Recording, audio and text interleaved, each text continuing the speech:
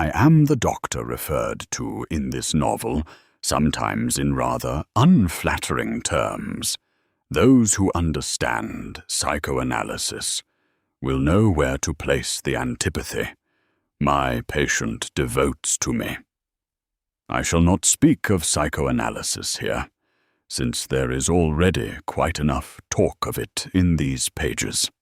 I must apologize for having induced my patient to write his autobiography.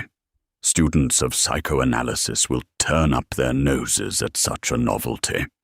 But he was old, and I hoped that in this exercise of recollection his past would grow vivid again, that his autobiography would serve as a good prelude to psychoanalysis. Even today, my idea seems sound to me, because it yielded unexpected results, which would have been greater still had the patient not absconded from treatment at the most promising moment, cheating me of the fruit of my long, patient analysis of these memoirs. I publish them as revenge, and I hope it will displease him. Let him know, however, that I am prepared to share with him the handsome fees I shall earn from this publication, provided he resumes the treatment. He seemed so curious about himself. If only he knew what surprises might emerge from commenting on all the truths and lies he has accumulated here. Dr. S. To see my infancy. More than 50 years separate me from it, and my old eyes might perhaps reach it with a light still reverberating from it, not cut off by obstacles of every kind. Veritable high mountains, my years and a certain number of my hours. The doctor recommended I not strain to look so far back. Recent things too are precious to him, and above all the imaginings and dreams of the night before. But there ought to be some order to it, and so, in order to begin ab ovo, as soon as I left the doctor, who these days and for a long time will be away from Trieste, solely to make his task easier, I bought and read a treatise on psychoanalysis. It is not difficult to understand, but very tedious. After lunch, stretched comfortably in a club chair, I have a pencil and a piece of paper in my hand. My brow is smooth because I have banished all effort from my mind. My thought appears isolated from me. I see it. It rises. It falls. But that is its only activity. To remind it that it is thought and that its business is to manifest itself, I seize the pencil. And now my brow furrows because each word is composed of so many letters, and the imperious present resurges and obscures the past. Yesterday I attempted the utmost abandonment. The experiment ended in the deepest sleep, and I got no other result from it than a great refreshment and the curious sensation of having seen something important during that sleep. But it was forgotten, lost forever. Thanks to the pencil I hold in my hand, I stay awake today. I half glimpse bizarre images that can have no connection with my past. A locomotive puffing up a hill hauling innumerable carriages. Who knows where it comes from and where it is going and why it has turned up here just now? In my half-sleep I recall that my text asserts one can use this method to arrive at memories of earliest infancy, of the time in swaddling clothes. At once I see an infant in swaddling clothes, but why should that be me? It does not resemble me at all, and I believe it is instead the baby born a few weeks ago to my sister-in-law, and shown to us as a miracle because it has such tiny hands and such enormous eyes. Poor child. Far from remembering my own infancy, I cannot even find the way to warn you, who are living yours now, of the importance of remembering it for the benefit of your intelligence and your health. When will you come to understand that it would be well for you to commit your life to memory, even that large part of it that will repel you? And meanwhile, unconscious, you go investigating your little organism in search of pleasure, and your delightful discoveries will set you on the path to pain and disease, to which you will be driven even by those who would not wish it. What can be done? It is impossible to safeguard your cradle. In your breast, little babe, A mysterious combination is taking shape. Every passing minute drops a reagent into it. The chances of disease are all too many for you, since not all your minutes can be pure. And then, little babe, you are the blood relation of people I know. The minutes passing now may well be pure, but such, assuredly, were not all the centuries that prepared you. Here I am, far indeed from the images that precede sleep. I shall try again tomorrow. The doctor to whom I mentioned it told me to begin my work with a historical analysis of my propensity for smoking. Right, right. You will see how you will come to see yourself whole. I believe I can write about smoking here at my desk without having to go and dream in that armchair. I do not know how to begin, and I invoke the assistance of all my cigarettes, so similar to the one I hold in my hand. Today I immediately discover something I no longer remembered.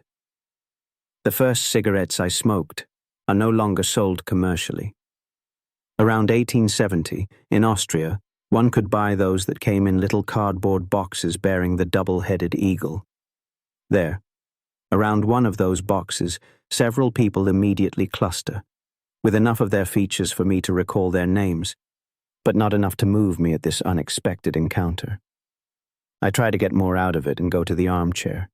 The people fade, and in their place come buffoons mocking me. Disheartened, I return to the desk. One of the figures, with a somewhat hoarse voice, was Giuseppe, a boy my own age, and the other was my brother, a year younger than I, who died many years ago. It seems Giuseppe received a good deal of money from his father and treated us to those cigarettes, but I am certain he gave more of them to my brother than to me. Hence the necessity I found myself in of procuring others on my own, and so it came about that I stole. In summer my father would leave his waistcoat on a chair in the dining room, and in its little pocket there were always some coins.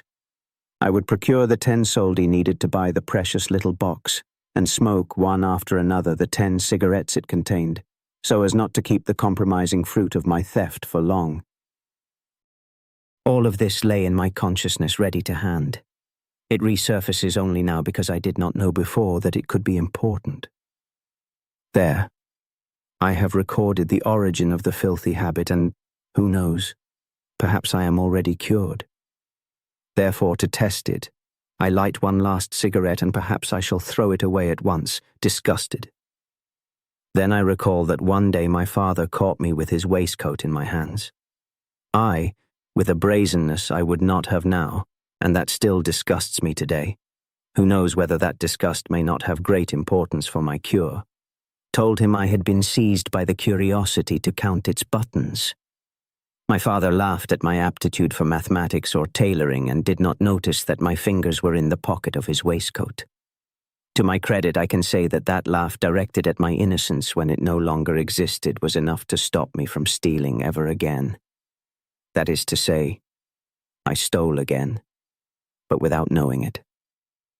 My father left around the house half-smoked Virginia cigars, balanced on tables and wardrobes.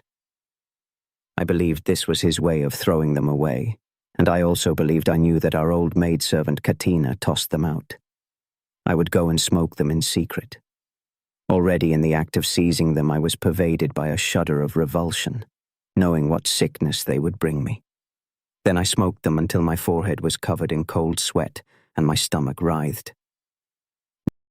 No one will say I lacked energy in my childhood. I know perfectly well how my father cured me of this habit too. One summer day I had returned home from a school outing, tired and drenched in sweat.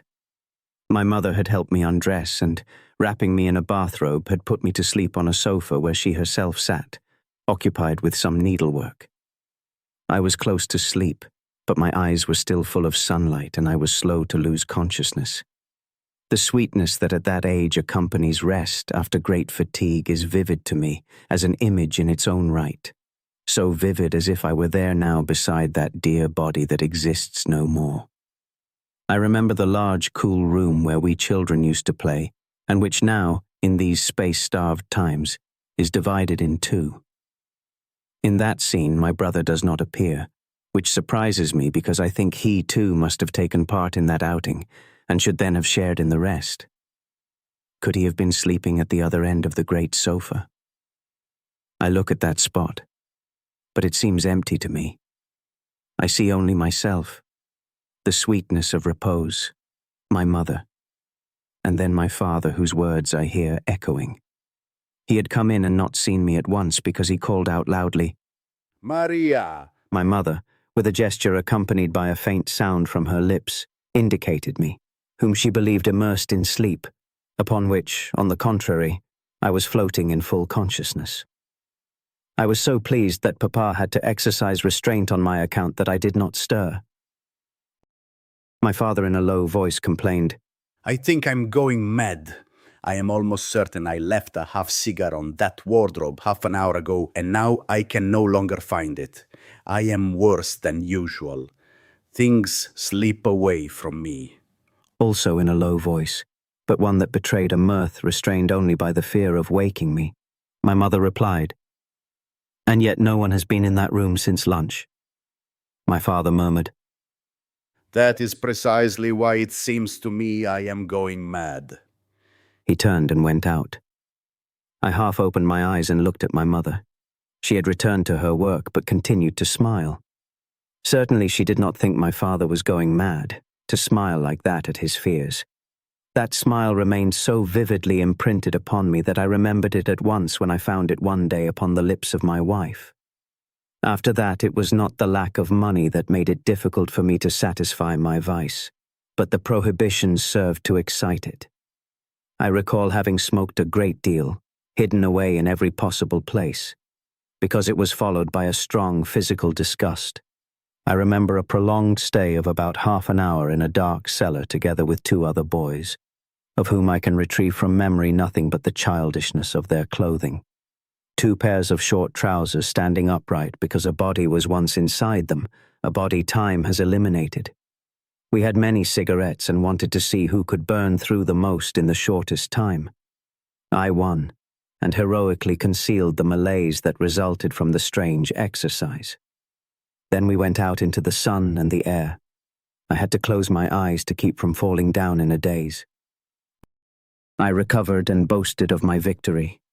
One of the 2 little men then said to me, "I do not care about losing because I only smoke as much as I need." I remember the healthy words, but not the surely healthy little face that must have been turned to me at that moment. But in those days I did not know whether I loved or hated the cigarette and its flavor, and the state the nicotine put me in. When I learned to hate all of it, things got worse, and I learned it at around 20. I then suffered for several weeks from a violent sore throat accompanied by fever. The doctor prescribed bed rest and absolute abstention from smoking. I remember that word, absolute. It wounded me, and the fever colored it. A great void and nothing to resist the enormous pressure that immediately builds around a void.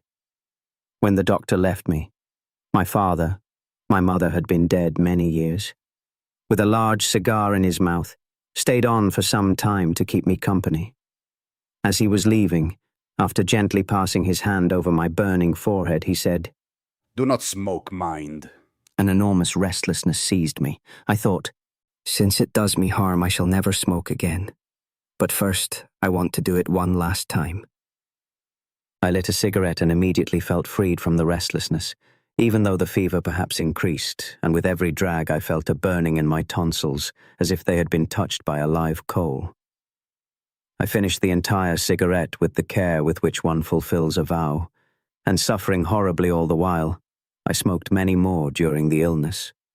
My father came and went with his cigar in his mouth, saying, "Bravo! A few more days of abstaining from smoke and you will be well." That phrase alone was enough to make me wish he would go away quickly, to let me run to my cigarette. I even pretended to be asleep to induce him to leave sooner. That illness brought me the second of my afflictions, the effort to free myself from the first. My days ended up being full of cigarettes and resolutions to smoke no more, and to say it all at once, from time to time they are still that way. The dance of last cigarettes, formed at 20, continues to this day. Less violent is the resolution, and my weakness finds greater indulgence in my aging soul. In old age one smiles at life and at all it contains. I may even say that for some time now I have been smoking many cigarettes that are not the last. On the title page of a dictionary I find this entry of mine, written in a fine hand with some ornamentation. Today, 5 February 1886, I pass from the study of law to that of chemistry. Last cigarette. It was a very important last cigarette. I remember all the hopes that accompanied it. I had grown angry with canon law, which seemed so remote from life, and was running to science, which is life itself, though reduced to a flask. That last cigarette signified precisely the desire for activity, even manual, and for serene, sober, solid thought. To escape the chain of carbon compounds in which I had no faith, I returned to law. Alas, it was a mistake, and it too was recorded by a last cigarette whose date I find inscribed in a book. This one too was important, and I resigned myself to returning to those complications of mine, yours and his, with the best resolutions, finally casting off the chains of carbon. I had proved myself little suited to chemistry, partly because of my deficient manual dexterity. How could I have had it when I kept smoking like a Turk? Now that I am here, analyzing myself, I am seized by a doubt. That perhaps I loved the cigarette so much in order to lay the blame for my incapacity upon it. Who knows whether, had I stopped smoking, I would have become the ideal, strong man I expected. Perhaps it was that very doubt which bound me to my vice, for it is a comfortable way of living to believe oneself great with a latent greatness. I put forward this hypothesis to explain my youthful weakness, but without any firm conviction. Now that I am old and no one demands anything of me, I still pass from cigarette to resolution and from resolution to cigarette. What do those resolutions mean today? Like that old hygienist described by Goldoni, do I want to die healthy after having lived sick all my life? Once, when as a student I changed lodgings, I had to have the walls of the room papered at my own expense because I had covered them with dates. I probably left that room precisely because it had become the cemetery of my good resolutions, and I no longer believed it possible to form new ones in that place. I think a cigarette has a more intense flavor when it is the last. The others too have their own special flavor, but less intense. The last acquires its savor from the feeling of victory over oneself and the hope of a near future of strength and health. The others have their importance because in lighting them, one asserts one's own freedom, and the future of strength and health remains, but recedes a little further away. The dates on the walls of my room were inscribed in the most various colors, including oils.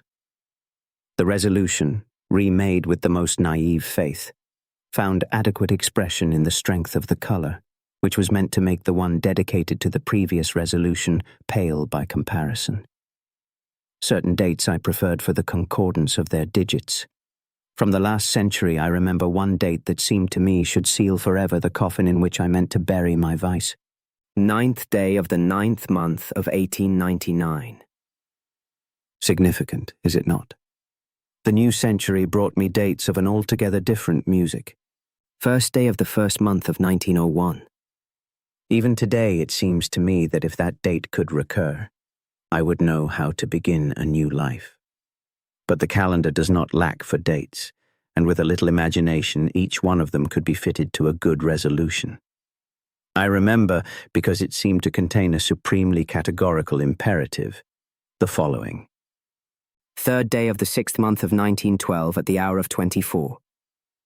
It sounds as if each digit were doubling the stake. The year 1913 gave me a moment's hesitation. The 13th month was missing with which to harmonize it to the year, but one must not think so many harmonies are needed in a date to lend distinction to a last cigarette. Many dates that I find noted in favorite books or pictures stand out for their deformity. For example, the 3rd day of the 2nd month of 1905 at the hour of 6.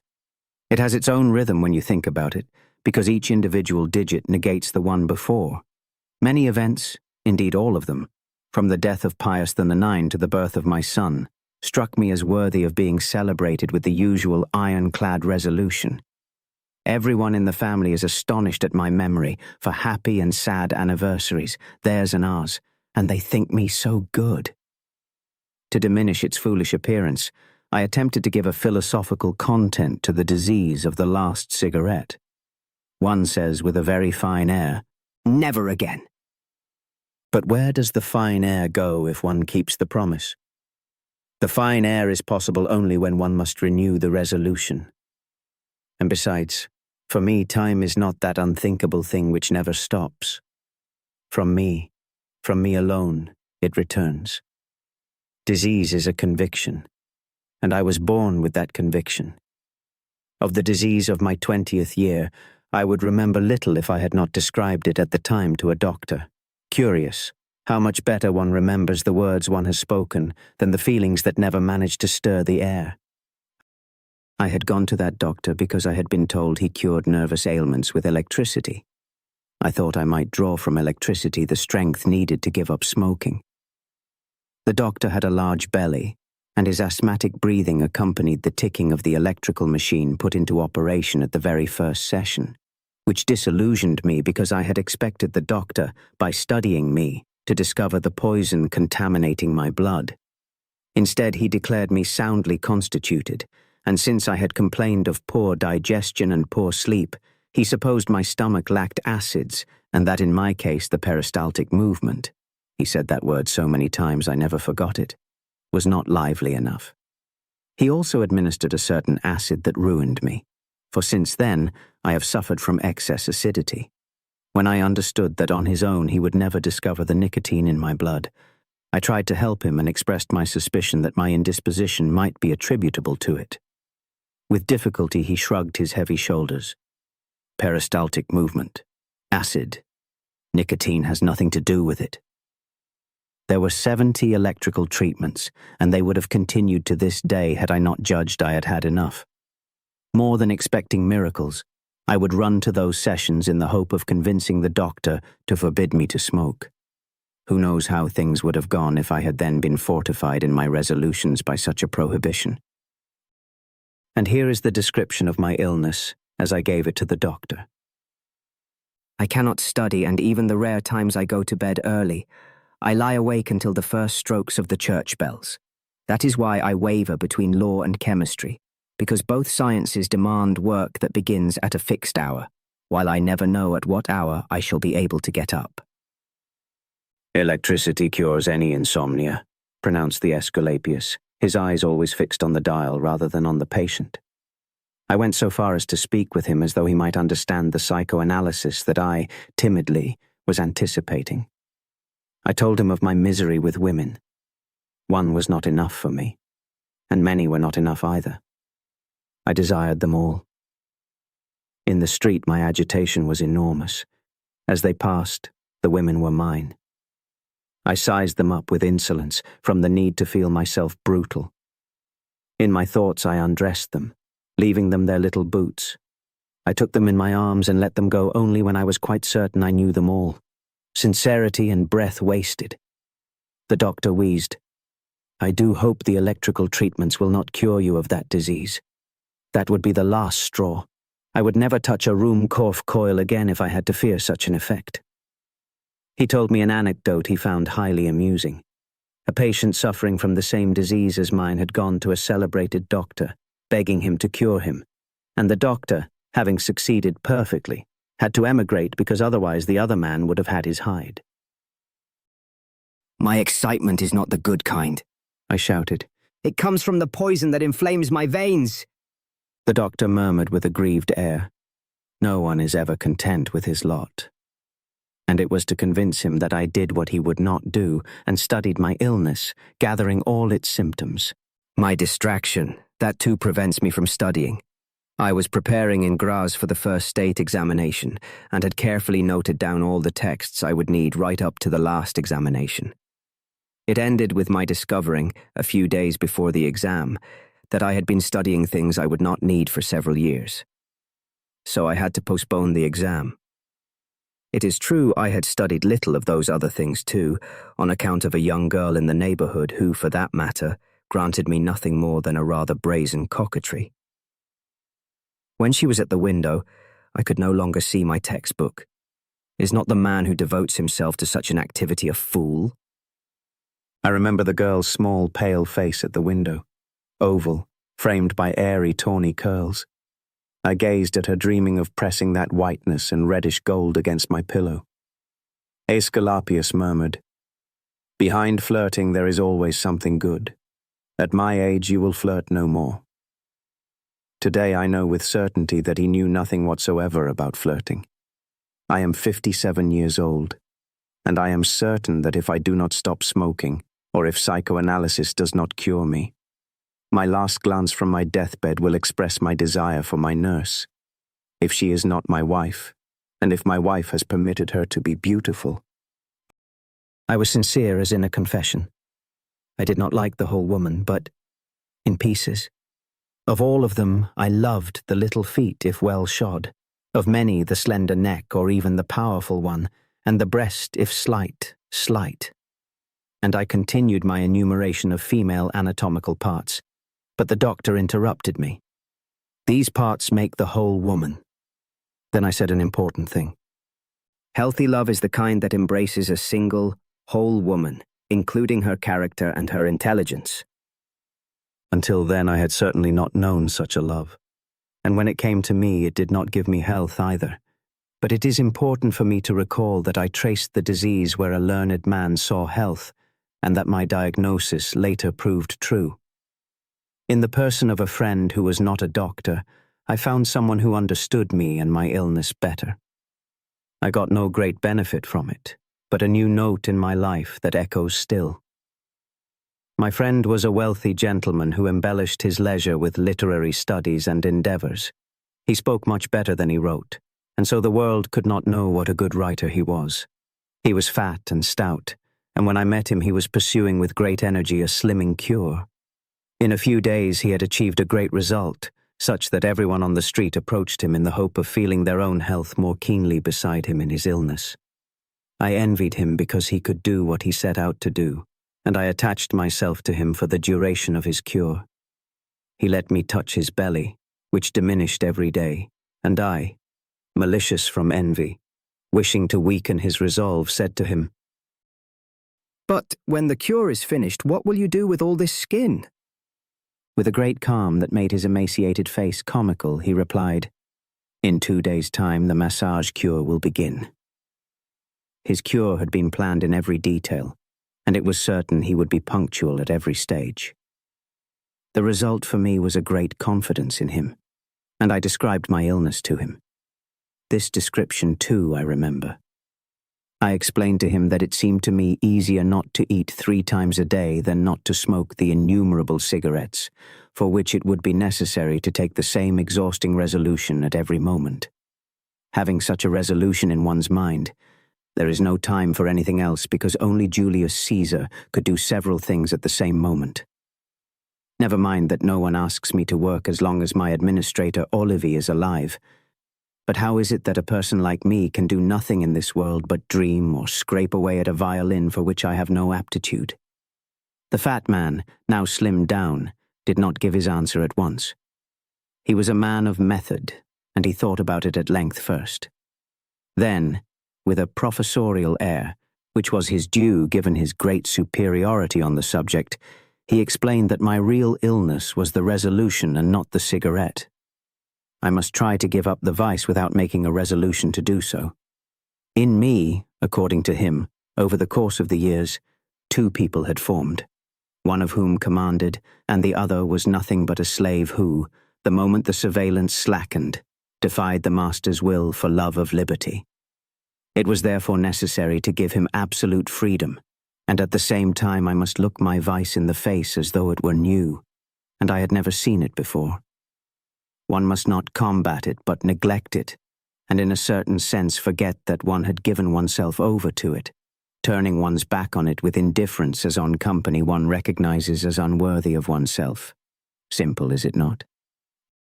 Indeed, the thing seemed simple to me, And it is true that, having managed with great effort to eliminate every resolution from my soul, I succeeded in not smoking for several hours, but when my mouth was cleansed I felt an innocent flavor such as the newborn must feel. I got the desire for a cigarette, and when I smoked it I felt the remorse from which I renewed the resolution I had wished to abolish. It was a longer road, but one arrived at the same destination. That scoundrel Olive gave me an idea one day, to reinforce my resolution with a bet. I believe Olive has always had the same appearance I see in him now. I have always seen him like this, a little stooped but solid, and he always seemed old to me, just as he seems old to me today at 80. He has worked and works for me, but I do not love him because I think he has prevented me from doing the work in his stead. We made a bet. The first to smoke would pay, and then both would recover their freedom. Thus the administrator, imposed upon me to prevent me from squandering my father's inheritance, was trying to diminish my mother's, which I administered freely. The bet proved utterly pernicious. I was no longer alternately master and slave, but solely slave, and slave to that Olive I did not love. I smoked at once. Then I thought of cheating him by continuing to smoke in secret. But then why had I made that bet? I then ran about in search of a date that would stand in a fine relation to the date of the bet, so I could smoke a last cigarette that I could in some way imagine as being registered by Olive himself. But the rebellion continued, and by dint of smoking I ended up gasping for breath. To rid myself of that burden, I went to Olive and confessed. The old man pocketed the money with a smile and at once pulled from his pocket a large cigar, which he lit and smoked with great relish. I never had a doubt that he had not kept to the bet. It stands to reason that other people are made differently from me. My son was just past 3 when my wife had a good idea. She advised me to break the habit, to have myself shut up for a time in a sanatorium. I accepted at once, first of all because I wanted my son, when he reached the age to judge me, to find me balanced and serene, and then for the more urgent reason that Olive was ill and threatening to leave me, which meant I might be obliged to take his place at any moment. And I considered myself little fitted for serious activity with all that nicotine in my system. At first we had thought of going to Switzerland, the classic land of sanatoriums. But then we learned that in Trieste there was a certain Dr. Muli who had opened an establishment. I asked my wife to go and see him, and he offered to put at my disposal a small locked apartment in which I would be watched over by a nurse assisted by other staff as well. As she told me about it, my wife would now smile and now laugh uproariously. She was amused by the idea of having me locked up, and I heartily laughed along with her. It was the first time she had joined me in my attempts to cure myself. Until then she had never taken my illness seriously, and said that smoking was nothing but a slightly odd and not overly tiresome way of living. I believe she had been agreeably surprised, after marrying me, never to hear me regret my freedom, occupied as I was with regretting other things. We went to the sanatorium the day Olive told me that under no circumstances would he stay with me beyond the following month. At home we packed some linen in a trunk and that very evening went to see Dr. Muli. He received us in person at the door. At that time Dr. Muli was a handsome young man. It was the height of summer and he, small, nervous, his little face bronzed by the sun in which his lively dark eyes shone all the better, was the image of elegance in his white suit from collar to shoes. He aroused my admiration, but evidently I too was an object of his.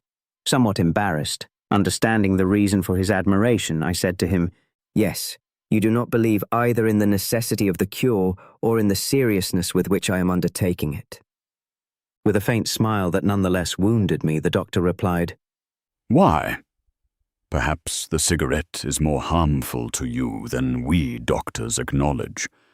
Only, I do not understand why, instead of ceasing to smoke ex abrupto, you did not rather resolve to reduce the number of cigarettes you smoke.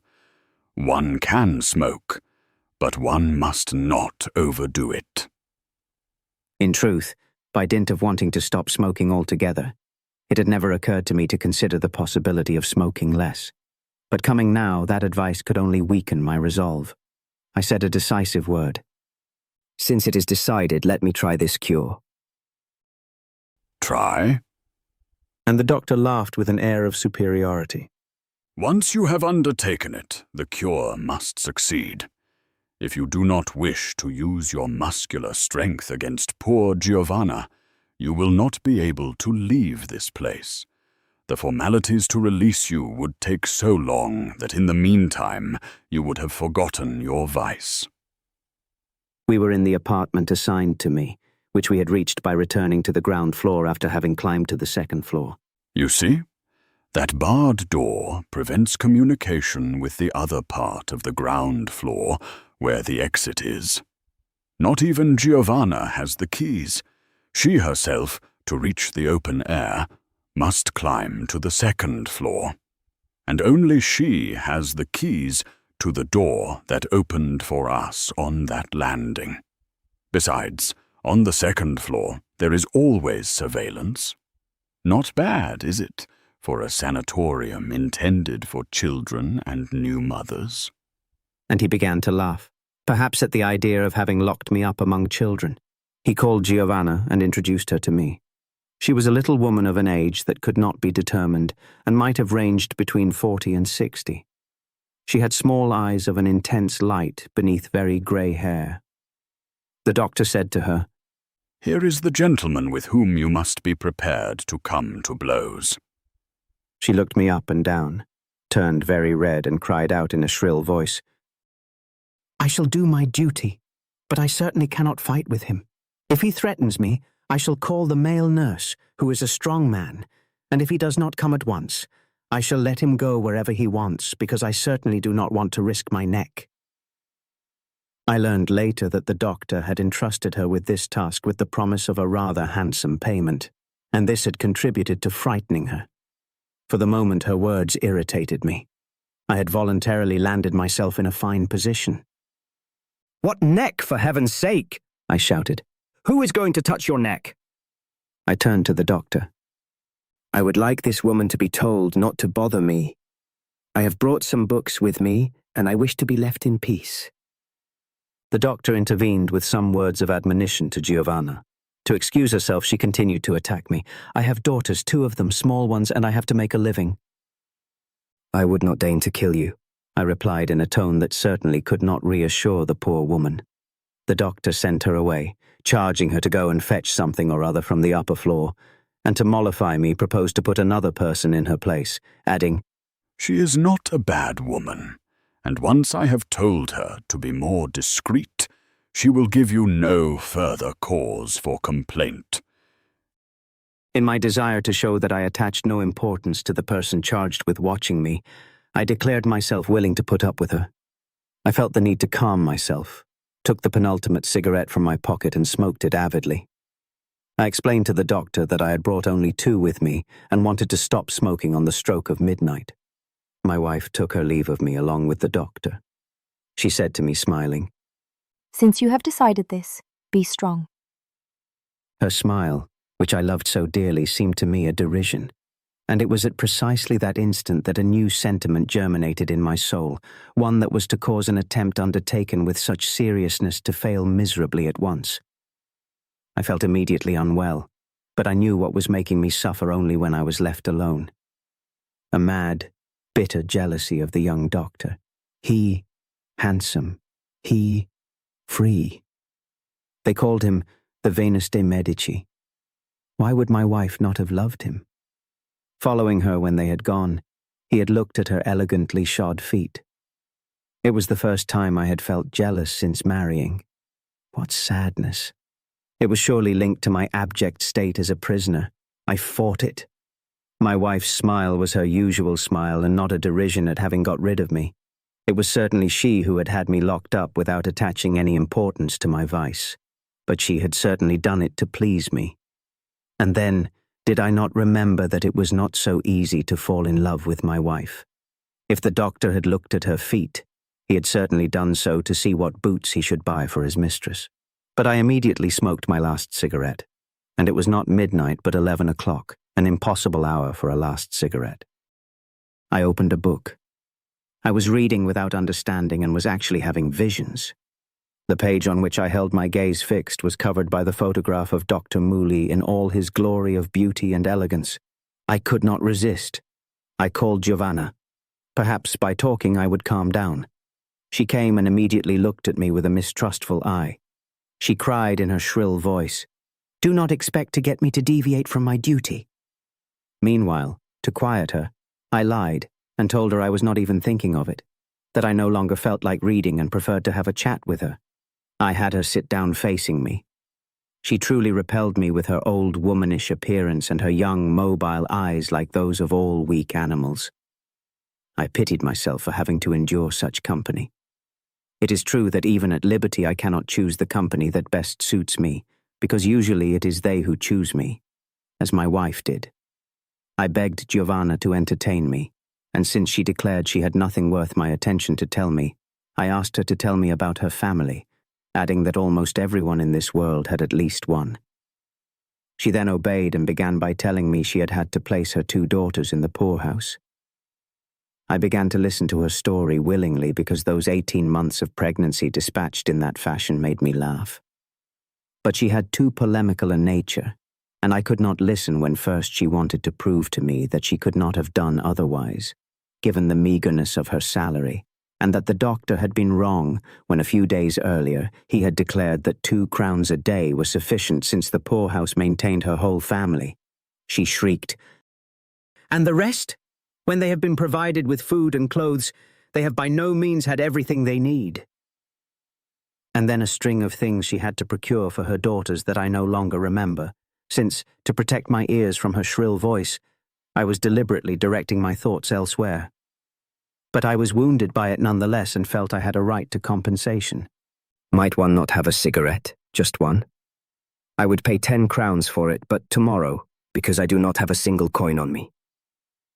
Giovanna was enormously frightened by my proposal. She began to scream. She wanted to call the male nurse at once and rose from her seat to go out. To quiet her, I immediately gave up my proposal, and, at random, just to say something and maintain my composure, I asked, "But in this prison is there at least something to drink?" Giovanna was quick with her answer, and to my astonishment, in a genuine conversational tone, without shrieking, "Indeed, the doctor, before leaving, gave me this bottle of cognac. Here is the bottle still sealed. Look, it is intact." I found myself in such a condition that I could see no other way out for myself than drunkenness. This was where my trust in my wife had led me.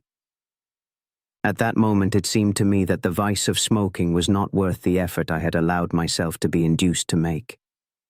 I had not been smoking now for half an hour, and was not thinking about it at all, occupied as I was with thoughts of my wife and Dr. Mooley. So I was completely cured, but irredeemably ridiculous. I uncorked the bottle and poured myself a small glass of the yellow liquid. Giovanna stood watching me open-mouthed, but I hesitated to offer her any. "Will I be able to have more when I have emptied this bottle?" Giovanna, still in the most agreeable conversational tone, reassured me. "As much as you want. To satisfy a wish of yours, the lady who runs the pantry would get up even at midnight." I have never suffered from stinginess, and Giovanna immediately got her little glass filled to the brim. She had not finished saying thank you before she had emptied it, and at once turned her lively eyes to the bottle. It was therefore she herself who gave me the idea of getting her drunk. But it was by no means easy.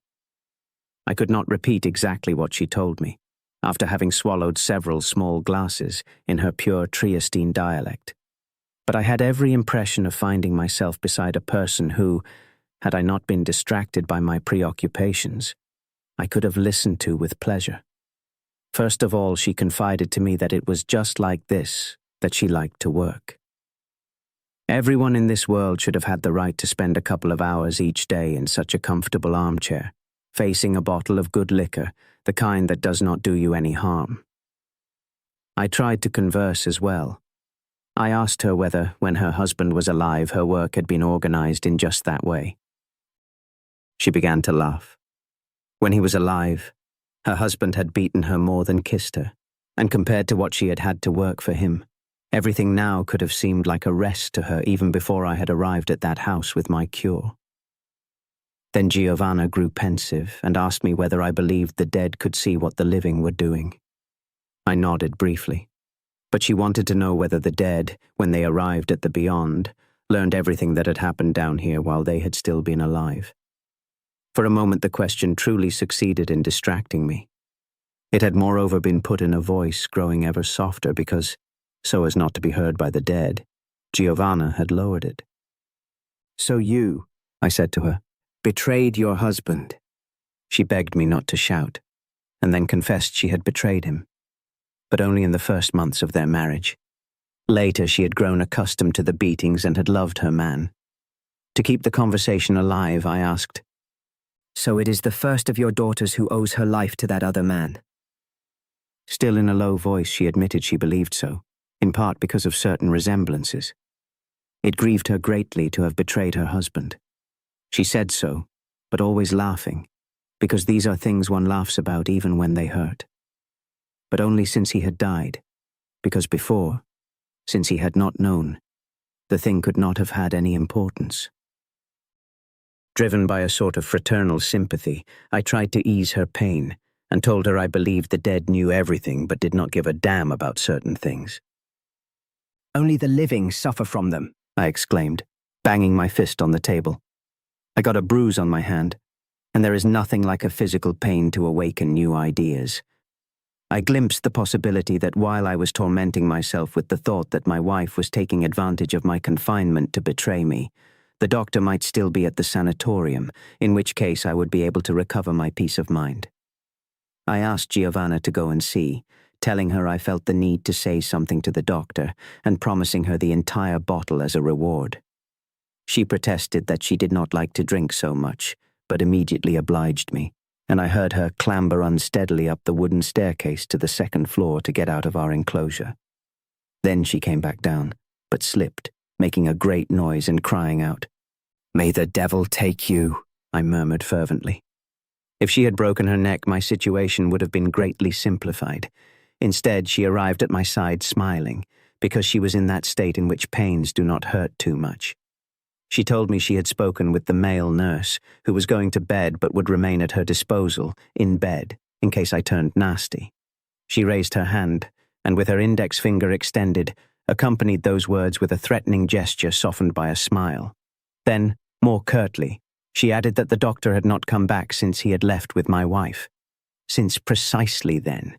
Indeed, for some hours the male nurse had hoped he would return because a patient had needed to be seen by him. Now he hoped so no longer. I looked at her, investigating whether the smile that contracted her face was fixed or entirely new, and caused by the fact that the doctor was with my wife, rather than with me, his patient. An anger seized me that made my head spin.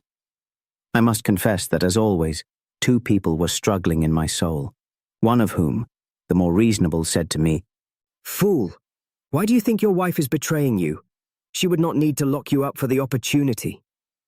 The other, and this was certainly the one who wanted to smoke, also called me a fool, but to cry, "Do you not remember the convenience that comes from the husband's absence, with the doctor who is now being paid by you?" Giovanna, still drinking, said, "I forgot to lock the door on the second floor. But I do not want to climb those 2 floors again. Besides, up there are always people and you would cut a fine figure if you tried to escape." "Indeed," I said, with just the minimum of hypocrisy needed by now to deceive the poor woman. Then I too swallowed some cognac and declared that now I had so much of that liquor at my disposal, I no longer cared about cigarettes at all. She believed me at once, and then I told her that it was not really I who wanted to wean myself from smoking. My wife wanted it.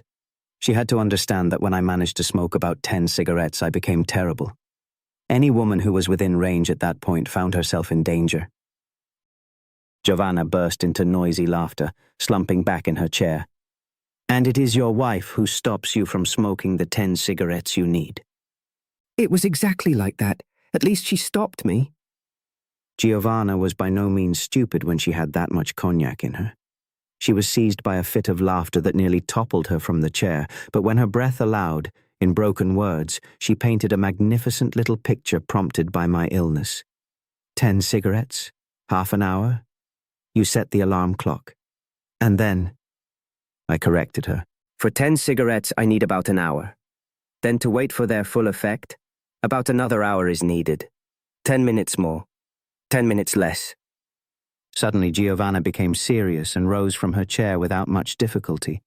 She said she was going to bed because she had a bit of a headache. I invited her to take the bottle with her, since I had had enough of that liquor.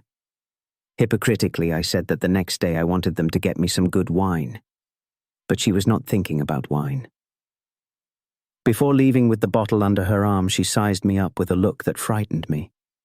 She had left the door open, and after a few moments a packet fell into the middle of the room, which I immediately picked up. It contained 11 cigarettes in number. To be on the safe side, poor Giovanna had wanted to give me more than enough. Ordinary Hungarian cigarettes. But the first one I lit was delicious. I felt greatly relieved. At first I thought I was pleased at having outwitted that house, which was fine for shutting up children but not me. Then I discovered I had outwitted my wife too, and it seemed to me I had repaid her in kind. For why otherwise would my jealousy have turned into such a bearable curiosity? I stayed calmly in that spot smoking those nauseating cigarettes. After about half an hour I remembered that I had to escape from that house where Giovanna was awaiting her reward. I took off my shoes and went out into the corridor. The door to Giovanna's room was ajar, and judging by her noisy, regular breathing, it seemed to me she was asleep. I climbed with all caution up to the second floor, where behind that door, Dr. Mooley's pride, I put my shoes on. I came out onto a landing and began to descend the stairs, slowly so as not to arouse suspicion. I had reached the first floor landing when a young lady dressed with some elegance as a nurse followed me to ask me courteously, "Are you looking for someone?" She was pretty, and it would not have displeased me to finish the 10 cigarettes in her company. I smiled at her a little aggressively. Dr. Mooley is not at home? She opened her eyes wide. At this hour, he is never here. Could you tell me where I might find him now? I have a patient at home who needs him. She courteously gave me the doctor's address, and I repeated it several times to make her believe I wanted to remember it.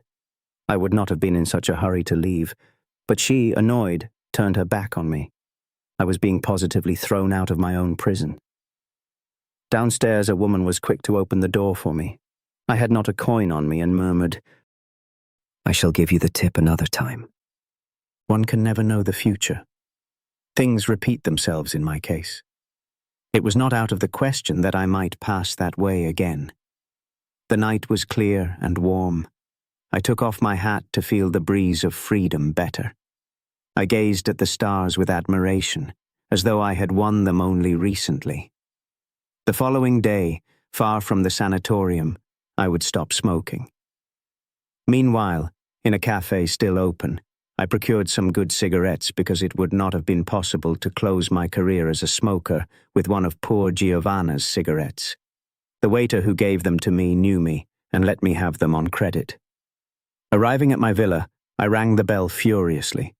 First the maidservant came to the window and then, after a not particularly short time, my wife. I waited for her thinking with perfect coolness. It would seem Dr. Mooley is here. But having recognized me, my wife made her laughter ring out in the deserted street. Laughter so sincere it would have been enough to dispel every doubt. In the house I lingered to carry out a few acts of the Inquisitor. My wife, to whom I promised to tell my adventures the next day, adventures she believed she already knew, asked me, "But why do you not come to bed?" To excuse myself, I said, It seems to me you took advantage of my absence to move that wardrobe. It is true that I believe things in the house are always being moved, and it is also true that my wife very often moves them. But at that moment I was looking into every corner to see if the small, elegant body of Dr. Mooley was hidden there. From my wife I had good news.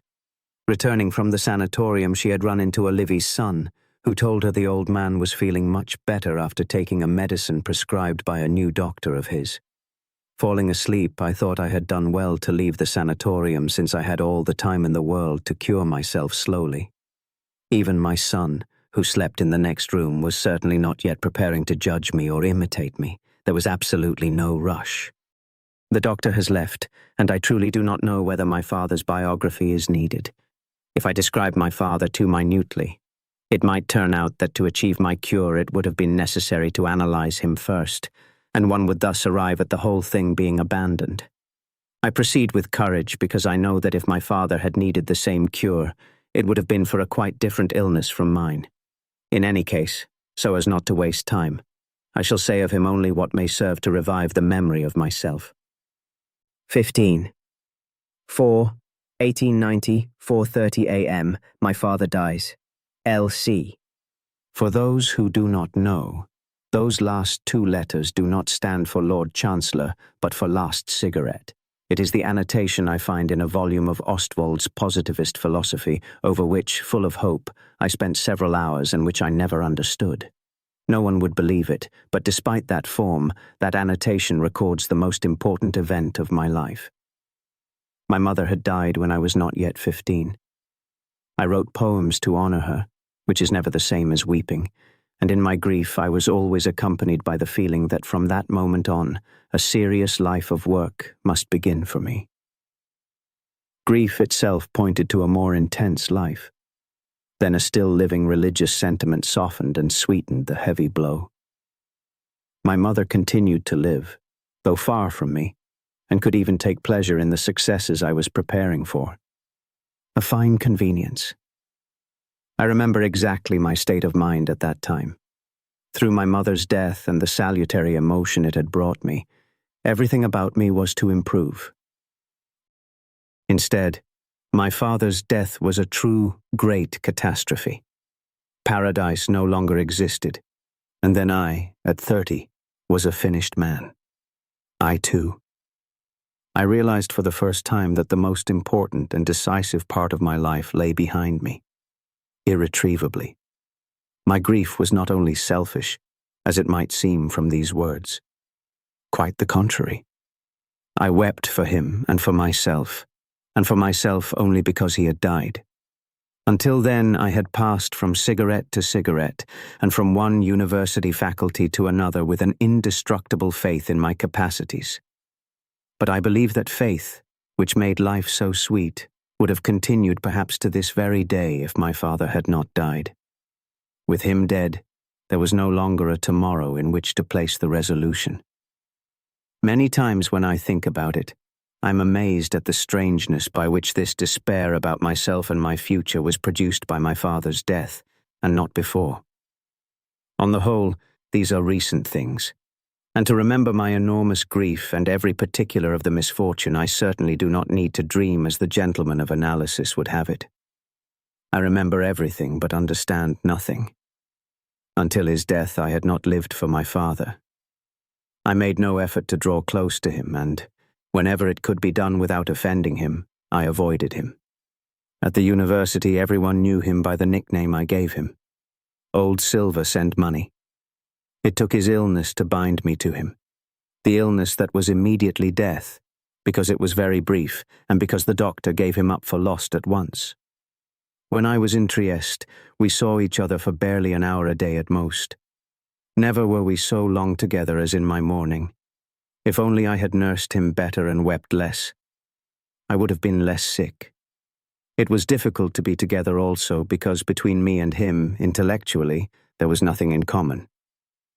Looking at each other, we both wore the same smile of commiseration, made more acid in him by a keen paternal anxiety about my future. In me, instead, all indulgence, certain as I was that his weaknesses were by now without consequence, so much so that I attributed them partly to his age. He was the first to distrust my energy and, it seems to me, too soon. And so I suspect that, even without the support of a scientific conviction, he distrusted me also because I had been made by him, which served, and here with full scientific faith, to increase my distrust of him. He did enjoy, however, the reputation of an able businessman, but I knew that his affairs had for many years been directed by Olivi. In the incapacity for commerce there was a resemblance between us, but there were no others. I may say that, of the two of us, I represented strength and he weakness. Already what I have recorded in these pages proves that in me there is and always has been, perhaps my greatest misfortune, an impetuous striving towards betterment. All my dreams of equilibrium and strength cannot be defined otherwise. My father knew nothing of all this. He lived perfectly content with the way he had been made, and I must believe he never made any effort to improve himself. He smoked all day long and, after my mother's death, when he was not sleeping, also at night. He drank respectably too, like a gentleman, in the evening at dinner, enough to be sure of finding sleep ready the moment he laid his head on the pillow. But according to him, tobacco and alcohol were good medicines. As far as women are concerned, I learned from relatives that my mother had had some cause for jealousy. Indeed, it seems the gentlewoman had sometimes had to intervene forcefully to keep her husband in check. He let himself be guided by her, whom he loved and respected, but it appears she never succeeded in extracting from him the confession of any infidelity, and so she died in the belief that she had been mistaken. And yet the kindly relatives recount that she found her husband practically in flagrante at his own dressmaker's. He excused himself with a fit of absent-mindedness, and with such constancy that he was believed. There was no other consequence than that my mother no longer went to that dressmaker, and neither did my father. I believe that in his shoes I would have ended up confessing, but that I would then not have been able to give up the dressmaker, since I put down roots wherever I linger. My father knew how to defend his peace like a true paterfamilias. He had this peace in his house and in his soul. He read only insipid moralizing books, not out of hypocrisy, but from the most sincere conviction. I think he keenly felt the truth of those moral sermons, and that his conscience was quieted by his sincere adherence to virtue. Now that I am growing old and approaching the patriarchal type, I too feel that a preached immorality is more punishable than an immoral act. One arrives at murder through love or hatred, at the propaganda of murder only through wickedness.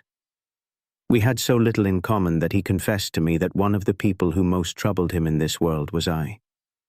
My desire for health had driven me to study the human body. He, on the other hand, had managed to eliminate from his memory every idea of that frightening machine. For him the heart did not beat, and there was no need to recall valves and veins and metabolism to explain how his organism lived. No movement, because experience told him that whatever moved ended by coming to a halt. The earth, too, was for him immobile and solidly planted on its hinges. Naturally, he never said so, but he suffered when told anything that did not conform to this conception. He interrupted me with disgust one day when I spoke to him about the Antipodes. The thought of those people with their heads pointing downward turned his stomach. He reproached me for two other things: my distraction and my tendency to laugh at the most serious matters. In the matter of distraction, he differed from me by means of a certain little notebook, in which he noted down everything he wanted to remember, and which he reviewed several times a day. He believed he had thus conquered his illness, and no longer suffered from it. He imposed that notebook on me too, but I recorded in it nothing but a few last cigarettes. As for my contempt for serious things, I believe he had the fault of considering too many things in this world as serious. Here is an example. When, after switching from the study of law to that of chemistry, I returned with his permission to the former, he said to me good-naturedly, It remains established, however, that you are a madman. I was not offended in the least, and was so grateful to him for his indulgence that I wanted to reward him by making him laugh.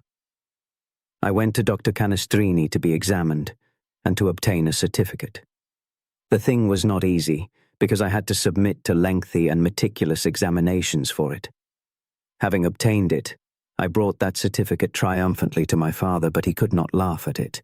With a grieved accent and tears in his eyes, he exclaimed, "Ah, you truly are mad." And that was the reward for my laborious and harmless little comedy. He never forgave me for it, and therefore never laughed at it. To have oneself examined by a doctor as a joke. To have a certificate drawn up as a joke, complete with stamps. The doings of a madman. In short, beside him I represented strength. And I sometimes think that the disappearance of that weakness, which elevated me, was felt by me as a diminishment. I remember how his weakness was demonstrated when that scoundrel Olivier induced him to make a will. Olivier wanted that will, which was to put my affairs under his stewardship, and it seems he worked on the old man for a long time to bring him to that painful task. At last my father decided, but his broad, serene face darkened. He was constantly thinking about death, as if with that act he had come into contact with it. One evening he asked me, "Do you believe that when one is dead, everything ceases?" I think about the mystery of death every day, but I was not yet in a position to give him the information he was asking for. To please him, I invented the most cheerful faith in our future. I believe that pleasure survives because pain is no longer necessary. Dissolution might resemble sexual pleasure. Certainly it will be accompanied by the sense of happiness and repose, since recomposition is so laborious. Dissolution should be life's reward. I fell flat on my face. We were still at the table after dinner. Without answering, he rose from his chair, drained his glass, and said, "This is not the hour for philosophizing, especially with you." And he went out. Distressed, I followed him, thinking of staying with him to distract him from sad thoughts. He sent me away, telling me I reminded him of death and its pleasures. He could not forget the will until he had communicated it to me. He remembered it every time he saw me. One evening he burst out, "I must tell you that I have made a will." I, to divert him from his obsession, quickly overcame the surprise his communication produced in me and said to him, "I shall never have that trouble because I hope all my heirs will die before me." He was immediately upset by my laughter over such a serious matter and recovered his full desire to punish me. So it was easy for him to tell me about the fine trick he had played on me by placing me under the stewardship of Olivier. I must say this. I showed myself a good boy.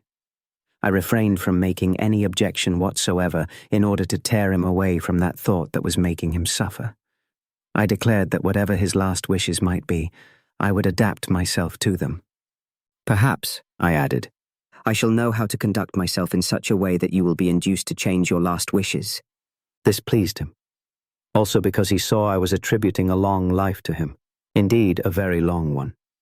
Still, he wanted from me nothing less than an oath that, if he did not dispose otherwise, I would never attempt to diminish Olivier's powers. I swore, since he would not content himself with my word of honor. I was so mild then that when I am tortured by the remorse of not having loved him enough before he died, I always evoke that scene. To be honest, I must say that my resignation to his provisions came easily because at that time the idea of being compelled not to work was rather appealing to me. About a year before his death, I once managed to intervene rather energetically on behalf of his health. He had confided to me that he was feeling unwell, and I forced him to go to a doctor, to whom I also accompanied him. The doctor prescribed some medication and told us to come back in a few weeks. But my father refused, declaring he hated doctors as much as undertakers, and he did not take the prescribed medicine either because it too reminded him of doctors and undertakers. He went without smoking for a couple of hours, and for a single meal without wine. He felt very well when he was able to take his leave of the cure, and I, seeing him more cheerful, thought no more about it. Later I saw him sad sometimes, but I would have been surprised to see him cheerful, alone and old as he was. One evening at the end of March, I arrived home a little later than usual. Nothing bad. I had fallen into the hands of a learned friend who had wanted to confide to me certain ideas of his about the origins of Christianity. It was the first time I had been asked to think about those origins, and yet I submitted to the long lecture to please my friend. It was drizzling and cold. Everything was unpleasant and murky, including the Greeks and Jews my friend was talking about, but still I submitted to that ordeal for a good 2 hours. My usual weakness. I wager that even today I am still so incapable of resistance that if someone were to set about it seriously, he could induce me to study astronomy for some time. I entered the garden surrounding our villa. It was approached by a short carriage drive. Maria, our maidservant, was waiting for me at the window, and hearing me approach, she cried out into the darkness, "Is that you, Signor Zeno?" Maria was one of those maidservants such as no longer exist. She had been with us about 15 years. Every month she deposited a portion of her wages in the savings bank for her old age, savings that did not serve her in the end because she died in our house shortly after my marriage, still working. She told me that my father had returned home some hours before but had insisted on waiting for me for dinner. When she had urged him to eat in the meantime, he had sent her away with rather brusque manners. Then he had asked for me several times, restless and anxious. Maria gave me to understand she thought my father was not feeling well. She attributed to him a difficulty in speaking and shortness of breath. I must say that, being always alone with him, she had often got it into her head that he was ill. The poor woman had few things to observe in that solitary house, and, after the experience with my mother, she expected everyone to die before she did. I ran to the dining room with a certain curiosity, but not yet worried.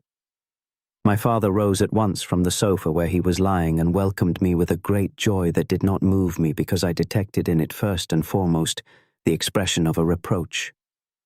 But at the same time it was enough to reassure me, because the joy seemed to me a sign of health. I saw in him no trace of the stammering and shortness of breath Maria had spoken of. But instead of reproaching me, he apologized for having been stubborn. "What can you do?" he said good-naturedly. "There are only the two of us in this world, and I wanted to see you before going to bed." If only I had behaved with simplicity and taken my dear father in my arms, he who through illness had become so mild and affectionate. Instead, I began to make a cold diagnosis. Old Silver had grown so mellow. Could he be ill? I looked at him suspiciously, and could think of nothing better than to reproach him. But why did you wait until now to eat? You could have eaten and then waited for me. He laughed quite youthfully. "One eats better in company." This cheerfulness could also have been the sign of a good appetite. I calmed down and began to eat. In his house slippers, with an unsteady step, he came to the table and took his usual place. Then he sat watching me eat, while he, after a couple of meager spoonfuls, took no more food and even pushed away the plate that disgusted him. But the smile persisted on his old face. Only I remember, as if it was something that happened yesterday, that a couple of times when I looked him in the eyes, he averted his gaze from mine. They say this is a sign of falsehood, while I now know it is a sign of illness. The sick animal does not let you look into the openings through which one might discern the illness, the weakness.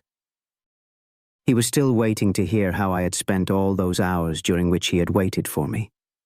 And seeing how much it mattered to him, I stopped eating for a moment and told him curtly that until that hour I had been discussing the origins of Christianity. He looked at me with doubt and perplexity. "You too are thinking about religion now." It was evident I would have given him great consolation had I agreed to think about it with him. Instead I, who as long as my father was alive felt combative, and afterwards no longer, replied with one of those stock phrases one hears every day in the cafes near the universities. For me, religion is nothing but a phenomenon like any other that must be studied. "Phenomenon?" he said, disconcerted. He searched for a quick response and opened his mouth to give it. Then he hesitated and looked at the second course, which Maria had just offered him and which he did not touch. Then, to plug his mouth more securely, he stuck in a cigar stub, which he lit and which he immediately let go out. He had thus granted himself a pause to reflect calmly. For a moment he looked at me resolutely. "You do not mean to laugh at religion?"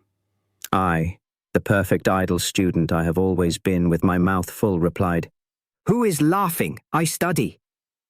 He fell silent and gazed at length at the cigar stub he had set down on a plate. I understand now why he had said that to me.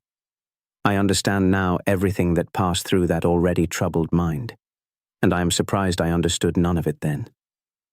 I believe that at that time my soul lacked the affection that makes one understand so many things. Later it came to me so easily. He was avoiding a head-on confrontation with my skepticism, too difficult a fight for him at that moment, but he believed he could attack it gently from the flank, as was fitting for a sick man. I remember that when he spoke, his breath broke and delayed his words. It is a great labor to prepare oneself for battle. But I was thinking that he would not resign himself to going to bed without giving me what was coming to me, and I prepared myself for discussions that then never came. I, he said, still looking at his now extinguished cigar stub. Feel how great my experience and my knowledge of life are. One does not live so many years in vain. I know many things, and unfortunately, I cannot teach them all to you as I would wish. Oh, how I wish I could. I see into things, and I also see what is right and true, and also what is not. There was nothing to debate. I mumbled, unconvinced and still eating. Yes, Papa. I did not want to offend him. It is a pity you came so late. Earlier I was less tired, and I would have known how to tell you many things. I thought he was still rebuking me for coming late, and I proposed we leave that discussion for the next day. It is not a matter of a discussion, he answered dreamily, but of something altogether different, something that cannot be discussed, and that you too will know as soon as I have told it to you. But the difficulty is in telling it. Here I had a doubt. Are you not feeling well? I cannot say I feel ill, but I am very tired and I'm going straight to bed. He rang the bell and at the same time called Maria with his voice. When she came, he asked whether everything was ready in his room. Then he set off at once, dragging his slippers along the floor. Arriving beside me, he bent his head to offer me his cheek for the nightly kiss. Seeing him move so unsteadily, I again had the suspicion he was unwell and asked him about it. We both repeated the same words several times and he confirmed that he was tired but not ill. Then he added, Now I shall think about the words I shall say to you tomorrow. You will see how they will convince you. Papa, I declared, moved. I shall listen to you gladly. Seeing me so willing to submit to his experience, he hesitated to leave me. One had to take advantage of such a favorable moment. He passed his hand over his forehead and sat down on the chair against which he had been leaning to offer me his cheek for the kiss. He was panting lightly. Curious, he said. I cannot tell you anything, absolutely nothing. He looked about him as if he had been searching outside for what he could not grasp within. And yet I know so many things, indeed all things I know. It must be the effect of my great experience. He did not suffer so much at being unable to express himself, because he smiled at his own strength, his own greatness. I do not know why I did not call the doctor at once. Instead, I must confess it with pain and remorse. I regarded my father's words as dictated by a presumption I believed I had detected in him more than once. But the evidence of his weakness could not escape me, and for that reason alone I did not argue. It pleased me to see him happy in his illusion of being so strong when he was in fact so very weak. I was moreover flattered by the affection he was showing me, manifesting his desire to hand down to me the knowledge he believed himself to possess, even though I was convinced I could learn nothing from him. And to flatter him and give him peace, I told him he should not strain to find the words that eluded him at once, because in such predicaments, the greatest scientists put things too complicated into storage in some corner of the brain so they could simplify themselves on their own. He answered, What I am looking for is not complicated at all. It is a matter of finding a word, a single one, and I shall find it. But not tonight, because I shall sleep straight through without the slightest thought. And yet, he did not rise from the chair. Hesitant and scrutinizing my face for a moment, he said to me, I'm afraid I will not be able to tell you what I think, solely because you have the habit of laughing at everything. He smiled at me as if wishing to beg me not to take offense at his words. rose from the chair and offered me his cheek for the second time. I gave up trying to argue and convince him that there were many things in this world one could and should laugh at, and I wanted to reassure him with a strong embrace. My gesture was perhaps too strong, because he freed himself from me more breathless than before, but my affection was certainly understood by him, because he waved to me in a friendly manner with his hand. "Let us go to bed," he said with joy, and went out followed by Maria, and left alone. Strange, this too. I did not think about my father's health, but moved and, I may say it, with all filial respect, I deplored the fact that a mind reaching for high goals had not found the possibility of a better education. Today, as I write, having approached the age my father attained, I know with certainty that a man may have the feeling of his own supreme intelligence that gives no other sign of itself except that strong feeling. There, one draws a deep breath, and one accepts and admires all of nature as it is, and as, immutable, it is offered to us. In doing so, one manifests the same intelligence that willed the entire creation. It is certain that in my father, in the last lucid moment of his life, his feeling of intelligence was prompted by a sudden religious inspiration, so much so that he was moved to speak to me of it, because I had told him I had been occupied with the origins of Christianity. But now I also know that that feeling was the first symptom of cerebral edema. Maria came to clear the table and to tell me it seemed to her my father had fallen asleep at once. So I too went to bed quite reassured. Outside the wind blew and howled. I heard it from my warm bed, like a lullaby that receded further and further from me as I sank into sleep. I do not know how long I slept. I was woken by Maria. It seems she had come to my room several times to call me and then run away. In my deep sleep, I first had a certain disturbance. Then I half glimpsed the old woman jumping about the room, and finally I understood. She wanted to wake me, but when she succeeded, she was no longer in my room. The wind continued to sing me to sleep, and I, to be truthful, must confess that I went to my father's room with the resentment of having been torn from my sleep. I remembered that Maria always saw my father in danger. Woe to her if he was not ill this time. My father's room, not large, was a little too heavily furnished. On my mother's death, the better to forget, he had changed rooms, bringing with him into the new, smaller space all his furniture. The room, dimly lit by a gas flame on the very low bedside table, was all in shadow. Maria was supporting my father, who lay on his back but with part of his torso hanging over the edge of the bed. My father's face, covered in sweat, was reddened by the nearby light. His head rested on the faithful breast of Maria. He was roaring with pain, and his mouth was so inert that saliva ran down his chin. He stared motionless at the opposite wall and did not turn when I entered. Maria told me she had heard his moaning and arrived in time to prevent him from falling out of bed.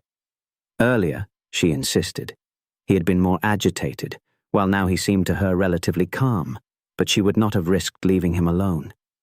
Perhaps she wanted to excuse herself for having called me, while I had already understood she had done right to wake me. As she spoke, she was weeping, but I did not yet weep with her, and indeed admonished her to be quiet and not add to the terror of that hour with her laments. I had not yet understood everything. The poor woman made every effort to calm her sobs. I drew close to my father's ear and shouted, Why are you moaning, Papa? Are you in pain? I believe he heard me, because his groaning grew fainter and he turned his eye from the opposite wall as if he had tried to see me, but he did not manage to turn it towards me. Several times I shouted the same question into his ear, and always with the same result. My manly composure vanished at once. My father at that hour was nearer to death than to me, because my cry could no longer reach him. A great terror seized me, and I remembered first of all the words we had exchanged the evening before. A few hours later he had set out to see which of us two was right. Curious. My grief was accompanied by remorse. I hid my head on my father's own pillow and wept desperately, emitting the very sobs I had reproached Maria for moments before. Now it was her turn to calm me, but she did it in a strange way. She exhorted me to be calm while speaking, however, of my father, who was still groaning with his eyes all too open, as of a dead man. "Poor thing," she said, "to die like this, with this full, beautiful head of hair." She stroked it. It was true. My father's head was crowned with a rich, white, curly mane, while I at 30 already had very thin hair. I did not remember that in this world there were doctors, and that they were supposed sometimes to bring salvation. I had already seen death on that face convulsed with pain, and I no longer hoped. It was Maria who first spoke of the doctor, and then went to wake the farmhand to send him into the city. I was left alone to support my father for about 10 minutes that seemed to me an eternity. I remember that I tried to put into my hands, which touched that tortured body, all the tenderness that had flooded my heart. He could not hear words. How was I to let him know I loved him so? When the farmhand came, I went to my room to write a note, and it was hard for me to put together that couple of words that were to give the doctor an idea of the case so he could bring medicines with him straight away. I kept seeing before me the certain imminent death of my father and asking myself, what shall I do now in this world? Then followed long hours of waiting. I have a fairly exact memory of those hours. After the first hour, it was no longer necessary to support my father, who lay unconscious, composed in the bed. His moaning had stopped, but his insensibility was absolute. His breathing was hurried, and I, almost unconsciously, imitated it. I could not breathe at that pace for long, and I allowed myself pauses, hoping to draw the patient along with me into rest. But he rushed on, indefatigable.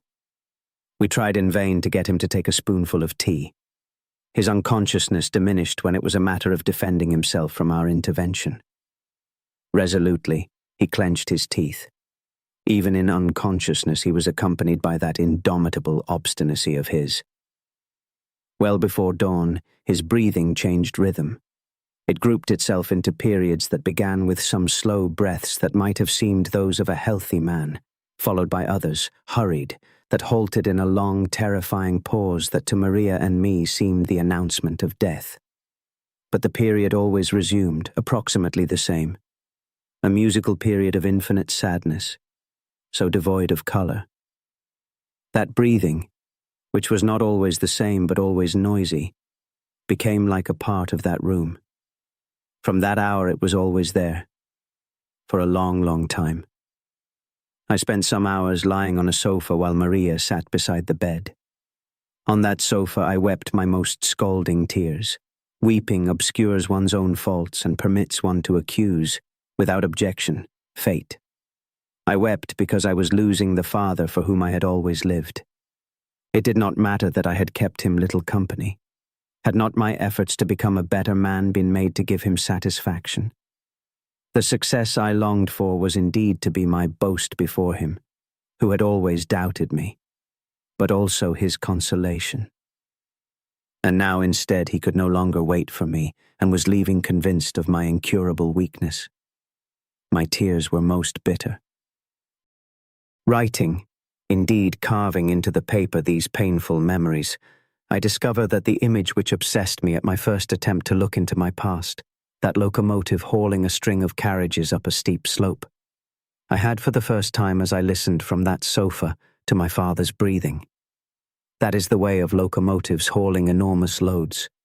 They emit regular puffs that then accelerate and end in a pause, that too a menacing pause because the listener may fear to see the engine and its train hurtle downhill. Truly, my first effort to remember had carried me back to that night, to the most important hours of my life. Dr. Koprosic arrived at the villa when it was not yet dawn, accompanied by a male nurse carrying a case of medicines. He had had to come on foot because, owing to the violent storm, he had not found a carriage. I received him in tears, and he treated me with great gentleness, encouraging me even to hope. And yet I must say at once that after that meeting of ours, There are few men in this world who arouse in me so keen an antipathy as Dr. Koprosic. He is still alive today, decrepit and surrounded by the esteem of the whole city. When I catch sight of him walking so feebly and uncertainly through the streets in search of a little activity and air, in me, even now, the aversion is renewed. At that time, the doctor must have been a little past 40. He had devoted himself a good deal to forensic medicine and, although he was notoriously a very good Italian, the imperial royal authorities entrusted him with the most important expert opinions. He was a thin, nervous man, his insignificant face made notable by the baldness that simulated a very high forehead. Another weakness of his gave him importance. When he removed his glasses, and he always did so when he wished to meditate, his blinded eyes looked past or above his interlocutor and had the curious appearance of the colourless eyes of a statue, threatening or perhaps ironic. They were unpleasant eyes then. If he had to say even a single word, he put his glasses back on his nose and immediately his eyes became those of any good bourgeois who carefully examines the things he is speaking about. He sat down in the entrance hall and rested for a few minutes. He asked me to tell him exactly what had happened from the first alarm to his arrival. He removed his glasses and fixed his strange eyes on the wall behind me. I tried to be precise, which was not easy given the state I was in. I also remembered that Dr. Koprosic would not tolerate people who knew nothing about medicine using medical terms and pretending to know something about the subject. And when I came to speak of what had seemed to me as cerebral breathing, he put on his glasses to say, "Go easy with the definitions.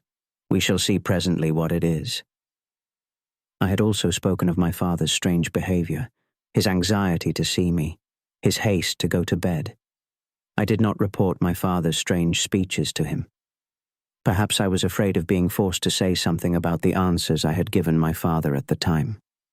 But I did say that Papa could not express himself precisely, and that he seemed to be thinking intently about something that was circling in his head and that he could not formulate. The doctor, with his glasses firmly on his nose, exclaimed triumphantly, "I know what was circling in his head." I knew too, but I did not say so in order not to anger Dr. Koprosic. It was the oedemas. We went to the patient's bed. With the help of the nurse, he turned and turned that poor, inert body for a time that seemed to me very long. He listened to it and examined it. He tried to get the patient himself to help, but in vain. "Enough," he said at a certain point. He came towards me with his glasses in his hand, looking at the floor, and with a sigh said, "Take courage. It is a very grave case."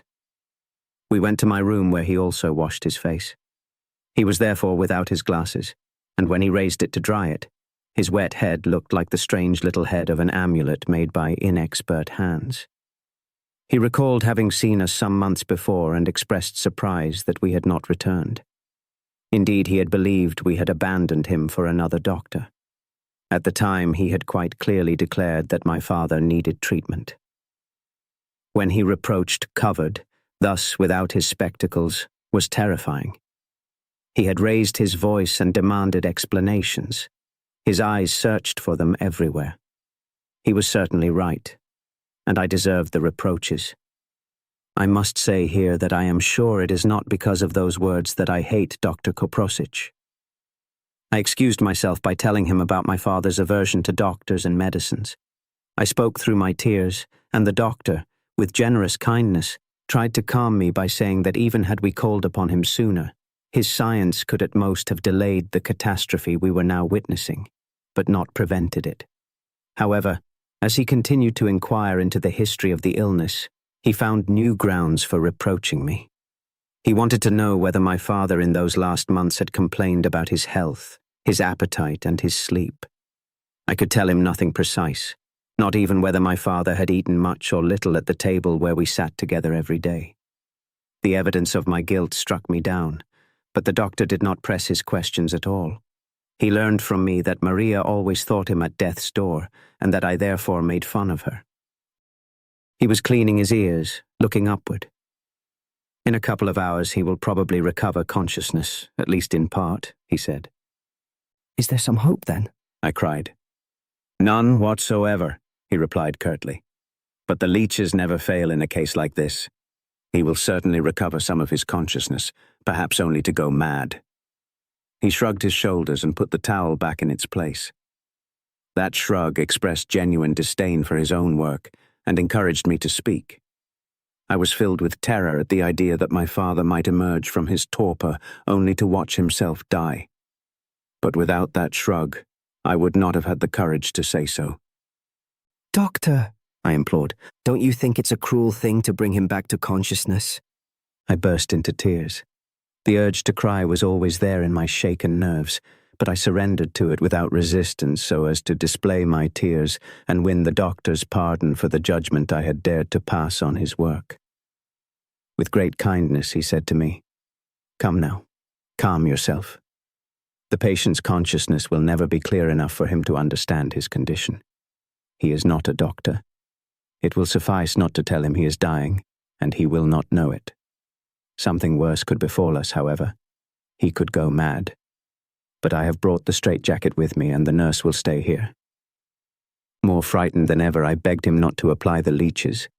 He then told me quite calmly that the nurse had surely already applied them because he had given the order before leaving my father's room. At that I grew angry. Could there be a more wicked act than to bring a patient back to consciousness without the slightest hope of saving him, only to expose him to despair, or to the risk of having to endure what, with that breathlessness, the straitjacket? With great vehemence, but still accompanying my words with that weeping which begged indulgence, I declared that it seemed to me an unheard-of cruelty not to let someone die in peace who was definitively condemned. I hate that man because he then grew angry with me. It is something I was never able to forgive him. He became so agitated that he forgot to put on his spectacles, and yet he found the exact spot where my head was in order to fix it with his terrible eyes. He told me that it seemed to him I wanted to sever even the slender thread of hope that still remained. He said it to me just like that, bluntly. We were heading toward a conflict. Weeping and shouting, I objected that only moments earlier he himself had ruled out any hope of saving the patient. My house and those who lived in it were not to serve as a laboratory for experiments, for which there were other places in this world. With great severity and a calm that made it almost menacing, he replied, "I explained to you what the state of science was at that moment. But who can say what may happen within half an hour, or by tomorrow?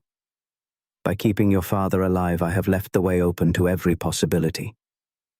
He then put on his spectacles, and with his air of a pedantic clerk, added yet more explanations that went on and on about the importance that a doctor's intervention could have in the economic destiny of a family. Half an hour more of breathing could decide the fate of a fortune. By now I was also weeping because I pitied myself for having to listen to such things at such a moment. I was exhausted and ceased arguing. After all, the leeches had already been applied. A doctor is a power when he stands at the bedside of a patient, and I showed Dr. Koprosic every consideration. It must have been out of that deference that I did not dare to propose a consultation, something for which I reproached myself for many years. Now even that remorse is dead, together with all my other feelings of which I speak here with the coldness with which I would recount events that had befallen a stranger. In my heart, of those days, there remains no other residue than the antipathy for that doctor who nonetheless persists in living. Later we went once more to my father's bedside. We found him sleeping, settled on his right side. They had placed a compress on his temple to cover the wounds made by the leeches. The doctor immediately wanted to test whether his consciousness had increased and shouted in his ears. The patient did not react in any way. "Better so," I said with great courage, but still weeping. "The expected effect cannot fail to come," the doctor replied. "Don't you see that his breathing has already changed?" Indeed, hurried and labored, the breathing no longer formed those periods that had frightened me. The nurse said something to the doctor, who nodded. It was a matter of trying the straitjacket on the patient. They drew that device from the valise and raised my father, obliging him to sit up in bed. Then the patient opened his eyes. They were dim, not yet open to the light. I sobbed again, fearing they would immediately look about and see everything. Instead, when the patient's head returned to the pillow, those eyes closed again, like those of certain dolls. The doctor triumphed. "It's quite another thing," he murmured. Yes, it was quite another thing. For me, nothing other than a grave threat. With fervor I kissed my father on the forehead and in my thoughts wished him, "Oh, sleep. Sleep until you reach eternal sleep." And thus I wished my father dead. But the doctor did not guess it because he said to me good-naturedly, "You too are glad now to see him come back to himself." When the doctor left, dawn had broken. A murky, hesitant dawn. The wind that still blew in gusts seemed less violent to me, although it still raised the frozen snow. I accompanied the doctor into the garden. I exaggerated my acts of courtesy so that he would not guess my rancor. My face expressed nothing but consideration and respect. I allowed myself a grimace of disgust, which relieved me from the effort, only when I saw him moving away down the path that led to the villa's gate. Small and black amid the snow, he staggered and stopped at every gust to better withstand it. That grimace was not enough for me, and I felt the need for other violent acts after such prolonged effort. I walked for a few minutes down the avenue, in the cold, bareheaded, furiously stamping my feet in the deep snow. I do not know, however, whether so much childish rage was directed at the doctor, or rather at myself. First of all, at myself. At me who had wanted my father dead and had not dared to say it. My silence converted that wish of mine, inspired by the purest filial affection, into a true crime that weighed horribly upon me. The patient continued to sleep. He only spoke 2 words that I did not catch, but in the calmest conversational tone, very strange because it interrupted his still rapid breathing, so far removed from any calm. Was he approaching consciousness and despair? Maria was now sitting beside the bed, together with the nurse. He inspired my confidence and displeased me only on account of a certain exaggerated conscientiousness of his. He opposed Maria's proposal to give the patient a spoonful of broth, which she believed was good medicine. But the doctor had not spoken of broth, and the nurse insisted we wait for his return before deciding on so important an action. He spoke more imperiously than the matter warranted. Poor Maria did not persist, and neither did I. But I had another grimace of disgust. They persuaded me to lie down, since I would have to spend the night with the nurse attending the patient, by whose side 2 of us would suffice. One could rest on the sofa.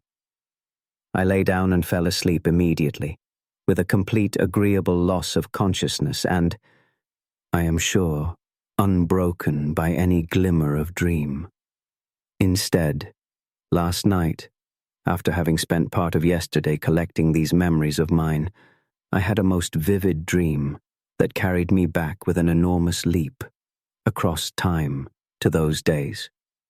I saw myself again with the doctor in the same room where we had discussed leeches and straitjackets, in that room which now has quite a different appearance, because it is the bedroom of my wife and me.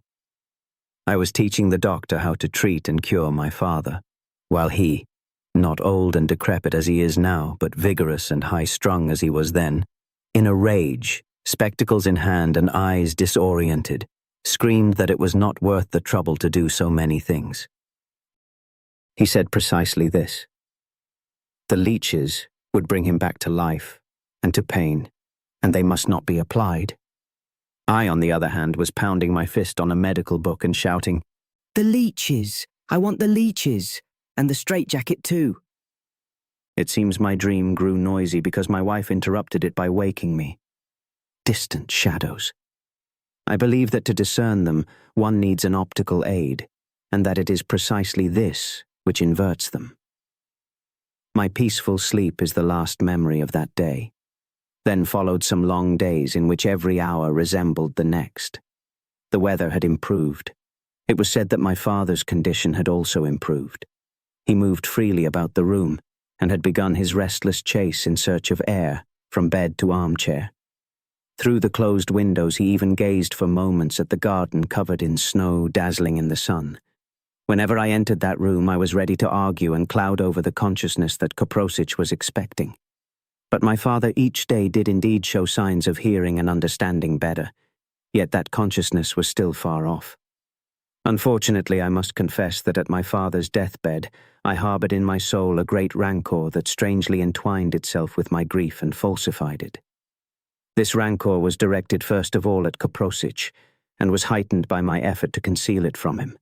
Then, too, I bore a grudge against myself for being unable to resume the argument with the doctor, to tell him plainly that I did not give a dried fig for his science, and that I wished my father dead rather than expose him to suffering. I even ended up resenting the patient himself. Anyone who has tried staying for days and weeks beside a restless invalid, being unsuited to serve as a nurse and therefore a passive spectator of everything the others do, will understand me. Besides, I would have needed a long rest to clarify my mind, and also to regulate and perhaps savor my grief for my father and for myself. Instead, I now had to struggle to make him swallow his medicine, and now to prevent him from leaving the room. The struggle always produces resentment. One evening, Carlo, the nurse, called me to observe a new sign of progress in my father. I ran with my heart in turmoil at the thought that the old man might become aware of his own illness and reproach me for it.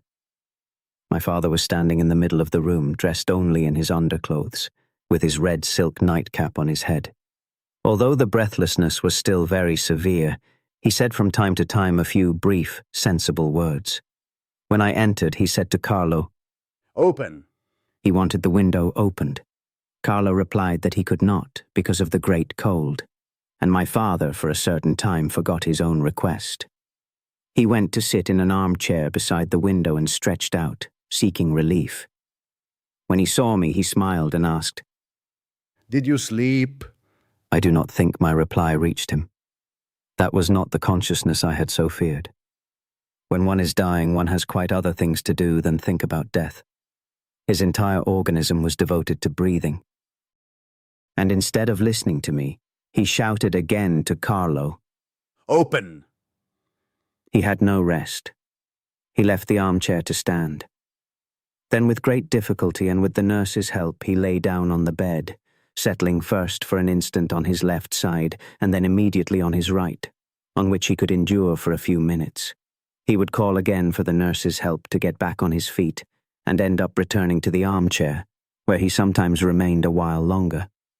That day, passing from the bed to the armchair, he stopped before the mirror and gazing at himself murmured, "I look like a Mexican."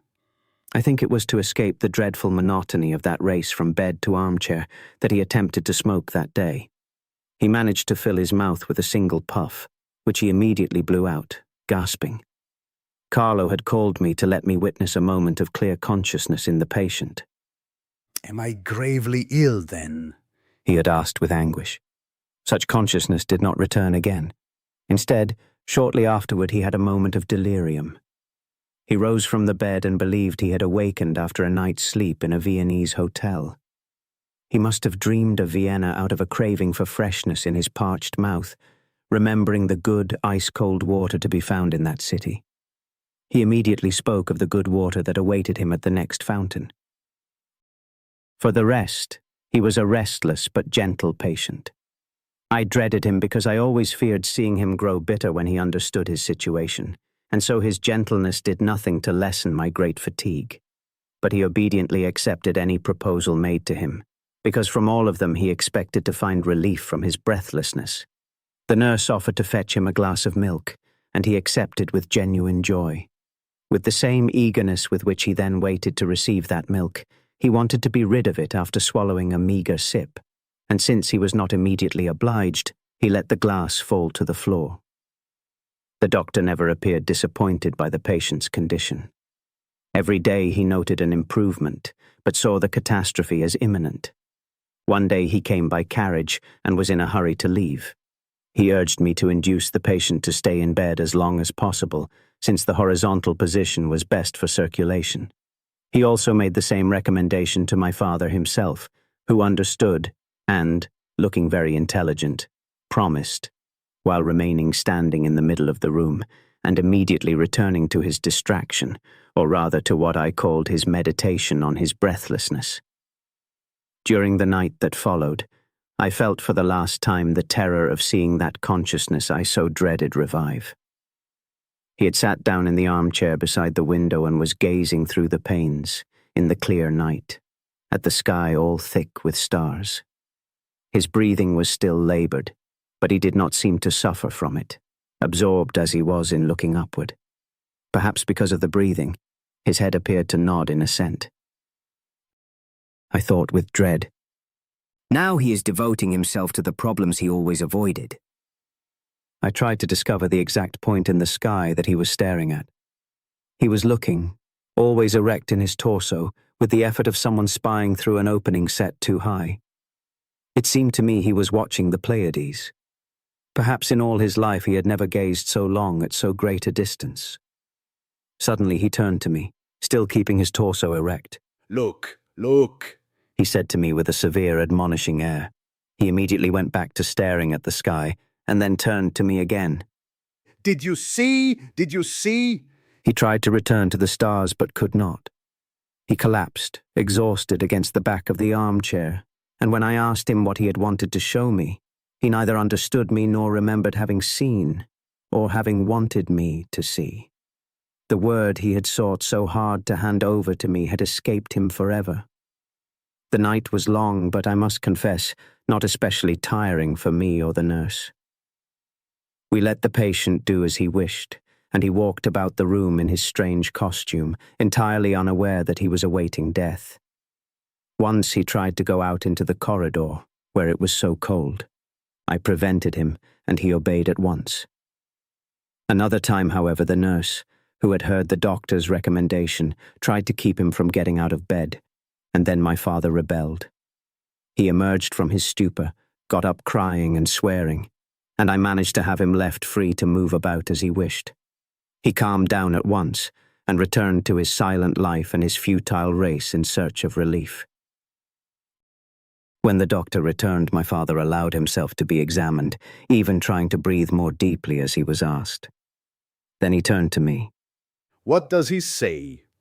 He left me for a moment, but immediately came back to me. When will I be able to go out? The doctor, encouraged by such gentleness, urged me to tell him to make an effort to stay in bed longer. My father listened only to the voices he was most accustomed to, mine, Maria's, and the nurse's. I did not believe in the effectiveness of those recommendations, but I made them all the same, putting even a threatening tone in my voice. Yes, yes, My father promised, and in that very instant he got up and went to the armchair. The doctor looked at him and, resigned, murmured, "One can see that a change of position gives him some relief." Shortly afterward I was in bed, but I could not close my eyes. I searched the future, trying to find out why and for whom I could continue my efforts at self-improvement. I wept a great deal, but rather for myself than for the poor wretch who ran ceaselessly about his room. When I got up, Maria went to lie down, and I remained beside my father together with the nurse. I was dejected and tired. My father more restless than ever. It was then that the terrible scene occurred which I shall never forget, and which cast its shadow far, far into the distance, darkening all my courage, all my joy. In order to forget the pain of it, every one of my feelings had to be weakened by the years. The nurse said to me, "How good it would be if we could keep him in bed. The doctor attaches such importance to it." Until that moment I had been reclining on the sofa. I got up and went to the bed where, at that moment, gasping more than ever, the patient had lain down. I was resolved. I would force my father to remain for at least half an hour in the repose the doctor wanted. Was this not my duty? At once my father tried to turn toward the edge of the bed to escape my pressure and get up. With a vigorous hand placed on his shoulder, I prevented him, while in a loud, imperious voice I commanded him not to move. For a brief instant, terrorized, he obeyed. Then he cried, I'm dying. And he sat up. In my turn, immediately frightened by his cry, I relaxed the pressure of my hand. He was therefore able to sit on the edge of the bed, directly facing me. I think that his rage was then increased by finding himself, if only for a moment, impeded in his movements, and it seemed to him that I was taking from him even the air he needed so badly, just as I was blocking the light by standing in front of him as he sat. With a supreme effort he managed to get to his feet, raised his hand high, as if he knew he could impart to it no other force than that of its own weight, and let it fall on my cheek. Then he slipped onto the bed, and from there to the floor. Dead. I did not yet know he was dead, but my heart contracted with the pain of the punishment that he, dying, had wanted to give me. With Carlo's help, I lifted him and put him back in bed. Weeping, exactly like a punished child, I shouted into his ear, "It's not my fault. It was that damned doctor who wanted to force you to stay lying down." It was a lie. Then, still like a child, I added the promise not to do it again. "I'll let you move about however you like." The nurse said, "He is dead." They had to remove me by force from that room. He was dead, and I could no longer prove my innocence to him. In solitude, I tried to recover. I reasoned. It was out of the question that my father, who was always out of his senses, could have resolved to punish me and directed his hand with such precision as to strike my cheek. How could I be certain that my reasoning was right? I even thought of going to Koprosic. He, as a doctor, could have told me something about the capacity of a dying man to resolve an act. I could also have been the victim of an act provoked by an attempt to ease his breathing. But I did not speak to Dr. Koprosic. It was impossible to go and reveal to him how my father had taken leave of me. To him, who had already accused me of having lacked affection for my father. It was a further grave blow to me when I heard Carlo, the nurse, in the kitchen that evening, telling Maria. The father raised his hand high, and with his last act struck his son. He knew, and therefore Koprosic would find out. When I went to the mortuary chamber, I found they had dressed the corpse. The nurse must also have smoothed his fine white hair. Death had already stiffened that body, which lay proud and menacing. His large, powerful, well-formed hands were livid, but they lay with such naturalness that they seemed ready to grasp and punish. I did not wish, I was not able, to see him again. Then, at the funeral, I managed to remember my father as weak and good, as I had always known him after my childhood, and I convinced myself that the slap administered to me by him as he lay dying had not been willed by him.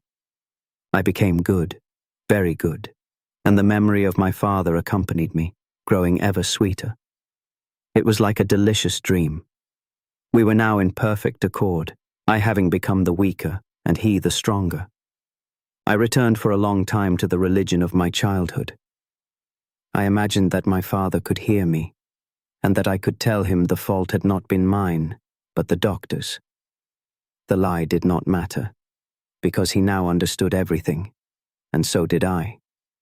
And for a good while the conversations with my father continued, sweet and hidden like an illicit love, for in front of everyone I continued to laugh at every religious practice, while it is true, and here I wish to confess it, that to someone I daily and fervently commended my father's soul.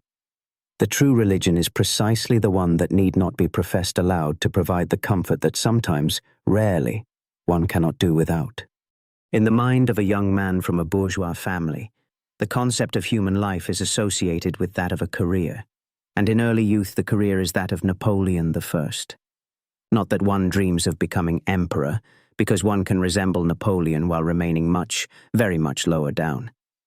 The most intense life is told in synthesis by the most rudimentary sound, that of the ocean wave, which from the moment it forms, changes at every instant until it dies. I too, therefore, expected to become and to unmake myself like Napoleon and the wave. My life knew how to produce only a single note without any variation, quite a high one that some people envied me, but horribly tedious. My friends preserved for me throughout my entire life the same esteem, and I believe that I too, since reaching the age of reason, have not much altered the opinion I formed of myself. It may therefore be that the idea of marrying came to me from the weariness of emitting and hearing that single note. Anyone who has not yet tried it believes marriage to be more important than it is. The companion one chooses will renew one's race in the children for better or worse. But Mother Nature, who desires this, and who by direct means would be unable to guide us, since we do not think of children at all at such a time, leads us to believe that our wife will also bring about a renewal of ourselves, which is a curious illusion not authorized by any text. In fact, one then lives side by side, unchanged, except for a new antipathy towards someone so unlike us, or an envy of someone superior to us. The fine thing is that my matrimonial adventure began with my acquaintance with my future father-in-law, and with the friendship and admiration I devoted to him before I even knew he was the father of marriageable girls. It is therefore evident that it was not a resolution that led me toward a goal I did not know. I neglected a girl whom for a moment I would have believed suited me, and remained attached to my future father-in-law. I would almost be inclined to believe in destiny too. The desire for novelty that was in my soul was satisfied by Giovanni Malfenti, who was so different from me, and from all the people whose company and friendship I had until then sought. I was fairly cultivated, having passed through 2 university faculties and then through my long inertia, which I believe very instructive. He, on the other hand, was a great merchant, ignorant and active. But from his ignorance there resulted strength and serenity, and I used to sit enchanted watching him, envying him. Malfenti was about 50 at the time, with an iron constitution, an enormous body, tall and stout, weighing 100 kilos and more. The few ideas that stirred in his large head were developed by him with such clarity, dissected with such assiduity, applied and evolved to the many new business affairs of each day as to become parts of him, his limbs, his character. Of such ideas I was very poor, and I attached myself to him to grow richer. I had come to the Tergesteo on the advice of Olivi, who told me it would be a good start for my commercial activity to frequent the stock exchange, and that from that place I could also procure him useful information. I seated myself at the table over which my future father-in-law presided, and from there I did not budge, it seeming to me that I had arrived at a veritable school of commerce, such as I had long been seeking. He soon noticed my admiration, and returned it with a friendship that immediately struck me as paternal. Could he have known at once how things would end up? When, fired by the example of his great activity, I declared one evening that I wanted to free myself from Olivi and direct my own affairs, he advised me against it and even seemed alarmed by my proposal. I could devote myself to commerce, but I should keep myself firmly tied to Olivi, whom he knew. He was most willing to instruct me, and indeed he noted down in my little book in his own hand 3 commandments that he considered sufficient to make any firm prosper. 1. One need not know how to work, but he who does not know how to make others work perishes. 2. There is only one great remorse, that of not having known how to look after one's own interests. 3. In business, theory is most useful, but it can only be applied once the deal has been settled. I know these and many other theorems by heart, but they were of no use to me. When I admire someone, I immediately try to resemble him. I copied even Malfenti. I wanted to be and felt myself to be very cunning. Once I even dreamed of being shrewder than he. It seemed to me that I had discovered an error in his commercial organization. I wanted to tell him about it at once so as to win his esteem. One day at the table in the Tergesteo, I stopped him when in the course of discussing a deal, he was calling one of his interlocutors a fool. I warned him that I thought he was wrong to proclaim his own cunning to everyone. The truly cunning man in business, in my view, should contrive to appear simple-minded. He laughed at me. A reputation for cunning was extremely useful. In the meantime, many people came to him for advice and brought him fresh news, while he gave them most useful counsel, confirmed by experience gathered since the Middle Ages. Sometimes he had the opportunity of obtaining, along with the news, the chance to sell certain goods. Finally, And here he began to shout because he thought he had at last found the argument that should convince me. To buy or sell advantageously, everyone turns to the cleverest man. From the simpleton one could hope for nothing more than to induce him to sacrifice every profit of his own, but his goods were always more expensive than the clever man's, because he had already been cheated at the time of purchase. I was the most important person for him at that table. He confided his commercial secrets to me, and I never betrayed them. His trust was very well placed, so well that he was able to cheat me twice after I had already become his son-in-law. The first time his shrewdness did cost me money, but it was Olivier who was really duped, and so I did not grieve too much. Olivier had sent me to get information from him craftily, and he got it. He got such information that he never forgave me for it, and whenever I opened my mouth to give him a piece of news, he would ask, "Where did you get it? From your father-in-law?" To defend myself, I had to defend Giovanni, and I ended up feeling more like the swindler than the swindled. A most agreeable feeling. But another time I truly played the fool, yet not even then could I bear any grudge against my father-in-law. He now provoked my envy, and now my hilarity. I saw in my misfortune the precise application of his principles, which he had never explained to me so well. He even found a way to laugh about it with me, never confessing that he had cheated me and claiming that he had to laugh at the comic aspect of my bad luck. Only once did he confess to having played that trick on me, and that was at the wedding of his daughter Ada, not to me, after having drunk some champagne that upset that large body usually nourished on nothing but pure water. Then he recounted the affair, shouting to overcome the hilarity that impeded his speech. So along comes that decree, dejected. I'm calculating how much it's going to cost me. At that very moment my son-in-law walks in. He tells me he wants to devote himself to commerce. Here's a fine opportunity, I tell him. He throws himself on the document to sign, fearing that Olivier might arrive in time to stop him, and the deal is done. Then he heaped great praise upon me. He knows the classics by heart. He knows who said this and who said that, but he can't read a newspaper. It was true. If I had seen that decree, which had appeared in an inconspicuous place in the 5 newspapers I read daily, I would not have fallen into the trap. I should also have immediately understood that decree and seen its consequences, which was not so easy because with it, a customs duty was reduced, and so the goods in question were depreciated. The next day, my father-in-law retracted his confessions.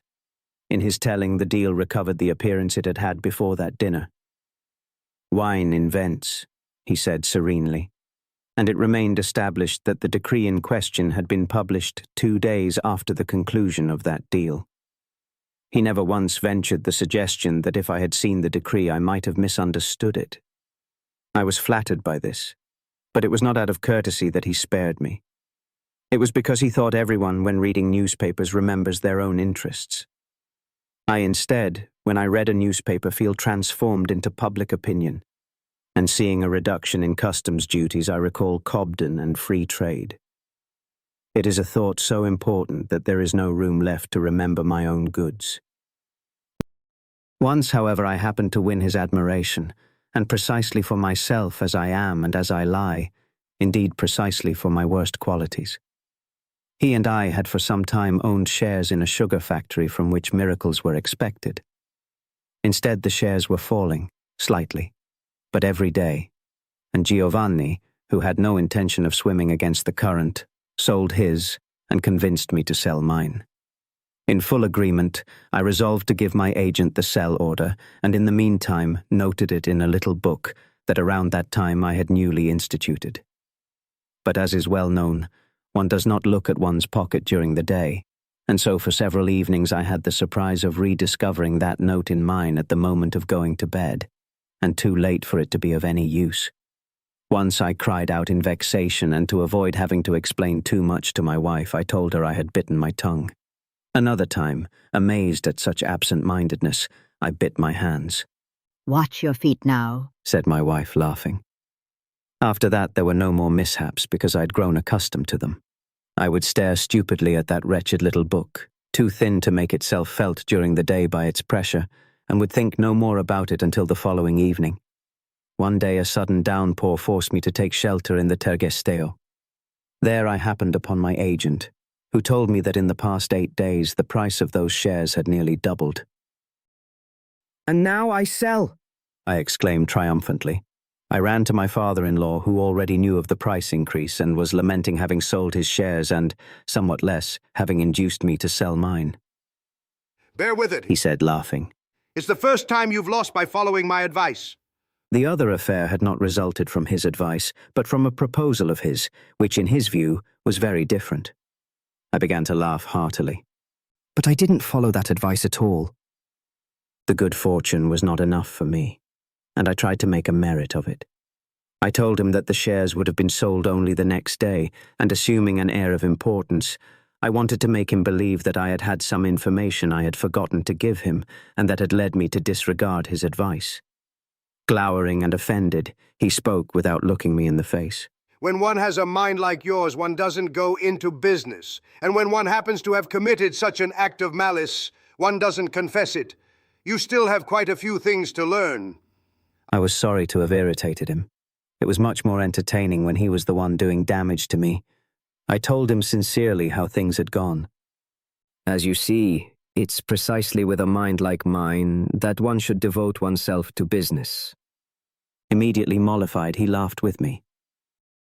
What you've gotten from that deal isn't a profit. It's an indemnity. That head of yours has already cost you so much that it's only right it should reimburse you for a part of your loss. I do not know why I lingered so long in recounting the quarrels I had with him, which were so few. I was truly fond of him, as is proved by the fact that I sought his company despite his habit of shouting to think more clearly. My eardrum could bear his shouts. Had he shouted them less, those immoral theories of his would have been more offensive, and had he been better educated, his strength would have seemed less imposing. And despite the fact that I was so different from him, I believe he returned my affection with a similar one.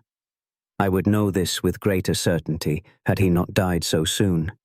He continued to give me assiduous lessons after my marriage, and often seasoned them with shouts and insults that I accepted in the conviction that I deserved them. I married his daughter. Mysterious Mother Nature directed me, and one shall see with what imperious violence. Now I sometimes scrutinize the faces of my children, and search to see whether, alongside my thin chin, a sign of weakness, alongside my dreamy eyes, which I transmitted to them, there is not in them at least some trace of the brutal strength of the grandfather I chose for them. And at my father-in-law's grave I wept, despite the fact that the last farewell he gave me was not too affectionate either. From his deathbed he told me that he admired my brazen good fortune, which allowed me to move about freely while he was crucified on that bed. Astonished, I asked him what I had done to make him wish to see me ill, and he replied to me exactly like this. If by giving you my illness I could free myself of it, I would give it to you at once, doubled. I don't have the humanitarian scruples you have. There was nothing offensive in it. He would have liked to repeat that other deal by which he had managed to load me with depreciated goods. And here too there had been a caress, because I was not displeased to see my weakness explained by the humanitarian scruples he attributed to me. At his grave, as at all those over which I wept, my grief was dedicated also to that part of myself which was buried there.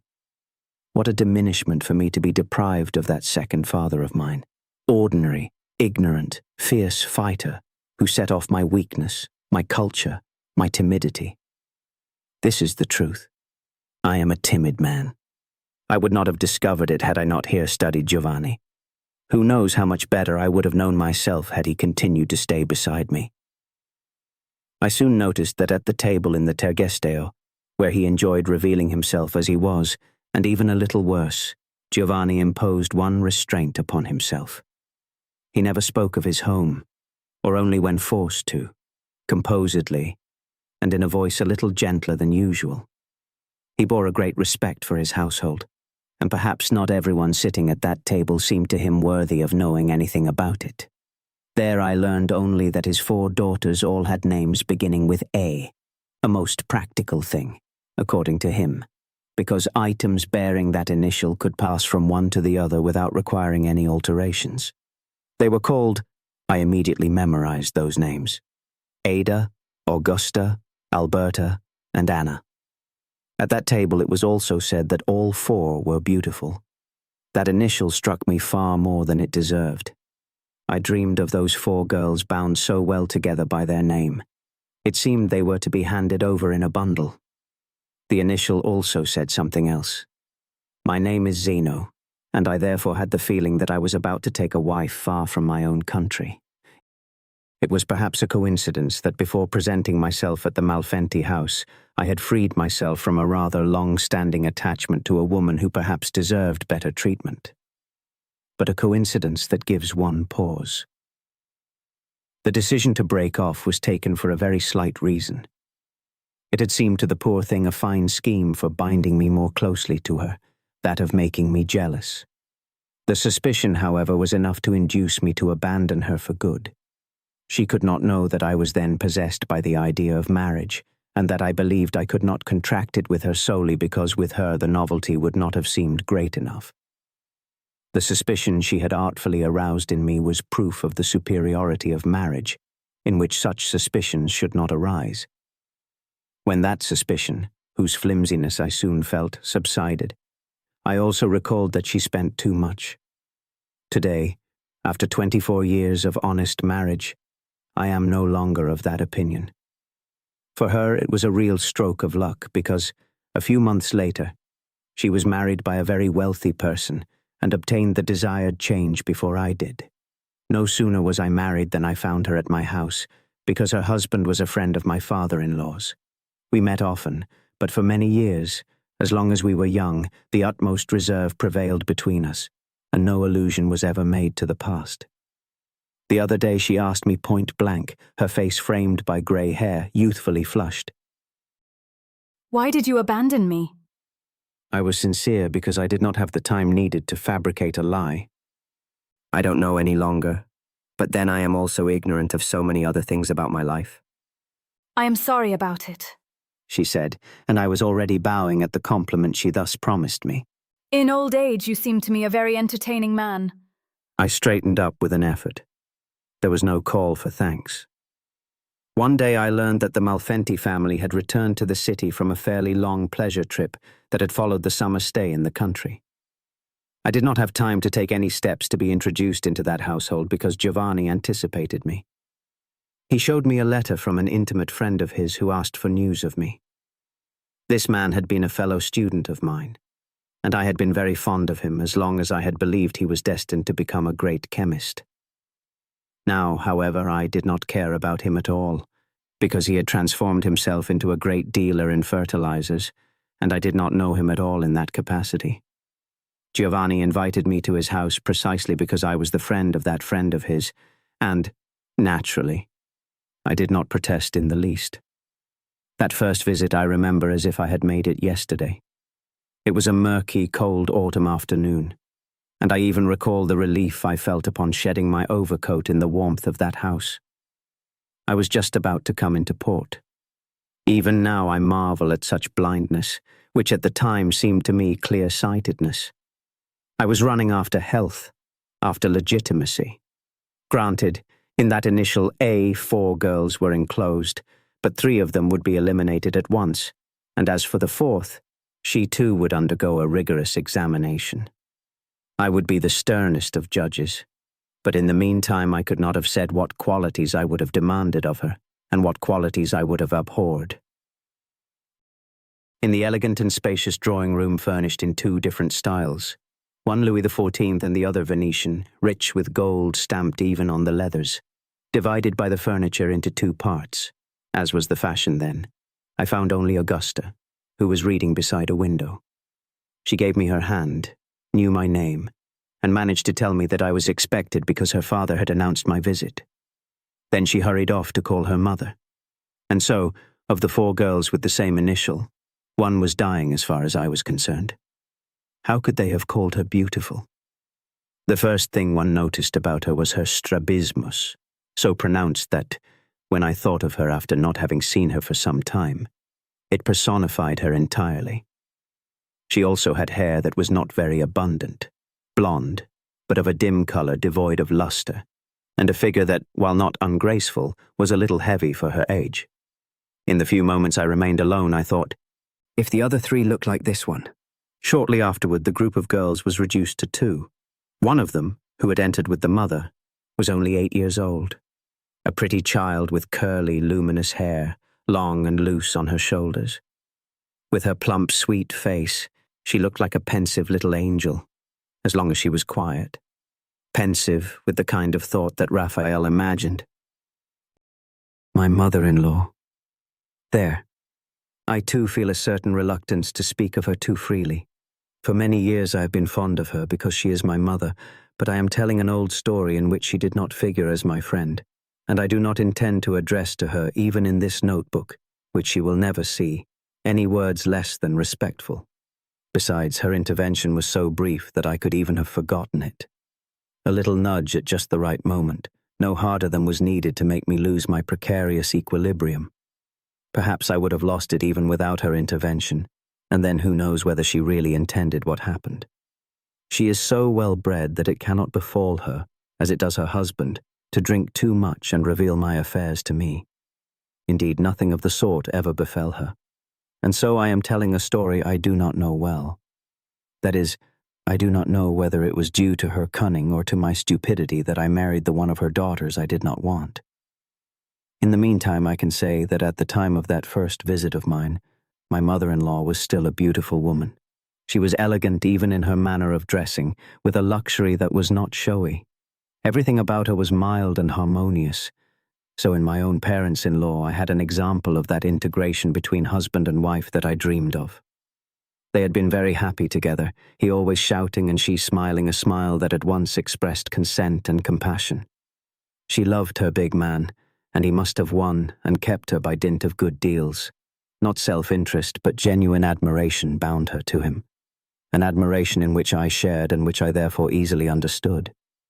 Such vivacity brought to so narrow a sphere, a cage in which there was nothing but a commodity and two enemies, the two contracting parties, where new combinations and relationships were always being born and discovered, enlivened life wonderfully.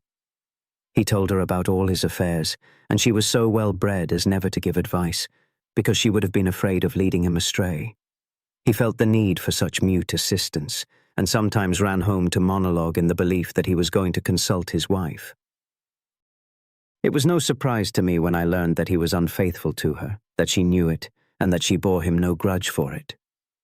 I had been married for a year, when one day Giovanni, in great agitation, told me he had lost a letter that mattered a great deal to him, and wanted to look through some papers he had given me, hoping to find it among them. Instead, a few days later, in high spirits, he told me he had found it in his own wallet. Was it from a woman? I asked, and he nodded, boasting of his good fortune. Then I, to defend myself one day when I was accused of having lost some papers, said to my wife and mother-in-law that I could not have the luck of their father, whose papers returned to his wallet all by themselves. My mother-in-law laughed so heartily that I had no doubt the letter had been put back in its place by her own hand. Evidently in their relationship, this was of no importance. Everyone makes love as best he can, and theirs, in my opinion, was not the stupidest way. The signora received me with great kindness. She apologized for having to keep little Anna with her, as the child was having one of her moods when she could not be left with others. The child studied me with her serious eyes. When Augusta returned and sat down on a small sofa placed across from the one on which the Signora Malfenti and I were seated, the little one went to nestle in her sister's lap, from which she observed me the entire time with a persistence that amused me, until I learned what thoughts were stirring in that small head. The conversation was not immediately very entertaining. The Signora, like all well-bred people, was rather boring at a first encounter. She asked me too many questions about the friend who was supposed to have introduced me to the house, and whose first name I could not even remember. At last Ada and Alberta entered. I breathed. They were both beautiful and brought into that drawing room the light that had been missing until then. Both dark-haired, tall and slender, but very different from each other. The choice I had to make was not a difficult one. Alberta was then no more than 17. Like her mother, she had, despite being dark, a rosy, translucent skin, which heightened the childlike quality of her appearance.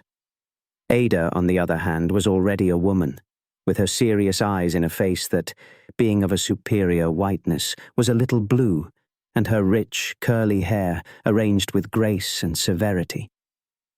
It is difficult to discover the gentle origins of a feeling that later became so violent, but I am certain that there was no so-called coup de foudre on my part for Ada.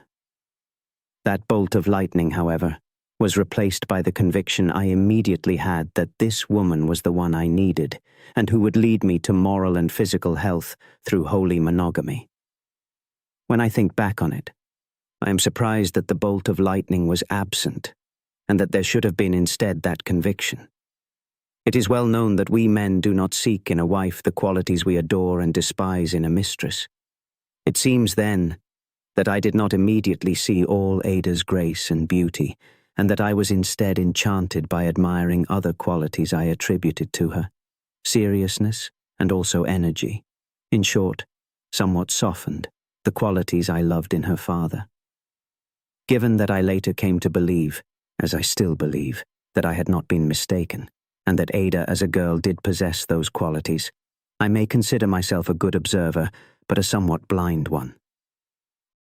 That first time I looked at Ada with a single desire, to fall in love with her, because one had to pass that way in order to marry her. I set about it with the energy I always devote to my hygienic pursuits. I cannot say when I succeeded, perhaps already in the relatively short span of that first visit. Giovanni must have spoken a great deal about me to his daughters. They knew, among other things, that I had switched in my studies from the faculty of law to that of chemistry, only to return, alas, to the first. I tried to explain. It was certain that when one shut oneself up in a single faculty, the greater part of knowledge remained covered by ignorance, and I said, "If the seriousness of life did not now weigh upon me," and I did not say that I had felt this seriousness for only a short time since I had decided to marry, "I would have gone on switching from faculty to faculty." Then, to get a laugh, I said it was curious that I should have left a faculty precisely at the moment of sitting for exams. "It was a coincidence," I said with the smile of someone who wants people to think he is telling a lie. And yet it was true that I had changed my studies in the most various seasons, so I set out on the conquest of Ada, and I continued in my effort to make her laugh at me and at my expense, forgetting that I had chosen her for her seriousness. I am a bit eccentric, but to her I must have appeared truly unbalanced. Not all the blame is mine, as can be seen from the fact that Augusta and Alberta, whom I had not chosen, judged me otherwise. But Ada, who at that very time was serious enough to be casting her fine eyes around in search of the man she would admit to her nest, was incapable of loving the person who made her laugh. She laughed at length, too long, and her laughter clothed in a ridiculous aspect the person who had provoked it. Hers was a real inferiority, and it was bound to end by damaging her, but it damaged me first. Had I known how to keep quiet at the right moment, perhaps things would have gone differently. In the meantime, I would have given her the time to speak herself, to reveal herself, so that I might be on my guard. The four girls were seated on the small sofa on which they barely fit, despite the fact that Anna was sitting on Augusta's lap. They were lovely like that together. I noted it with an inner satisfaction, seeing that I was heading magnificently toward admiration and love. Truly beautiful. Augusta's faded coloring served to set off the dark tones of the other's hair. I had spoken of the university, and Alberta, who was in her next to last year of secondary school, told of her studies. She complained that Latin was very difficult for her. I said I was not surprised because it was a language unsuited to women, so much so that I believed even among the ancient Romans the women had spoken Italian. As for me, I asserted, Latin had been my favorite subject. Shortly afterward, however, I committed the imprudence of making a Latin quotation that Alberta had to correct. A real mishap. I attached no importance to it, and warned Alberta that when she had a dozen university semesters behind her, she too would have to beware of making Latin quotations. Ada, who had recently been with her father in England for several months, reported that in that country many girls knew Latin. Then, still in her serious voice, alien to any musicality, a little lower than one would have expected from her gentle little person, she told how women in England were quite another thing from those in our country. They banded together for purposes of charity, religion, or even business. Ada was prompted to speak by her sisters, who wanted to hear again those things that seemed marvelous to girls from our city in that period. And to please them, Ada told of those women who were presidents, journalists, secretaries, and political propagandists who mounted the pulpit to speak to hundreds of people without blushing or becoming confused when interrupted or when they saw their arguments refuted. She spoke simply, with little colour, without any intention of astonishing or amusing. I loved her simple speech. I, who, the moment I opened my mouth, distorted things or people because otherwise it would have seemed to me pointless to speak. Without being an orator, I had the disease of the word. A word had to be an event in itself for me, and therefore could not be imprisoned by any other event. But I had a special hatred for perfidious Albion, and expressed it without fearing to offend Ada, who for her part had manifested neither hatred nor love for England. I had spent some months there, but had not come to know any Englishman of good society, having lost in transit some letters of introduction obtained through business friends of my father's. In London I had therefore frequented only some French and Italian families, and I ended up thinking that all decent people in that city came from the continent. My knowledge of English was very limited. With the help of friends, I was nevertheless able to understand something of the life of those islanders, and above all I was informed of their antipathy toward all non-English persons. I described to the girls the disagreeable feeling that came to me from sojourning among enemies. I would, however, have held out and endured England for the 6 months my father and Olivie wanted to impose on me, so that I might study English commerce, which in the meantime I never encountered, since it seems to be conducted in hidden places, had I not been involved in an unpleasant adventure. I had gone to a bookseller to look for a dictionary. In that shop, on the counter, there lay stretched out a large, magnificent Angora cat that positively invited caresses on its soft fur.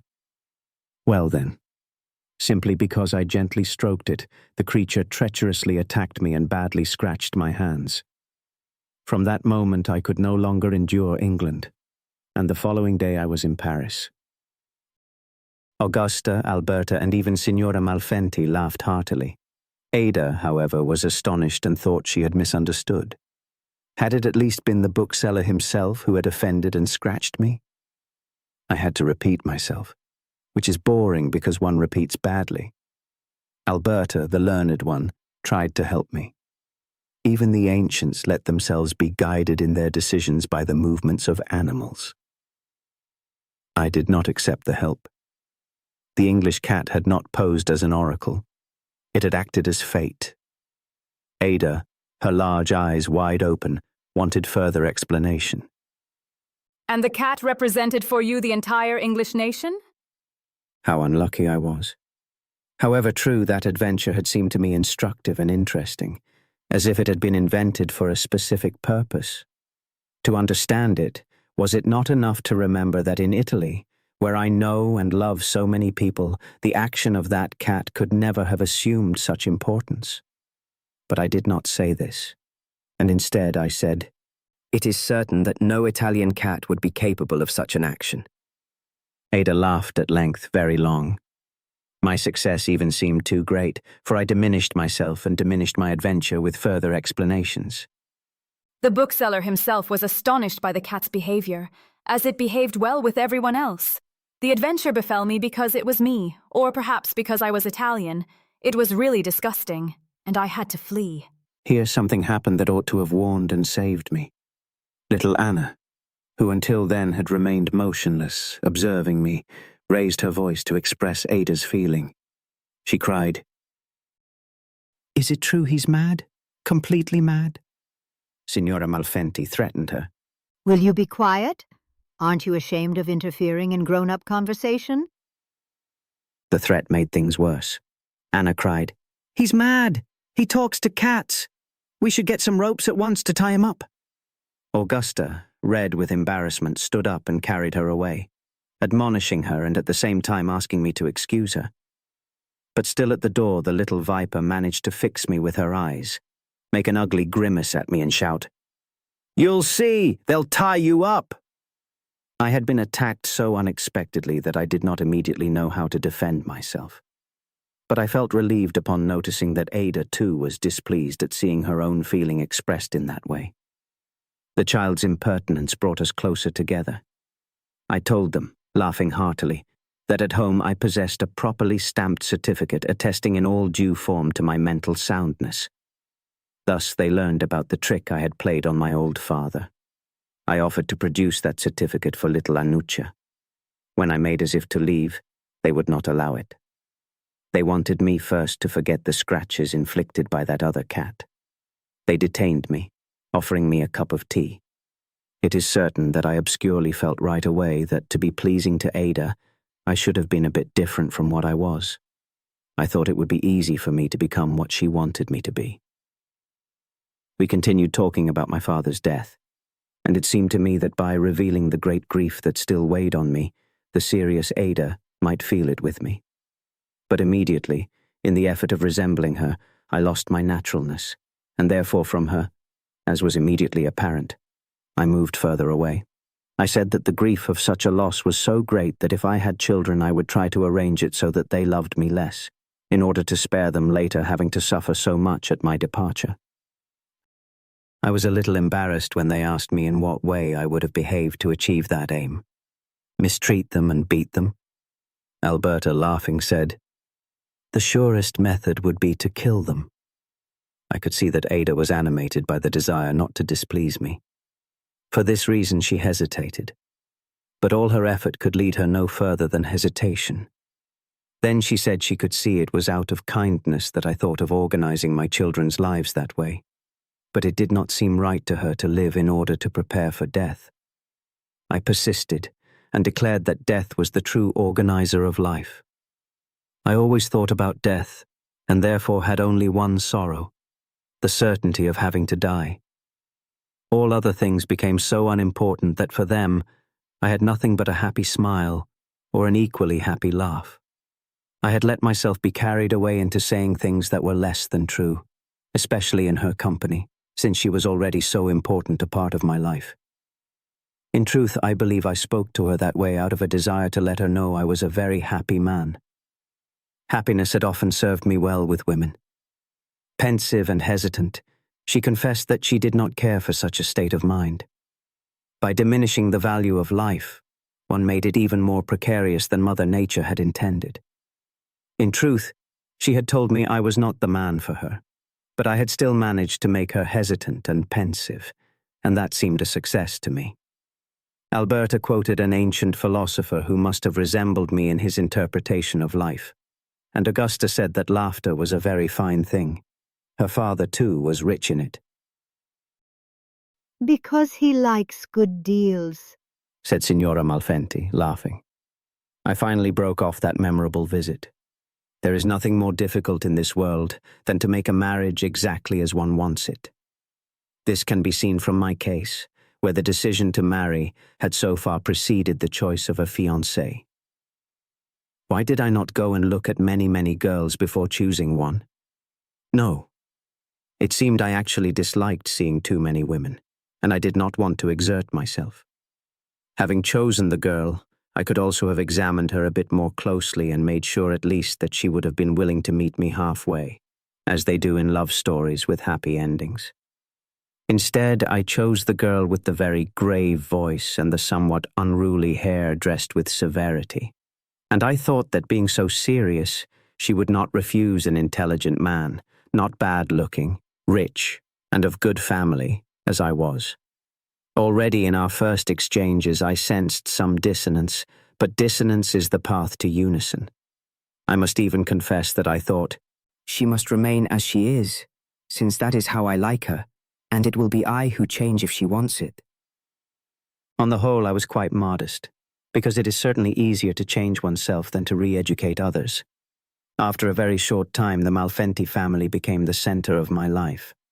I spent every evening with Giovanni who, after having introduced me to his house, became even more affable and intimate with me. It was such affability that made me intrusive. At first I paid my visits to his ladies once a week, then more often, and I ended up going to his house every day to spend several afternoon hours there. There was no lack of pretexts for installing myself in that house, and I believe I am not wrong in asserting that they were even offered to me. I sometimes brought my violin and played some music with Augusta, the only one in that household who played the piano. It was unfortunate that Ada did not play. Then it was unfortunate that I played the violin so badly. And worst of all, that Augusta was not a great musician. From every sonata I was obliged to eliminate some passages because they were too difficult, on the untrue pretext that I had not touched the violin for too long. The pianist is almost always superior to the amateur violinist, and Augusta had a decent technique. But I, who played so much worse than she, could not be satisfied with her and thought, if only I could play as well as she does, how much better I would play. While I was judging Augusta, the others were judging me and, as I learned later, not favorably. Moreover, Augusta would willingly have repeated our sonatas, but I noticed that Ada was bored by them, and so I pretended several times to have forgotten my violin at home. Augusta then stopped mentioning it. Unfortunately, I did not spend the hours I passed in that house with Ada alone. She soon accompanied my entire day. She was the woman I had chosen. She was therefore already mine, and I adorned her with all my dreams so that life's prize might appear more beautiful to me. I adorned her. I lent her all the many qualities I felt the need of and that I myself lacked, because she was to become not only my companion, but also my second mother, who would lead me to a complete, virile life of struggle and victory. In my dreams, I even embellished her physically before handing her over to others. In reality, I have in my life chased many women, and many of them let themselves be caught. In my dreams, I caught them all. Naturally, I do not embellish them by altering their features, but I do as a friend of mine does, a most delicate painter, who when he paints portraits of beautiful women thinks intently also of some other beautiful thing, for instance of the finest porcelain. A dangerous dream because it can confer new power on the women one has dreamed of, who, seen again in the real light, retain something of the fruits, the flowers, and the porcelain in which they were clothed. It is difficult for me to recount my courtship of Ada. There followed then a long period of my life during which I strove to forget the stupid adventure that truly made me ashamed with that shame that makes one shout and protest. It was not I who was such a fool. And who was it then? But the protest does afford some relief, and I insisted upon it. It would not have been so bad had I behaved that way 10 years earlier, at 20. But to have been punished for such stupidity, simply because I had decided to marry, seems really unjust. I, who had already been through every sort of adventure, always conducted with an enterprising spirit that bordered on brazenness, found that I had become again the timid boy who tries to touch the hand of his beloved without her even noticing, and who then adores that part of his own body that had the honor of such contact. This, which was the purest adventure of my life, even today in my old age I remember as the most squalid. It was out of place, out of time, that stuff, as if a boy of 10 had fastened himself to his wet nurse's breast. What a disgrace! How then to explain my long hesitation to speak plainly and say to the girl, "Make up your mind. Do you want me, or don't you?" I went to that house, arriving there from my dreams. I counted the stairs that led me to that second floor, telling myself that if they were odd, it would prove she loved me. And they were always odd, there being 43 of them. I arrived at her side accompanied by such certainty, and ended up talking about something else entirely. Ada had not yet found an occasion to signify her disdain to me, and I kept silent.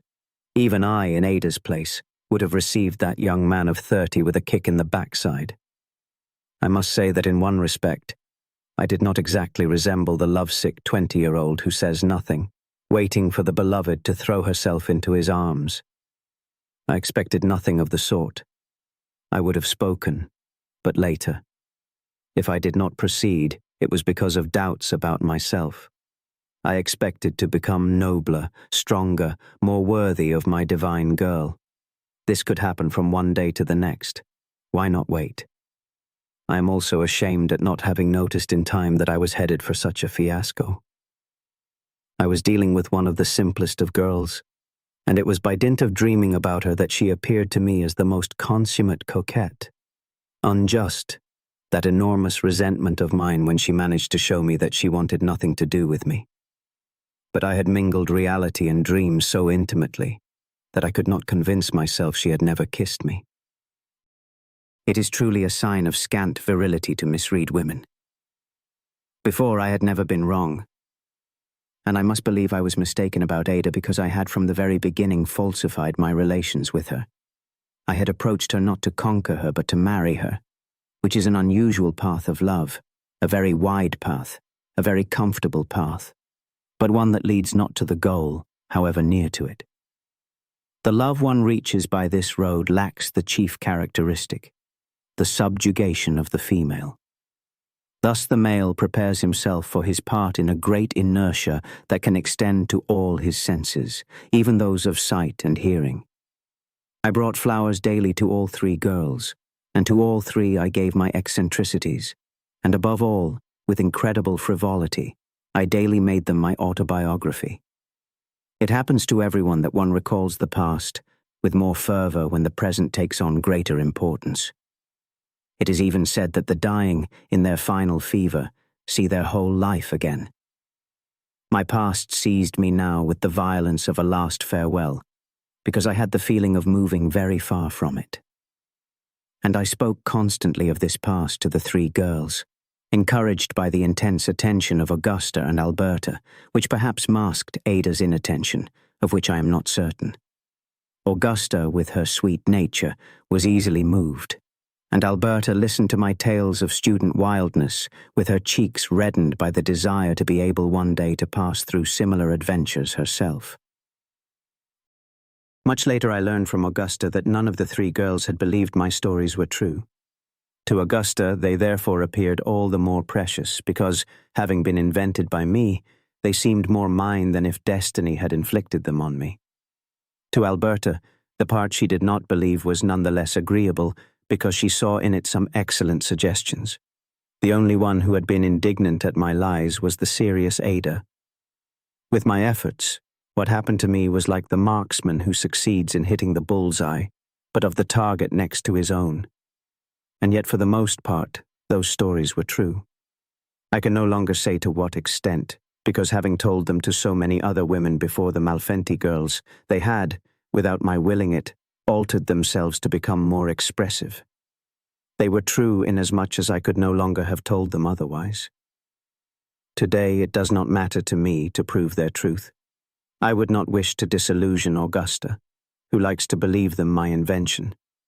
As for Ada, I believe she has by now changed her mind and considers them true. My total failure with Ada manifested itself at the very moment when I thought I should finally speak plainly. I received its evidence with surprise, and at first with disbelief. Not a single word had been spoken by her that had manifested her aversion to me, and in the meantime I shut my eyes so as not to see those small gestures that did not signal great sympathy for me. And then I myself had not spoken the necessary word, and I could even imagine that Ada did not know I was there ready to marry her, and might believe that I, the eccentric and not very virtuous student, wanted something quite different. The misunderstanding was prolonged constantly because of those two decidedly matrimonial intentions of mine.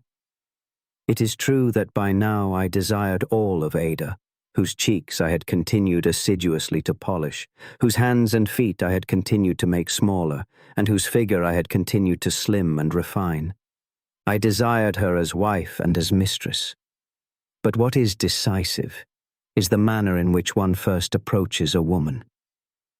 Now it happened that on 3 consecutive occasions, I was received in that house by the other 2 girls alone.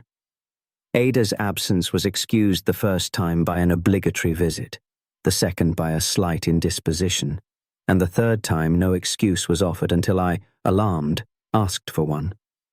Then Augusta, to whom I had turned by chance, did not answer. Alberta replied for her, having looked at her sister as if to invoke her assistance. Ada had gone to visit an aunt. I lost my breath. It was evident that Ada was avoiding me. Only the day before I had endured her absence and had even prolonged my visit, hoping she would eventually appear. That day, however, I stayed only a few moments longer, unable to open my mouth, and then, pleading a sudden headache, I got up to leave. Curiously, that first time the strongest feeling I experienced upon encountering Ada's resistance was one of anger and indignation. I even thought of appealing to Giovanni to bring the girl to order. A man who wants to marry is also capable of such actions, repetitions of those of his ancestors. That third absence of Ada's was to become even more significant. Chance decreed that I should discover she was in the house, but shut up in her room. I must first of all say that in that house there was another person I had not succeeded in winning over, little Anna. In front of the others she no longer attacked me, because she had been sternly reprimanded. In fact, sometimes she too had joined her sisters and had listened to my stories. But when I left, she would catch up with me at the threshold, sweetly ask me to bend down to her, rise on her tiptoes, and when she managed to bring her little mouth right up against my ear, she would say to me, lowering her voice so that only I could hear, "But you are mad, truly mad." The fine thing was that in front of the others, the sly creature addressed me formally. If Signora Malfenti was present, she would immediately take refuge in her arms, and the mother would caress her, saying, "How sweet my little Anna has become, hasn't she?" I did not protest, and the sweet Anna gave me the madman treatment in the same way many more times. I received her declaration with a cowardly smile that might have passed for gratitude. I hoped the child would not have the courage to tell the adults about her attacks, and I was loath to let Ada know her little sister's opinion of me. That child ended up truly embarrassing me. If, while talking with the others, my eye met hers, I immediately had to find a way to look elsewhere, and it was hard to do it naturally. I certainly blushed. It seemed to me that innocent child could harm me with her judgment. I brought her gifts, but they did not succeed in taming her. She must have sensed her power and my weakness, and in the presence of others she studied me with an inquisitive, insolent gaze. I believe we all have in our consciousness, as in our body, sensitive covered spots that we do not like to think about.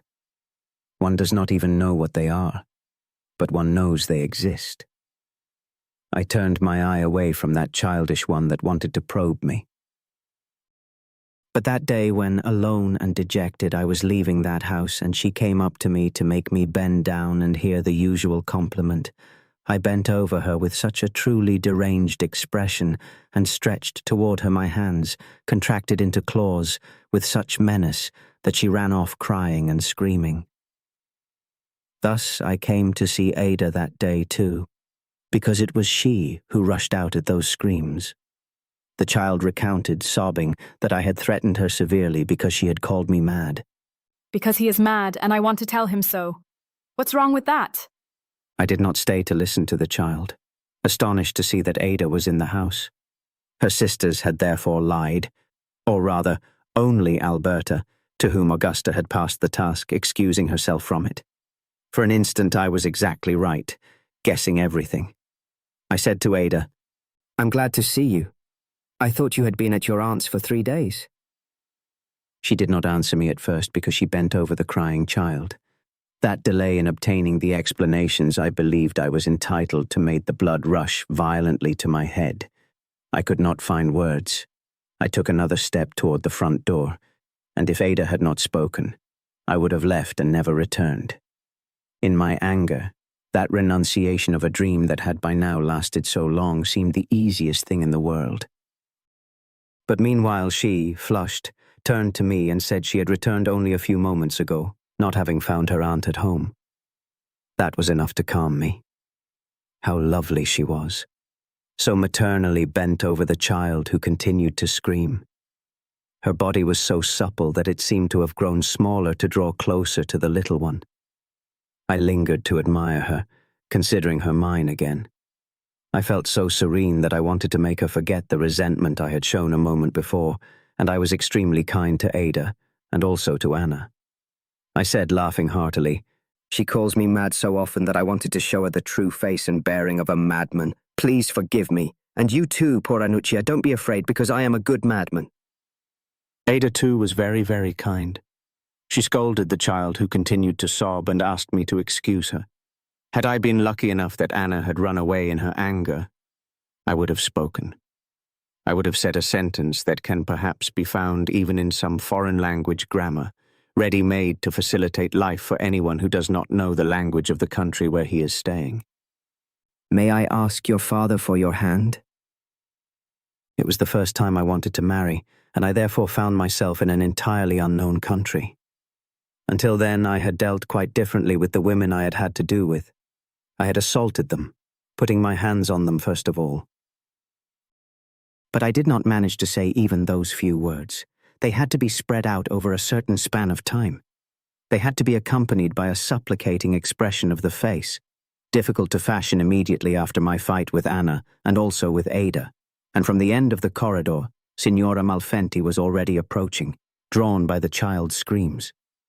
I held out my hand to Ada, who immediately offered me hers cordially and said, Goodbye until tomorrow. Please excuse me to your mother. I hesitated, however, to let go of that hand which rested trustfully in mine. I felt that by leaving then, I was giving up a unique opportunity with this girl who was intent on showing me every courtesy to compensate for her sister's rudeness. I followed the inspiration of the moment, bent over her hand, and brushed it with my lips. Then I opened the door and went out in great haste, having seen that Ada, who until then had surrendered her right hand to me, while with her left she supported Anna, who was clinging to her skirt, was looking in surprise at the little hand that had undergone the contact of my lips, as if she wanted to see whether something had been written on it. I do not think Signora Malfenti saw my gesture. I paused for a moment on the stairs, astonished myself at my absolutely unpremeditated act. There was still the possibility of returning to that door I had closed behind me, ringing the bell, and asking to be allowed to say to Ada those words she had searched for in vain on her own hand. I did not think so. I would have lacked dignity by showing too much impatience. And besides, having told her I would return, I had given her advance notice of my explanations.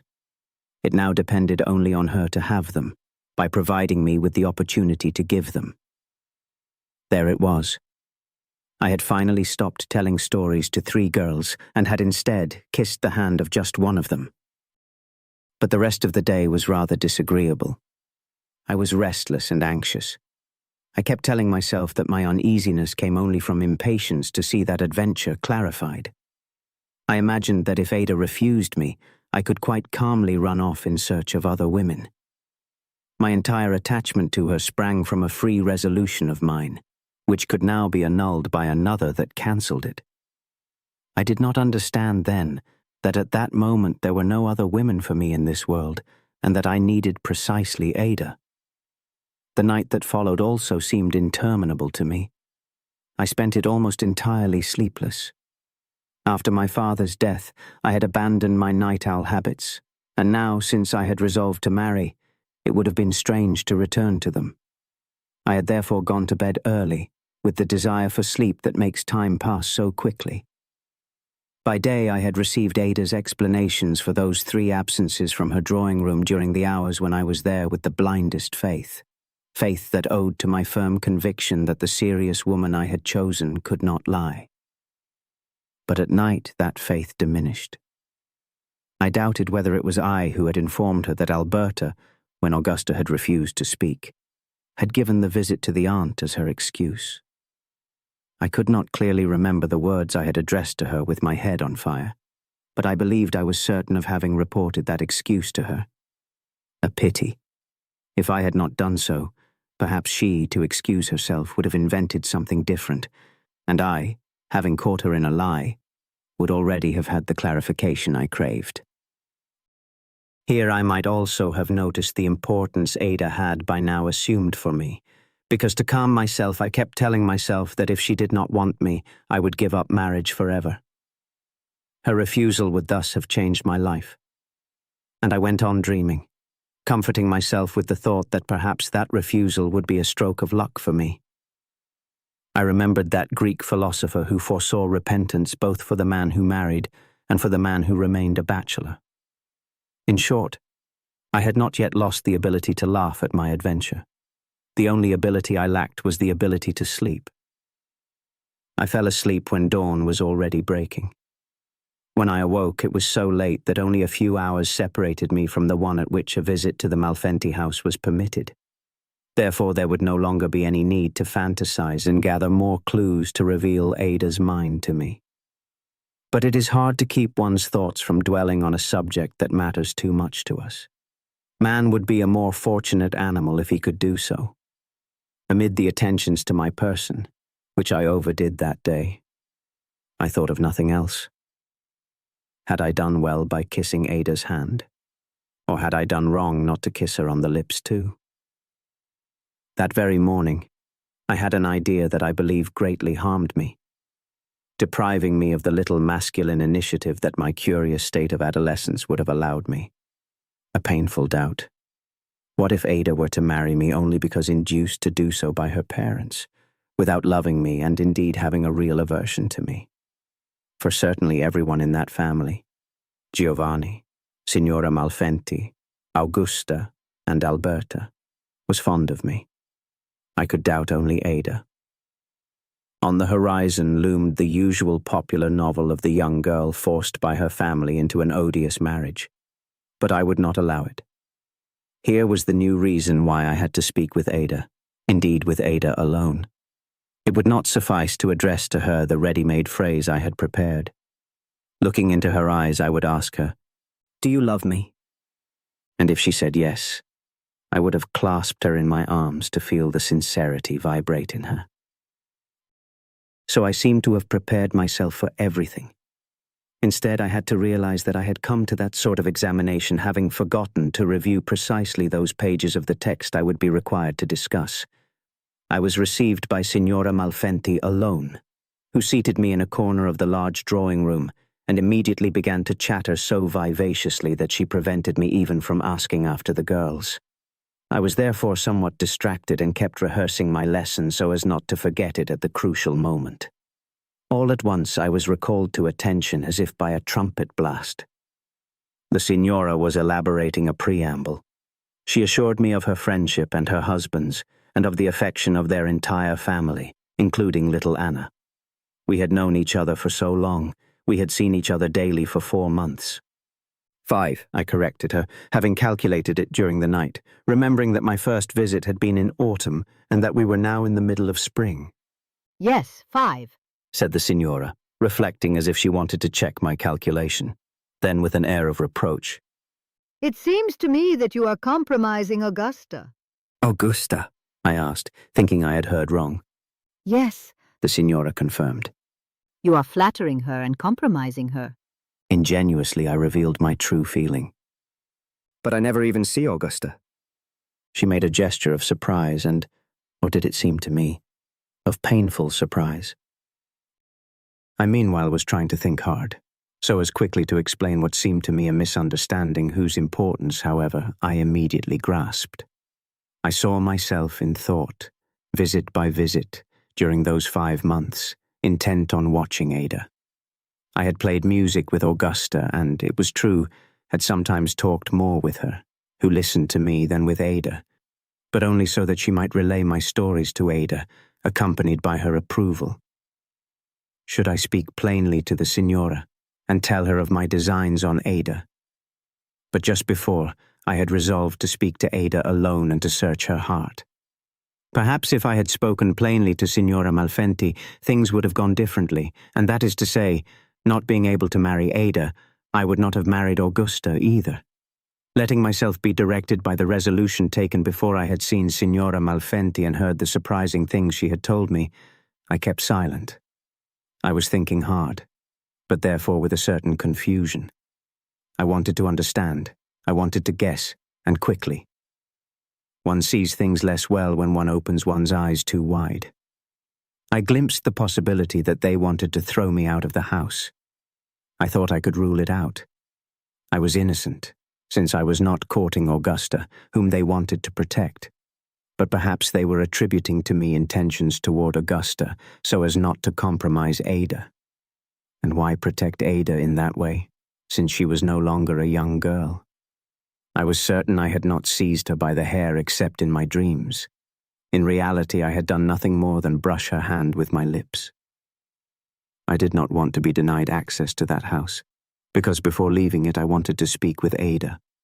And so, with a trembling voice, I asked, Tell me, Signora, what I must do so as not to displease anyone. She hesitated. I would have preferred to deal with Giovanni, who thought by shouting. Then, resolute, but with an effort to appear courteous that was plainly evident in the sound of her voice, she said, You should for a while come less frequently to see us. That is, not every day, but 2 or 3 times a week. It is certain that if she had rudely told me to go and never return, I, still directed by my resolve, would have begged to be tolerated in that house for at least 1 or 2 more days, so as to clarify my relations with Ada. Instead, her words, milder than I had feared, gave me the courage to express my resentment. But if you wish it, I shall never set foot in this house again.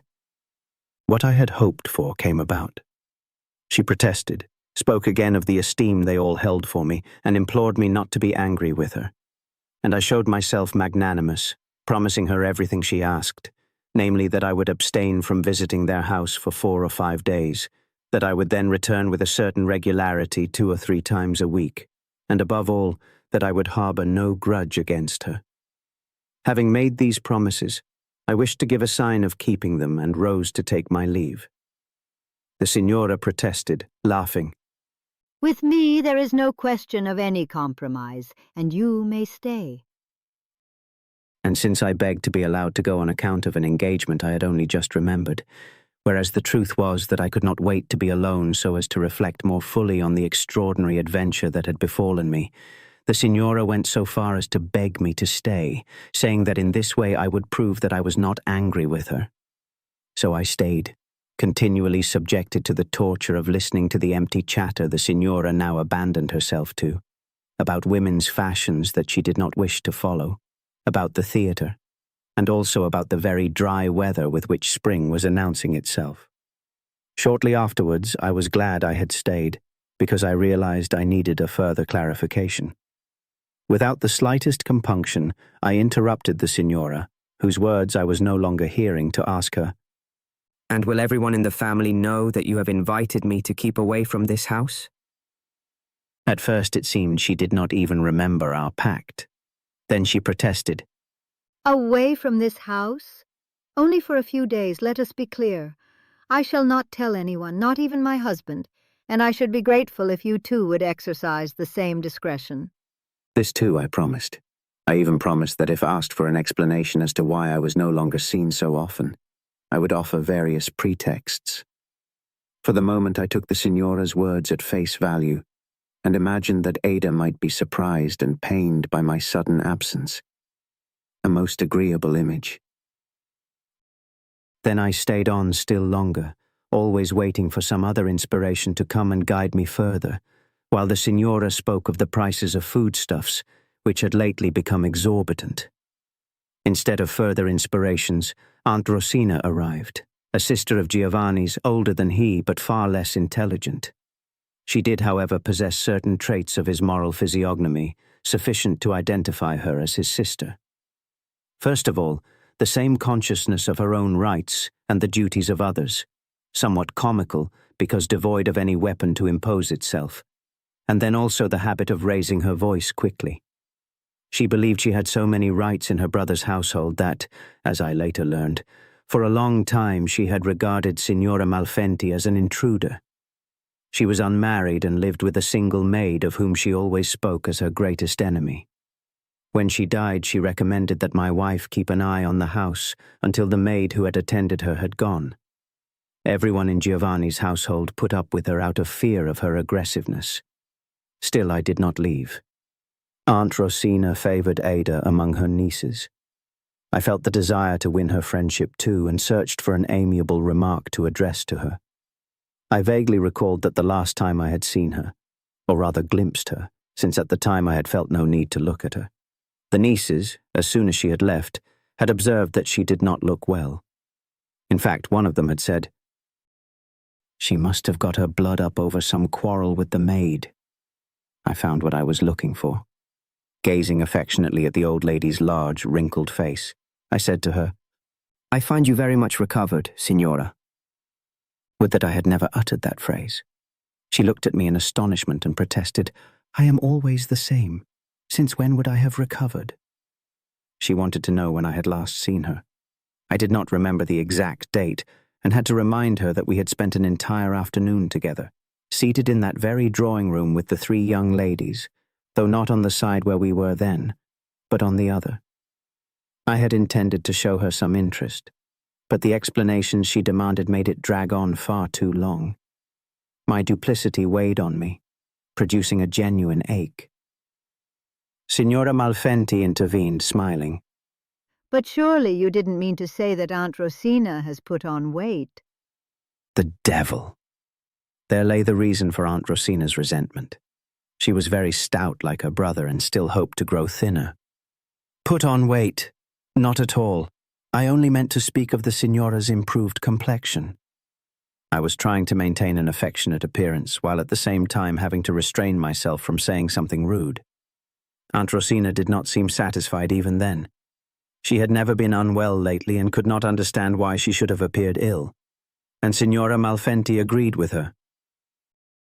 In fact, it is characteristic of her never to change in appearance, she said, turning to me. Don't you agree? I did agree. It was indeed evident. I left at once. I offered Aunt Rosina my hand with great cordiality, hoping to mollify her, but she extended hers while looking the other way. The moment I crossed the threshold of that house, my state of mind changed.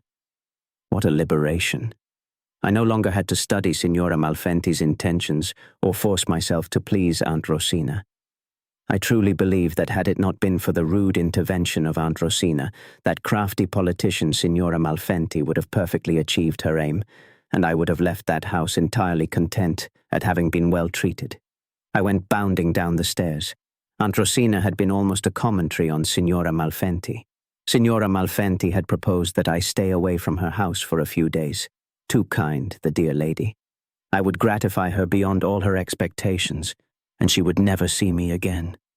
They had tortured me, she, the aunt, and Ada too. By what right? Because I had wanted to get married. But I was no longer thinking about it. How beautiful freedom was. For a good quarter of an hour I ran through the streets accompanied by such feeling. Then I felt the need for an even greater freedom. I had to find some way of marking definitively my resolve never to set foot in that house again. I rejected the idea of writing a letter of farewell. The abandonment became even more disdainful if I did not communicate the intention. I would simply forget about seeing Giovanni and all his family. I found the discreet and courteous and therefore slightly ironic gesture with which I would mark my resolve. I ran to a florist and chose a magnificent bouquet of flowers, which I addressed to Signora Malfenti, accompanied by my visiting card on which I wrote nothing but the date. Nothing more was needed. It was a date I would never forget, and perhaps neither would Ada and her mother. The 5th of May, anniversary of the death of Napoleon. I dispatched that parcel in great haste. It was of the utmost importance that it arrive that same day. But then, everything was done. Everything. Because there was nothing more to do. Ada remained cut off from me along with her entire family, and I had to live without doing anything more, waiting for one of them to come looking for me and give me the occasion to do or say something else. I rushed to my study to reflect and shut myself in. Had I yielded to my painful impatience, I would immediately have run back to that house at the risk of arriving before my bouquet of flowers. There was no shortage of pretexts. I might even have left my umbrella there. I refused to do anything of the sort. By sending that bouquet, I had assumed a most handsome attitude that had to be maintained. I now had to hold still, because the next move was theirs. The composure I procured for myself in my little study, from which I expected relief, only clarified the reasons for my desperation, which intensified to the point of tears. I loved Ada. I did not yet know whether that verb was the right one and continued my analysis. I wanted her not only as mine, but as my wife. She, with that marble face on her youthful body, and then again she with her seriousness, such that she would not understand my wit, which I would not teach her but would renounce forever. She who would have taught me a life of intelligence and work. I wanted all of her, and wanted everything from her. I ended by concluding that the verb was indeed the right one. I loved Ada. It seemed to me I had thought something very important that could guide me. Away with hesitations. It no longer mattered to me whether she loved me. I had to try to win her, and there was no longer any need to speak with her if Giovanni could dispose of the matter. Everything had to be clarified promptly, to arrive at happiness at once, or otherwise to forget everything and recover. Why should I suffer so much in the waiting? Once I had learned, and I could learn it only from Giovanni, that I had definitively lost Ada. At least I would no longer have to struggle with time, which would have continued to pass slowly without my feeling the need to push it along. A definitive thing is always calm because it is detached from time. I immediately ran off in search of Giovanni. There were 2 dashes, one towards his office, situated in that street we still call the Street of the New Houses, because that is what our forefathers did. Tall old houses that darken a street so close to the seashore, sparsely frequented at the hour of sunset, and where I was able to proceed swiftly. As I walked, I thought of nothing but preparing as briefly as possible the phrase I had to address to him. It sufficed to tell him of my determination to marry his daughter. I had neither to move him nor to convince him. That businessman would have known the answer to give me the moment he understood my question. I was troubled, however, by the question of whether on such an occasion I should speak in proper Italian or in dialect. But Giovanni had already left the office and gone to the Tergesteo. I headed there, more slowly, because I knew that at the stock exchange I would have to wait longer to speak to him alone. Then, arriving at Via Cavana, I had to slow down because of the crowd blocking the narrow street. And it was precisely as I was battling my way through that crowd that I finally had, as in a vision, the clarity I had been seeking for so many hours. The Malfentis wanted me to marry Augusta and did not want me to marry Ada. And this for the simple reason that Augusta was in love with me and Ada was not in the least. Not in the least, because otherwise they would not have intervened to separate us. They had told me I was compromising Augusta, but it was she instead who was compromising herself by loving me. I understood everything in that moment, with vivid clarity, as if someone in the family had told me so. And I guessed also that Ada agreed that I should be kept away from that house. She did not love me and would not love me, at least as long as her sister loved me. In the crowded Via Cavana I had therefore thought more directly than in my solitary study. Today, when I return to the memory of those 5 momentous days that led me to marriage, I am astonished by the fact that my spirit was not softened upon learning that poor Augusta loved me. I, by then expelled from the Malfenti household, loved Ada wrathfully. Why did the clear vision that Signora Malfenti had sent me away in vain give me no satisfaction, since I remained in that house, and very close to Ada, namely in Augusta's heart? To me it seemed instead a fresh insult, the Signora's invitation not to compromise Augusta, which is to say to marry her. For the plain girl who loved me, I had all the disdain I refused to admit that her beautiful sister, whom I loved, might have for me. I quickened my pace once more, but veered off and headed for home.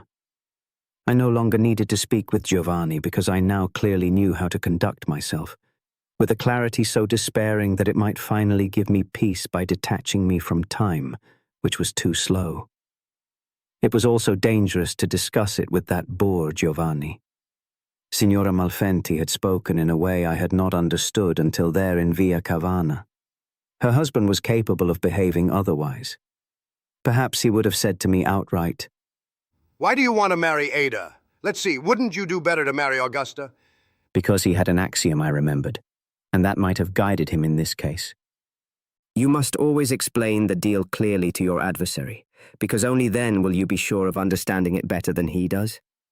And then, an open rupture would have followed. Only then could time have walked as it pleased, because I would no longer have had any reason to interfere. I would have reached the final stop.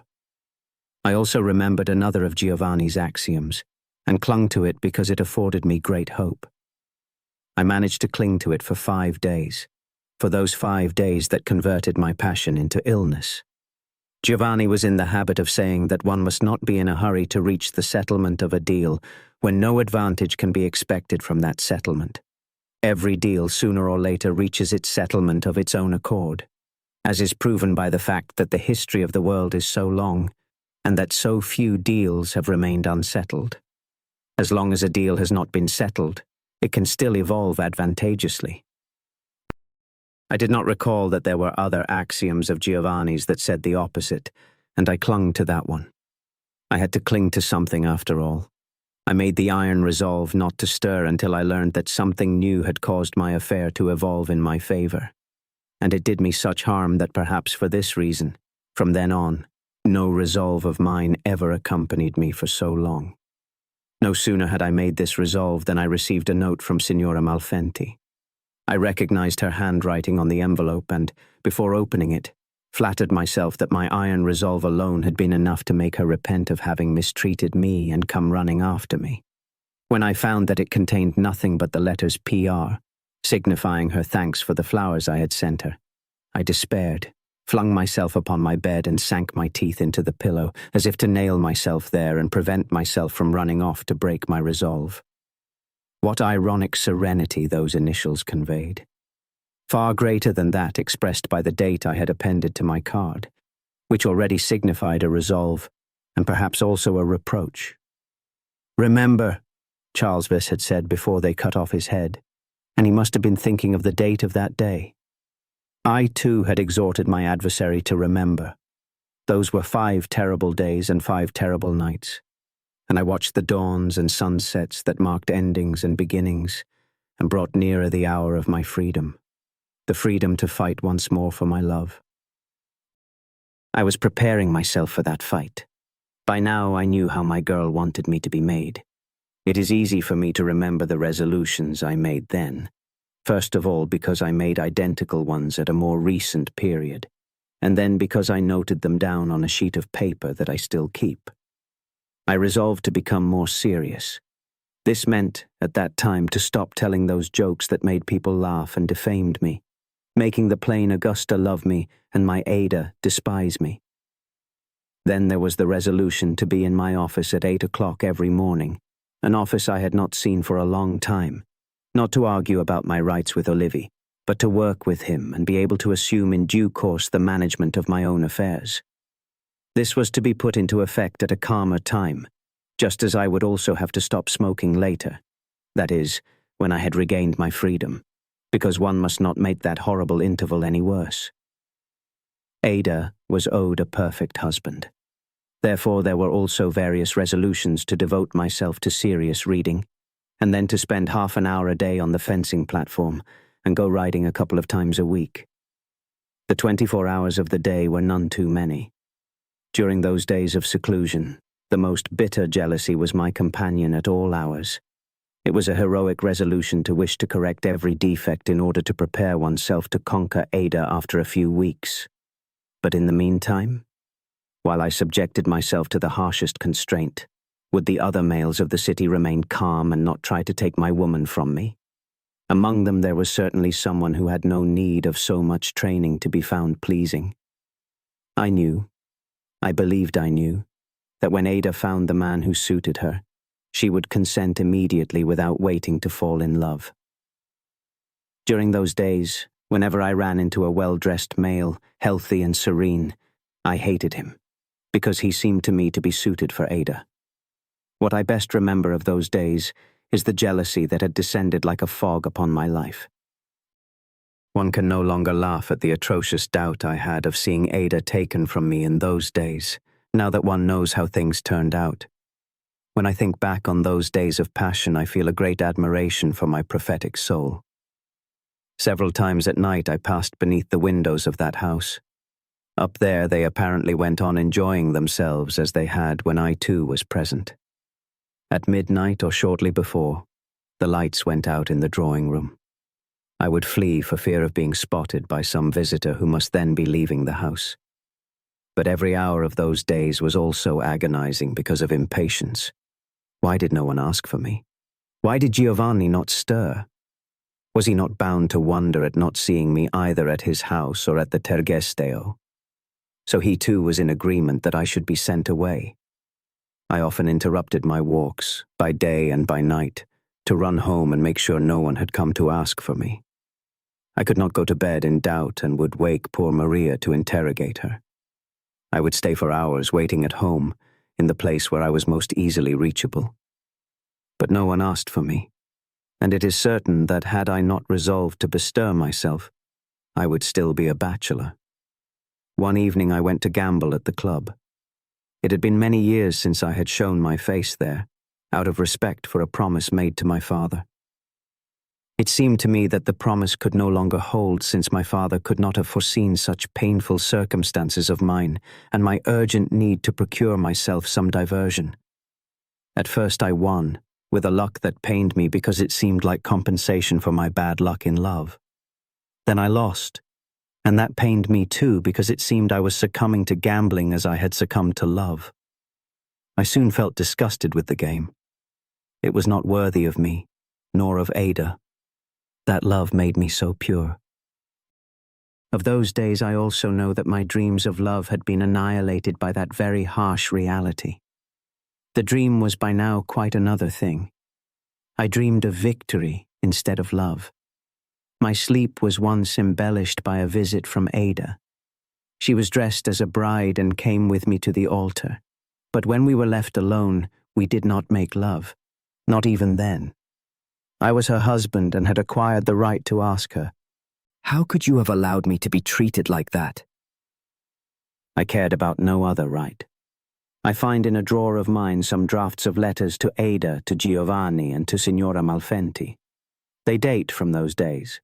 To Signora Malfenti I was writing a simple letter taking my leave before undertaking a long journey. I do not remember having had any such intention, however. I could not leave the city when I was not yet certain that no one would come looking for me. What a disaster if they had come and not found me. None of those letters was ever sent. I believe, in fact, that I had written them only to put my thoughts on paper. For many years I had considered myself ill, but with an illness that caused others to suffer rather more than myself. It was then that I came to know painful illness, a quantity of unpleasant physical sensations that made me so unhappy. They began like this. At about 1 a.m, unable to sleep, I got up and walked in the mild night until I reached a suburban cafe where I had never been before, and where therefore I would not find any acquaintance, which was most welcome to me because I wished to continue a discussion with Signora Malfenti there, one begun in bed, and in which I did not want anyone to intervene. Signora Malfenti had levelled fresh reproaches at me. She said I had tried to play footsie with her daughters. In the first place, if I had attempted anything of the sort, I had certainly done so only with Ada.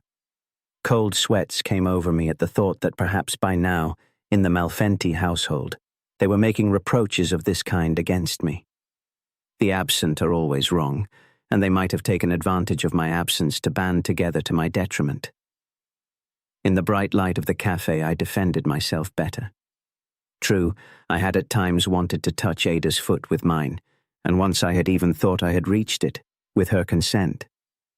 But then it turned out that I had been pressing the wooden leg of the table, and that could not have spoken. I pretended to take an interest in the billiard game. A gentleman, leaning on a crutch, came over and sat down right beside me. He ordered a lemon squash, and since the waiter was also waiting for my order, out of distraction I ordered a lemon squash too, despite the fact that I cannot stand the taste of lemon.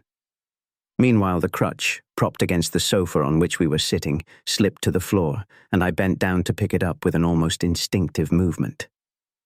"Oh, Zeno," exclaimed the poor cripple, recognizing me at the moment he was about to thank me. Tullio, I exclaimed, surprised, and held out my hand to him.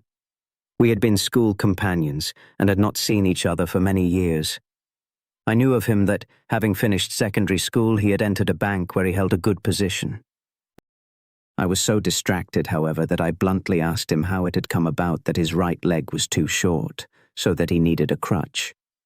In the best of humor, he told me that 6 months earlier he had fallen ill with rheumatism, which had ended up damaging his leg.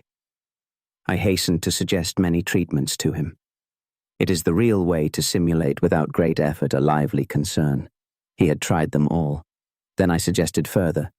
"And why are you not yet in bed at this hour? It doesn't seem to me it can do you any good to expose yourself to the night air." He joked good-naturedly.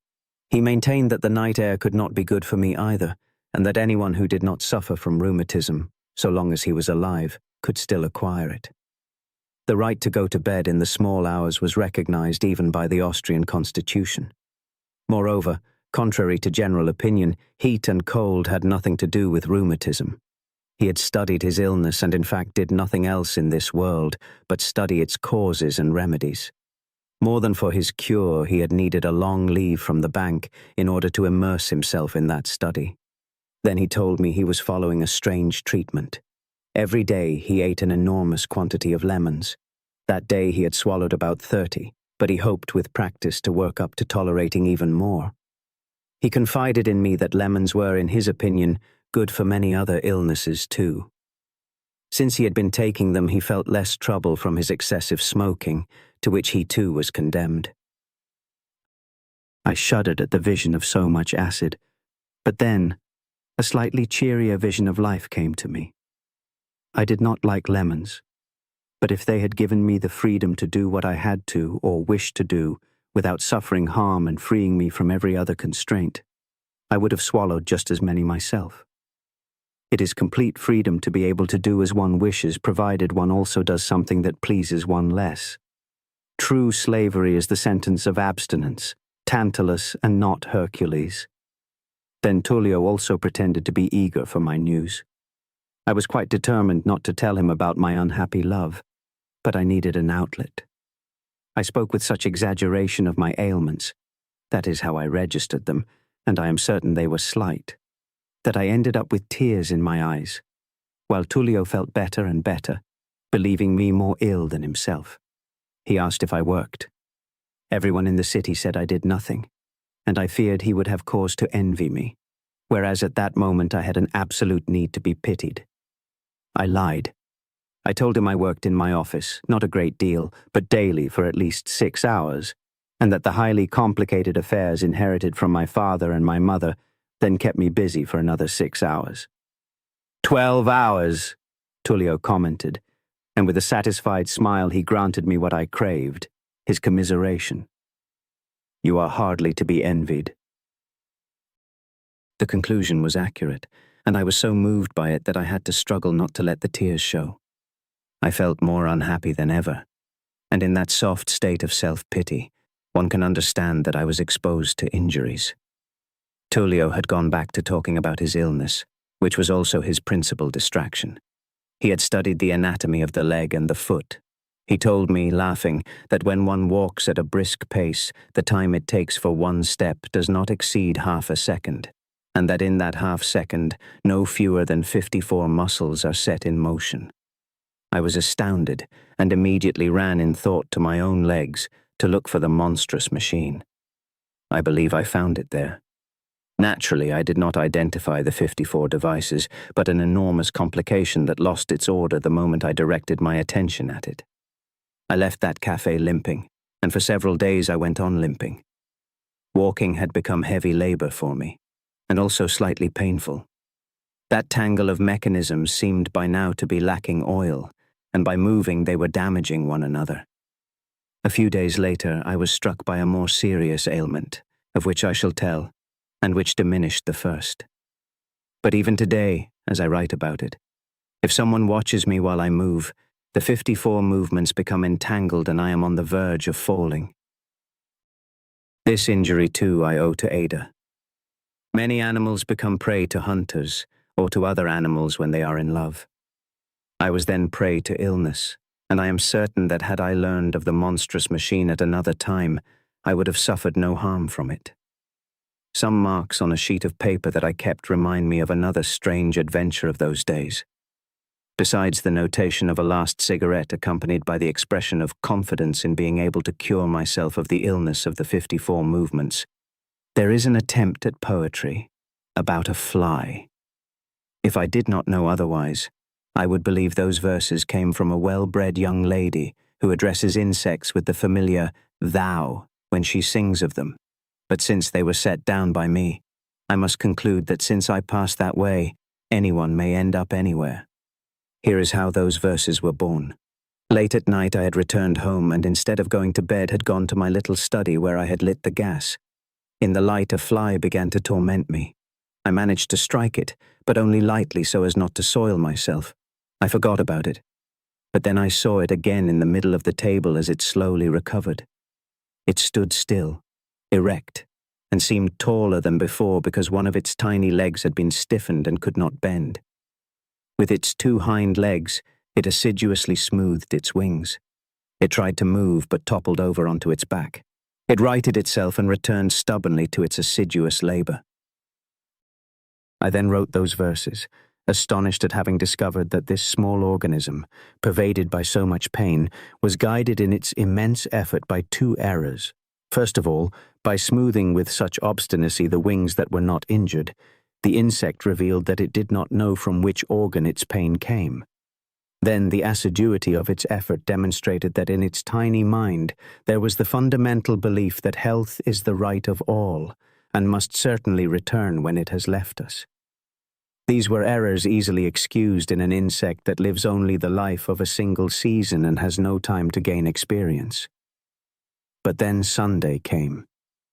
The 5th day since my last visit to the Malfenti household was expiring. I, who work so little, always maintained a great respect for the day of rest, which divides life into short periods that make it more bearable. That holiday also closed a laborious week of mine, and I was owed its joy. I did not change my plans in the slightest, but they were not to apply for that day, and I would see Ada again. I would not compromise those plans with any word, but I had to see her again because there was also the possibility that the affair had already changed in my favor, and then it would have been a great pity to go on suffering without purpose. And so, at noon, with all the haste my poor legs allowed, I ran into town and onto the street that I knew Signora Malfenti and her daughters would have to walk along on their way back from Mass. It was a festive day full of sunshine, and as I walked, I thought that perhaps the awaited novelty was waiting for me in the city, Ada's love. It was not so, but for another instant I had the illusion of it. Fortune favored me incredibly. I came face to face with Ada alone. My step and my breath failed me. What to do? My resolution would have had me step aside and let her pass with a measured greeting.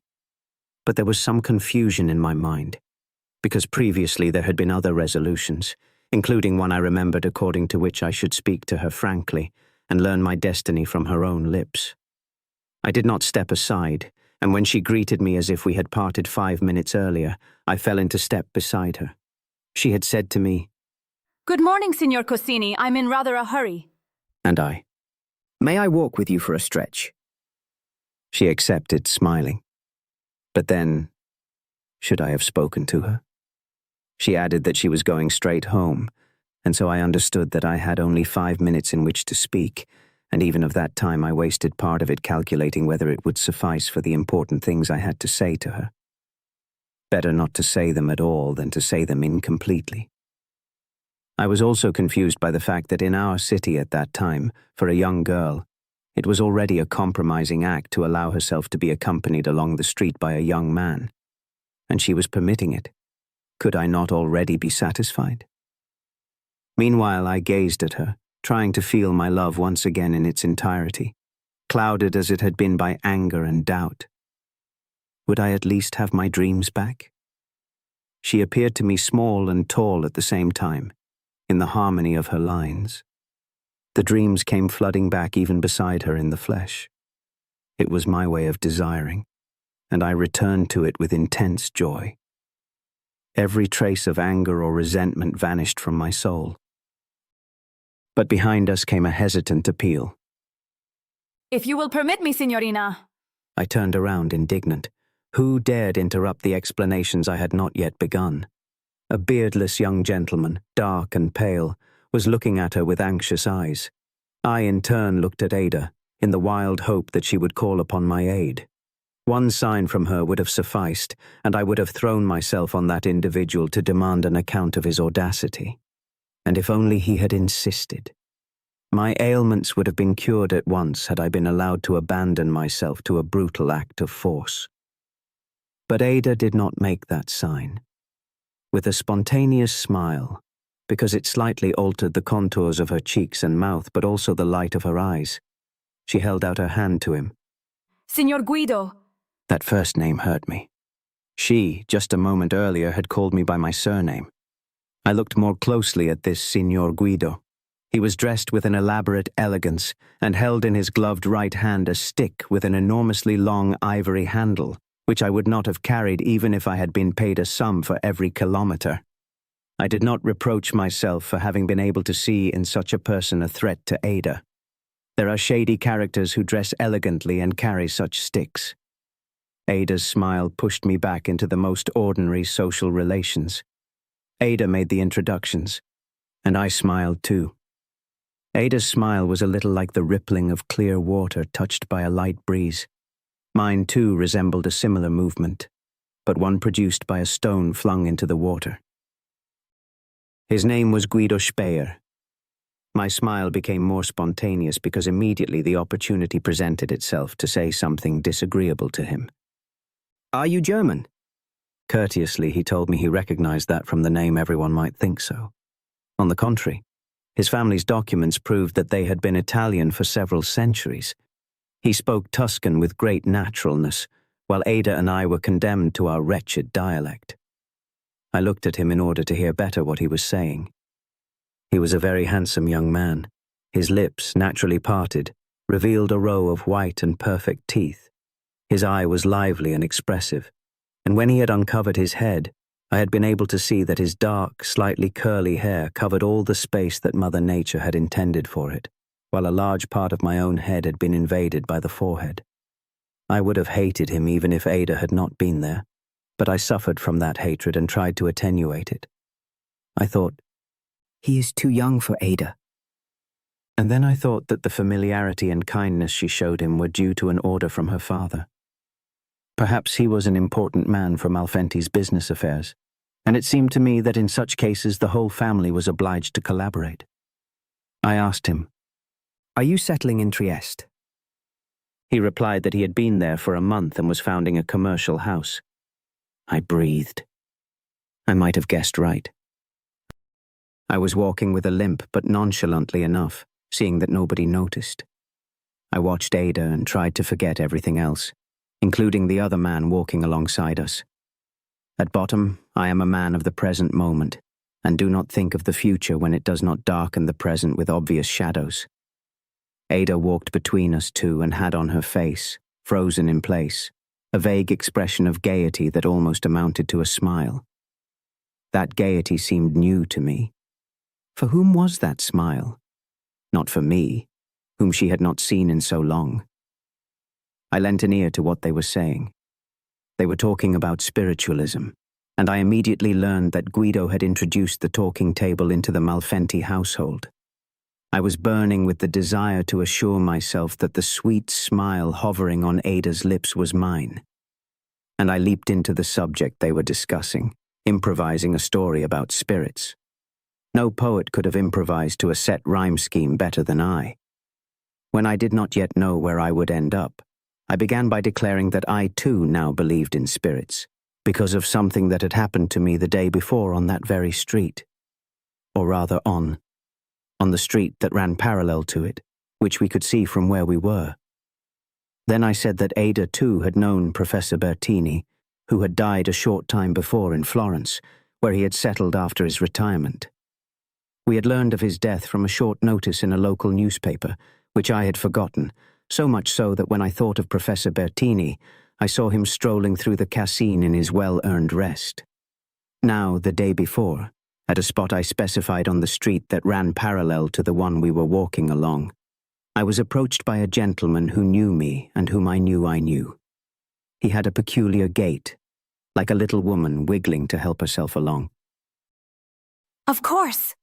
It could have been Bertini, said Ada, laughing. The laughter was mine, and encouraged, I went on.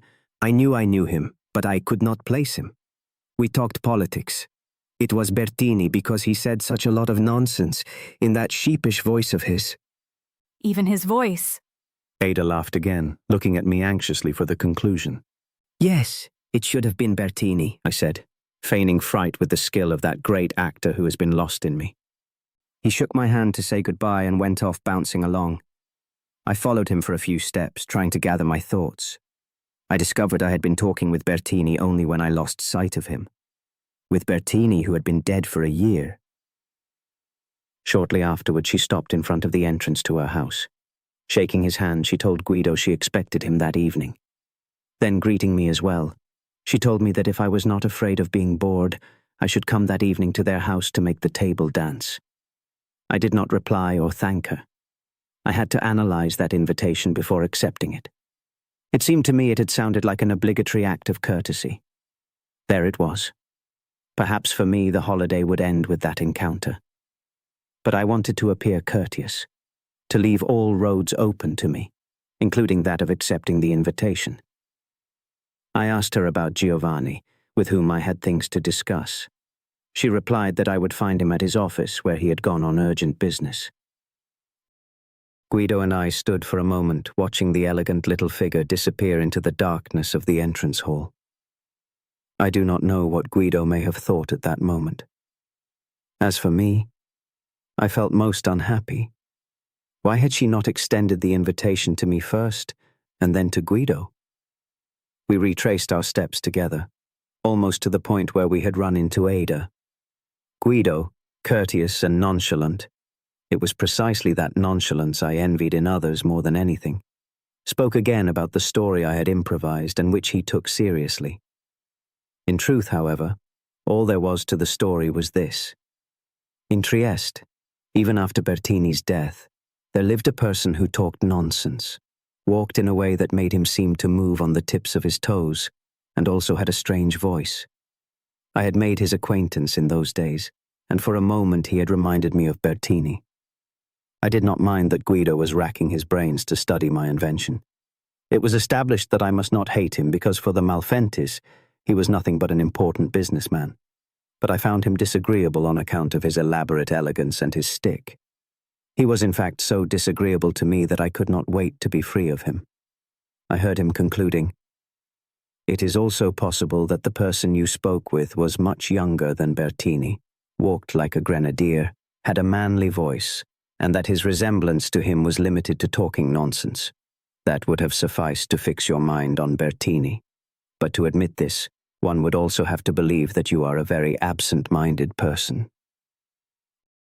I was unable to help him in his efforts. Absent-minded me? What an idea. I am a businessman. Where would I end up if I were absent-minded? Then I thought I was wasting my time. I wanted to see Giovanni. Since I had seen the daughter, I might as well see the father, who was far less important. I had to hurry if I still wanted to find him in his office. Guido continued to speculate about how much of a miracle could be attributed to the inattention of whoever performs it or whoever witnesses it. I wanted to take my leave and appear at least as nonchalant as he. The result was a haste in interrupting and leaving him that was very like a piece of brutality. For me, miracles exist and do not exist. One must not complicate them with too many stories. One must believe in them or not believe in them, and in either case things are very simple. I did not mean to show him any antipathy, so much so that with my words it seemed to me I was making him a concession, seeing as I am a convinced positivist and do not believe in miracles. But it was a concession made in great ill humor. I walked off, limping worse than ever, and hoped that Guido would not feel the need to look after me. It was absolutely necessary that I speak with Giovanni. In the meantime, he would instruct me on how I should behave that evening. I had been invited by Ada, and from Giovanni's behavior I would be able to understand whether I should accept that invitation, or rather remember that it contravened the express wishes of Signora Malfenti. Clarity was what I needed in my relations with those people, and if Sunday were not enough to provide it, I would devote Monday to it as well. I continued to contravene my own resolutions without realizing it. On the contrary, it seemed to me I was carrying out a decision reached after 5 days of meditation. That is how I described my activity during those days. Giovanni received me with a fine shouted greeting that did me good, and invited me to take a seat in an armchair placed against the wall opposite his desk. 5 minutes. I'll be right with you. And immediately after, But are you limping? I blushed. I was, however, in a vein for improvisation. I told him I had slipped while coming out of a cafe, and named the very cafe where the accident had befallen me. I feared he might attribute my tumble to mental cloudiness from alcohol, and added, laughing, the detail that when I fell I was in the company of a person afflicted with rheumatism, who was limping. A clerk and 2 porters stood beside Giovanni's desk. There must have been some disorder in a consignment of goods, and Giovanni was making one of those brusque interventions of his in the running of his warehouse, which he rarely concerned himself with, wanting to keep his mind free to do, as he put it, only what no one else could have done in his place. He was shouting louder than usual, as if he wanted to engrave his instructions in his employees' ears. I believe it was a matter of establishing the procedure for reports between the office and the warehouse. This slip, Giovanni shouted, passing from his right hand to his left, a slip he had torn from a ledger, will be signed by you, and the clerk who receives it will give you an identical one signed by him. He stared his interlocutors in the face, now through his spectacles, now over the top of them, and concluded with another shout. Have you understood? He was about to start his explanations again from the beginning, but it seemed to me I was losing too much time. I had the curious feeling that by hurrying I could do a better job of fighting for Ada, while I then discovered with great surprise that no one was waiting for me, that I was waiting for no one, and that there was nothing for me to do. I went up to Giovanni with my hand extended. I'll come to your house this evening. He was immediately at my side, while the others drew back. Why haven't we seen you for such a long time? He asked with simplicity. I was struck with an amazement that confused me. This was the very question Ada had not asked me and to which I had been entitled. Had those others not been there, I would have spoken sincerely with Giovanni, who had asked me that question and thus proved his innocence in what I now felt to be a conspiracy against me. He alone was innocent and deserved my trust. Perhaps I did not think with such clarity at that moment, and the proof of it is that I did not have the patience to wait for the clerk and the porters to leave. And besides, I wanted to study whether perhaps Ada had been prevented from asking that question by the unexpected arrival of Guido. But Giovanni too prevented me from speaking, showing great eagerness to return to his work. We'll see each other this evening, then. You'll hear a violinist the likes of which you have never heard. He presents himself as an amateur of the violin only because he has so much money that he does not deign to make it his profession. He intends to devote himself to commerce. He shrugged his shoulders in a gesture of disdain. I, who love commerce, would sell nothing but notes if I were in his place. I don't know whether you know him, a certain Guido Spear. Really? Really? I said, feigning pleasure, shaking my head and opening my mouth, moving in short everything I could reach by an act of will. That handsome young man could also play the violin? Really? That well? I hoped Giovanni had been joking, and that with his exaggerated praise he had meant to imply that Guido was nothing but a scraper of the violin. But he shook his head. Still full of great admiration, I shook his hand. Goodbye. I limped toward the door. I was stopped by a doubt. Perhaps I would have done better not to accept the invitation, in which case I should have forewarned Giovanni. I turned to go back to him, but then I noticed that he was watching me with great attention, leaning forward to see me more closely. This I could not bear, and I left. A violinist. If it was true that he played so well, I was simply a ruined man. If only I had not played that instrument myself, or had not let myself be persuaded to play it in the Malfenti household. I had brought the violin into that house not to conquer people's hearts with my playing, but as a pretext for prolonging my visits. I had been a fool. I could have used so many other less compromising pretexts. No one can say that I harbor illusions about myself. I know I have a lofty musical sensibility, and it is not out of affectation that I seek out the most complex music, but my very lofty musical sensibility warns me, and warned me years ago, that I shall never come to play in a way that gives pleasure to those who listen to me. If I nevertheless continue to play, I do so for the same reason I continue to treat myself. I could play well if I were not ill, and I pursue health even when I study the equilibrium on the 4 strings. There is a slight paralysis in my organism, and on the violin it is revealed in its entirety, and therefore more easily curable. Even the lowest being, when he knows what triplets, quadruplets, and sextuplets are, can pass from one to the other with rhythmic exactness, just as his eye can pass from one color to another. But for me, once I have played one of those figures, it sticks to me, and I cannot free myself from it, so that it intrudes upon the following figure and deforms it. To put the notes in the right place, I have to beat time with my feet and my head. But farewell nonchalance, farewell serenity, farewell music. The music that comes from a balanced organism is itself the time that it creates and exhausts. When I make music like that, I shall be cured. For the first time I thought of leaving the field, abandoning Trieste and going elsewhere in search of diversion. There was nothing more to hope for. Ada was lost to me. I was certain of it. Did I not know that she would marry a man only after having weighed and evaluated him as if it were a question of awarding him an academic honor? It seemed ridiculous to me because truly, the violin among human beings should not have counted in the choice of a husband. But this did not save me. I sensed the importance of that sound. It was as decisive as it is among songbirds. I shut myself away in my study, and the holiday for everyone else was not yet over. I took the violin out of its case, undecided whether to smash it to pieces or play it. Then I tried it out as if I wished to bid it a last farewell, and finally I set to studying the eternal Kreutzer. In that very same spot I had made my bow travel so many kilometers that in my disorientation I mechanically set about traveling more of them. All who have devoted themselves to those accursed 4 strings know how, as long as one lives in isolation, one believes that every small effort brings a corresponding advance.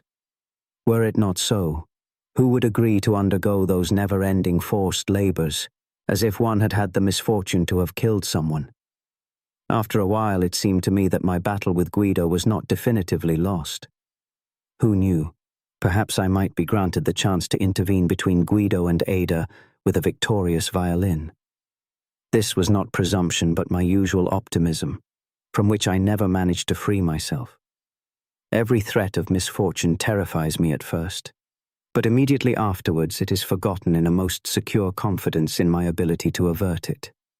Then, too, all that was needed was to make my assessment of my own abilities as a violinist more favorable. In the arts in general, it is well known that a sure judgment results from comparison, and comparison was what was lacking. And besides, one's own violin echoes so close to the ear that it has a short way to the heart. When tired, I stopped playing. I said to myself, "Bravo, Zeno, you have earned your bread." Without the slightest hesitation, I went to the Malfentis. I had accepted the invitation and now could not be absent. It seemed to me a good omen that the maid welcomed me with a friendly smile, and the question of whether I had been ill, since I had not come for such a long time. I gave her a tip, through her the whole family, of which she was the representative, was asking me that question. She led me to the drawing room, which was plunged into the deepest darkness. Arriving from the full light of the entrance hall, for a moment I saw nothing and dared not move. Then I made out several figures arranged around a small table at the far end of the drawing room, quite far from me. I was greeted by Ada's voice, which in the darkness seemed sensual to me. Smiling, a caress. Take a seat over there, and do not disturb the spirits. If she went on like that, I would certainly not disturb them. From another point on the table's perimeter echoed another voice, Alberta's, or perhaps Augusta's. If you'd like to take part in the evocation, there's still a little place free here. I was firmly resolved not to let myself be set aside, and I advanced resolutely toward the point from which Ada's greeting had come. I struck my knee against the corner of that Venetian table, which was all corners.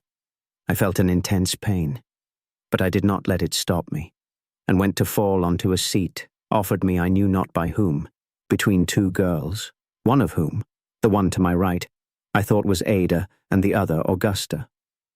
Immediately, to avoid any contact with the latter, I leaned toward the former. But I had the doubt that I was mistaken, and I asked my right-hand neighbor in order to hear her voice. Have you already had any communications from the spirits? Guido, who seemed to be sitting opposite me, interrupted. Imperiously he shouted, "Silence!" Then more gently, "Concentrate, and think intently of the deceased you wish to evoke." I have no aversion to attempts of any kind to spy upon the world beyond. I was even annoyed that I had not been the one to introduce that table into Giovanni's house, since it was meeting with such success. But I did not feel like obeying Guido's orders, and so I did not concentrate in the least. Besides, I had reproached myself so many times for having allowed things to reach this point without having said a clear word to Ada, that since I had the girl beside me, in that darkness so favorable, I would clear up everything. I was held back only by the sweetness of having her so close to me after having feared I had lost her forever. I sensed the sweetness of the warm fabrics brushing against my clothes, and also thought that, pressed together as we were, mine was touching her little foot, which in the evening I knew to be shod in a patent leather ankle boot. It was almost too much after too long a martyrdom. Guido spoke again. "I beg of you, concentrate. Now implore the spirit you invoked to manifest itself by moving the table." I was pleased that he continued to occupy himself with the table. By now it was clear that Ada was resigning herself to bearing almost all my weight. If she had not loved me, she would not have tolerated me. The hour of clarity had come. I took my right hand off the table and ever so gently placed my arm around her waist. "I love you, Ada," I said in a low voice, bringing my face close to hers so that she might hear me better. The girl did not respond at once. Then, with a breath of a voice but the voice of Augusta, she said to me, Why didn't you come for such a long time? The surprise and the displeasure nearly made me topple from my seat. I immediately felt that while I had to finally eliminate that vexing girl from my destiny, I still had to show her the consideration that a good gentleman such as I am must pay to the woman who loves him, even if she be the plainest ever created. How she loved me. In my pain, I felt her love. It could only have been love that had suggested to her not to tell me she was not Ada, but to ask me the question I had awaited from Ada in vain, and which she, on the other hand, had certainly prepared to put to me the moment she saw me again. I followed an instinct of mine and did not answer her question. But after a brief hesitation, I said to her, I am glad nonetheless to have confided in you, Augusta, whom I believe to be so good. I immediately regained my balance on my tripod. I could not have clarity with Ada, but in the meantime I had it, complete, with Augusta. Here there could be no further misunderstandings. Guido admonished again. If you won't be quiet, there is no point in our spending our time here in the dark. He did not know it, but I still needed a little darkness to isolate myself and allow me to collect my thoughts. I had discovered my error, and the only balance I had regained was that on my seat. I would have spoken to Ada, but in the clear light. I had the suspicion that on my left there was not she, but Alberta. How was I to make sure? The doubt nearly made me fall to the left, and to regain my balance I leaned on the table.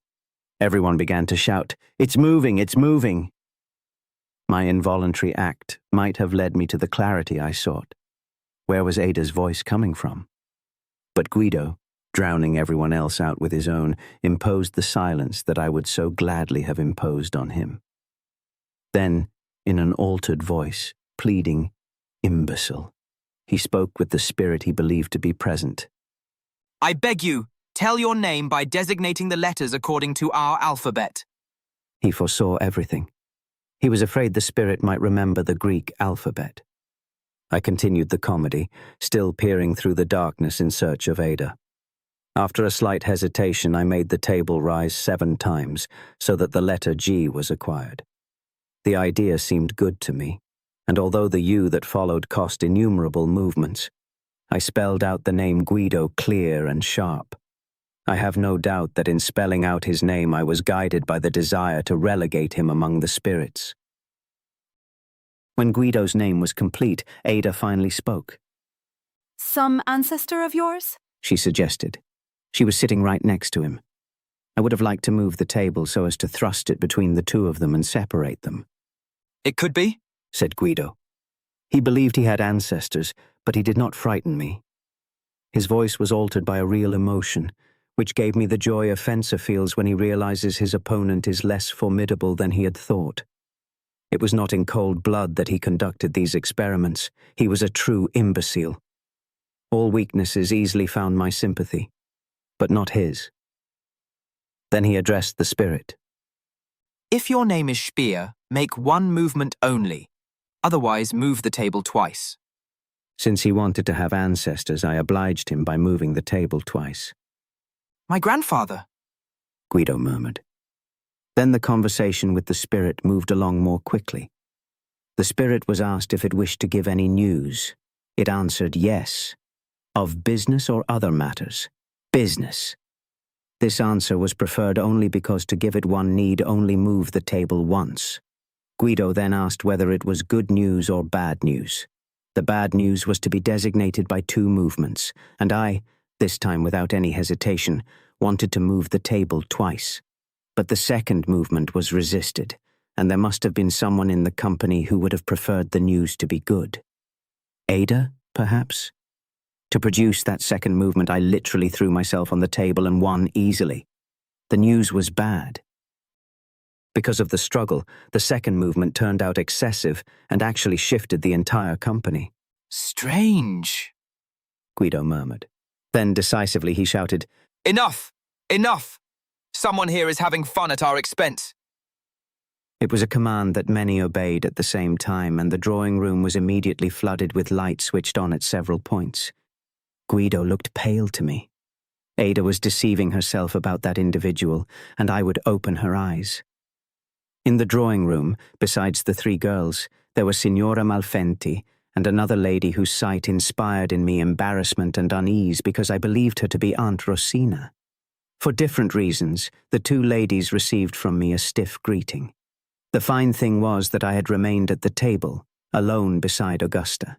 It was a fresh, compromising situation, but I could not bring myself to join all the others, who were gathered around Guido as he explained with some vehemence how he had realized the table was being moved not by a spirit, but by a mischief maker in flesh and blood. It was not Ada, but he himself who had tried to restrain the table when it had become too talkative. He was saying, I held the table with all my strength to prevent it from moving a second time. Someone literally had to throw themselves on it to overcome my resistance. A fine spiritualism his was. A powerful effort could not have come from a spirit. I looked at poor Augusta to see what expression she wore after having received my declaration of love for her sister. She was very red, but she was looking at me with a kindly smile. Only then did she decide to confirm she had heard that declaration. I won't tell anyone, she said to me in a low voice. This pleased me very much. Thank you, I murmured, pressing her hand, which was not small but perfectly shaped.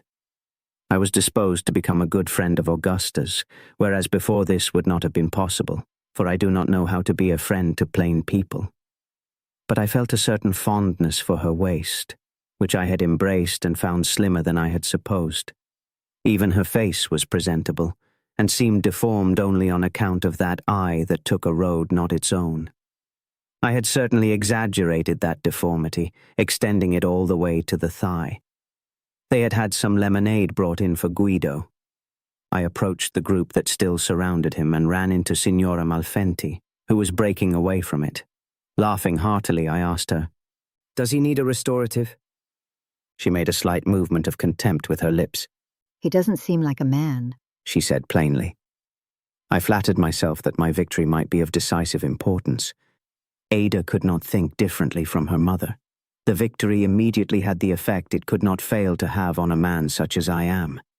All my resentment vanished, and I did not want Guido to suffer any further. Certainly the world would be less harsh if many people resembled me. I sat down beside him, and without looking at the others said to him, You must forgive me, Signor Guido. I allowed myself a joke in bad taste. It was I who made the table declare it was being moved by a spirit bearing your very name. I would not have done it had I known that your grandfather also had that name. Guido betrayed in his expression, which brightened, how important my communication was to him. He did not wish to admit it, however, and said to me, These ladies are too kind. I have no need of comfort whatsoever. The thing is of no importance. I thank you for your sincerity, but I had already guessed that someone had put on my grandfather's wig.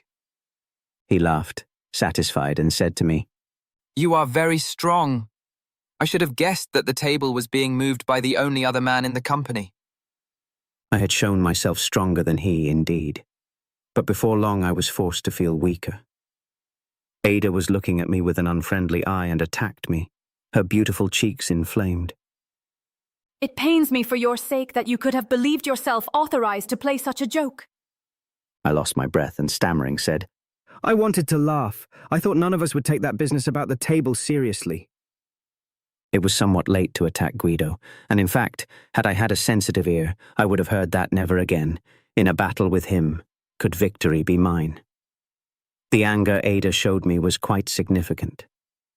How did I not understand that she was already entirely his? But I persisted in the thought that he did not deserve her because he was not the man her serious eye was seeking. Had not even Signora Malfenti felt it? Everyone rallied to my defense and made my situation worse. Signora Malfenti said, laughing, It was only a joke, and a very successful one. Aunt Rosina's large body was still heaving with laughter, and she said admiringly, Magnificent. I was displeased that Guido was so friendly. He, of course, cared about nothing except being sure that the bad news the table had given him had not been brought by a spirit. He said to me, I bet that at first you didn't move the table on purpose. You probably moved it the first time without meaning to, and only afterwards decided to move it with malicious intent.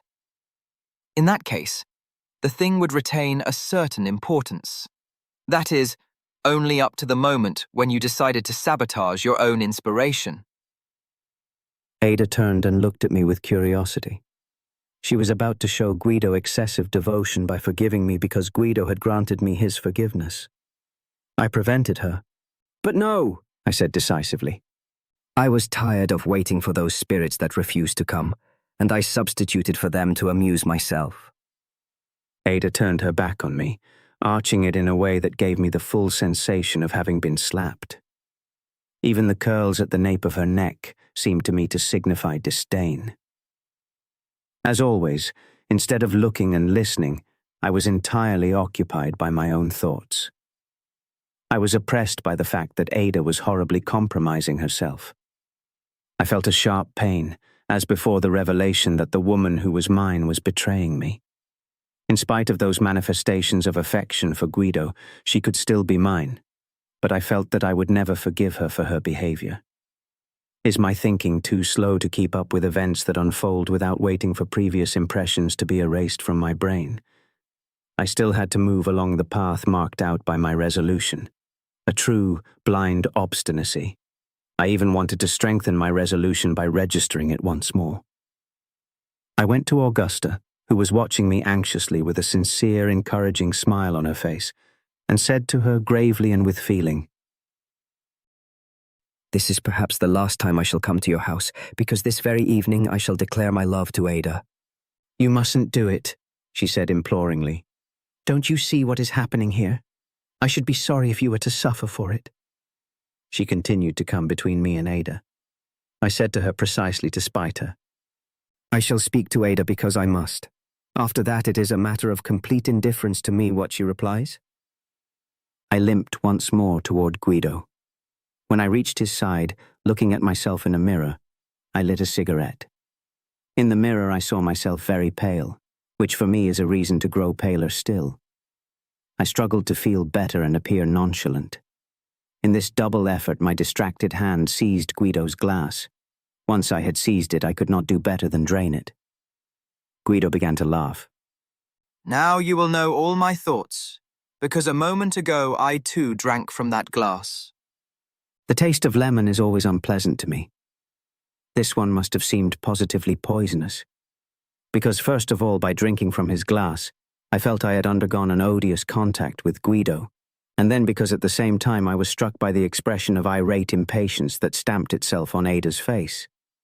She immediately summoned the maid to order another glass of lemonade, and insisted on the order despite Guido's declaring he was no longer thirsty. Then I truly was pitiable. She was compromising herself more and more. "Forgive me, Ada," I said to her softly, looking at her as if I expected some explanation. "I did not mean to displease you." Then I was seized by the fear that my eyes would fill with tears. I wanted to save myself from ridicule. I cried out, "I've squirted lemon in my eye." I covered my eyes with my handkerchief, and therefore no longer had to watch my tears. I had only to take care not to sob. I shall never forget that darkness behind the handkerchief. In it I was hiding my tears, but also a moment of madness. I thought that I would tell her everything, that she would understand and love me, and that I would never forgive her again. I removed the handkerchief from my face, let everyone see my tearful eyes, and made an effort to laugh and make others laugh. "I bet Signor Giovanni sends home citric acid to make the lemon drinks." At that moment Giovanni arrived and greeted me with his usual great cordiality. I derived a small comfort from it, but it did not last long, because he declared he had come home earlier than usual out of a desire to hear Guido play.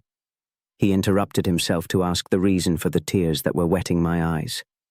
They told him about my suspicions regarding the quality of his lemon drinks, and he laughed.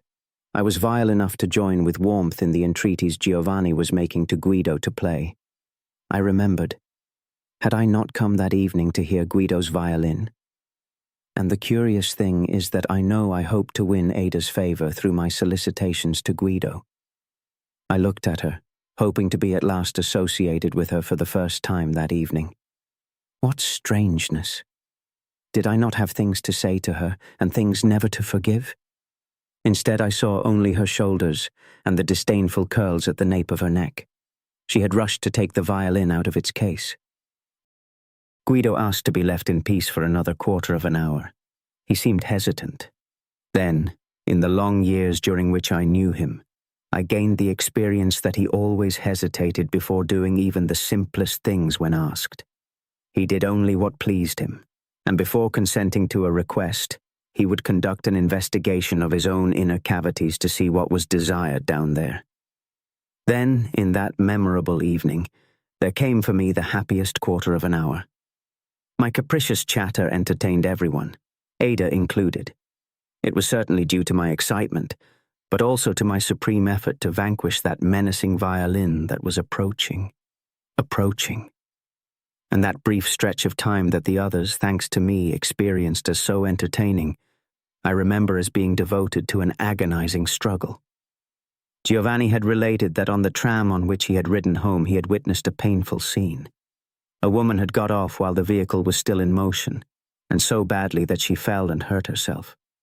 Giovanni described with a little exaggeration his anxiety upon realizing that the woman was preparing to make that leap, and in such a way that it was evident she would be thrown to the ground and perhaps run over. It was very painful to foresee it and no longer be in time to save her. I had a brainstorm. I related that for those attacks of vertigo that had made me suffer in the past, I had discovered a remedy. When I saw a gymnast performing his exercises too high up, or when I witnessed an elderly or unskilled person getting off a moving tram, I freed myself from all anxiety by wishing them harm. I even went so far as to modulate the words with which I wished them to crash and shatter themselves. This calmed me enormously, so that I could remain completely passive in the face of the threatened disaster. If my wishes then went unfulfilled, I could consider myself even more content. Guido was enchanted by my idea, which struck him as a psychological discovery. He analyzed it as he did with all trifles. He could not wait to try the remedy. But he made one reservation, that the ill wishes should not actually increase the number of disasters. Ada joined in his laughter, and even gave me an admiring glance. I, fool that I am, felt great satisfaction at this. But I also discovered that it was not true that I would never be able to forgive her. This too was a great advantage. We laughed together a great deal, like good young people who are fond of one another. At a certain moment I had ended up in one part of the drawing room, alone with Aunt Rosina. She was still talking about the table. Quite stout, she sat motionless on her chair, talking to me without looking at me. I found a way to let the others know I was bored, and they all watched, without the aunt seeing them, discreetly laughing. To increase the hilarity, I thought of saying to her without any preparation, "But, Signora, you are very much recovered. I find you rejuvenated." There would have been something to laugh at if she had got angry. But the lady, instead of getting angry, showed herself most grateful and told me that she had indeed recovered a great deal after a recent illness. I was so astonished by this reply that my face must have assumed a very comical aspect, so that the hilarity I had hoped for was not lacking.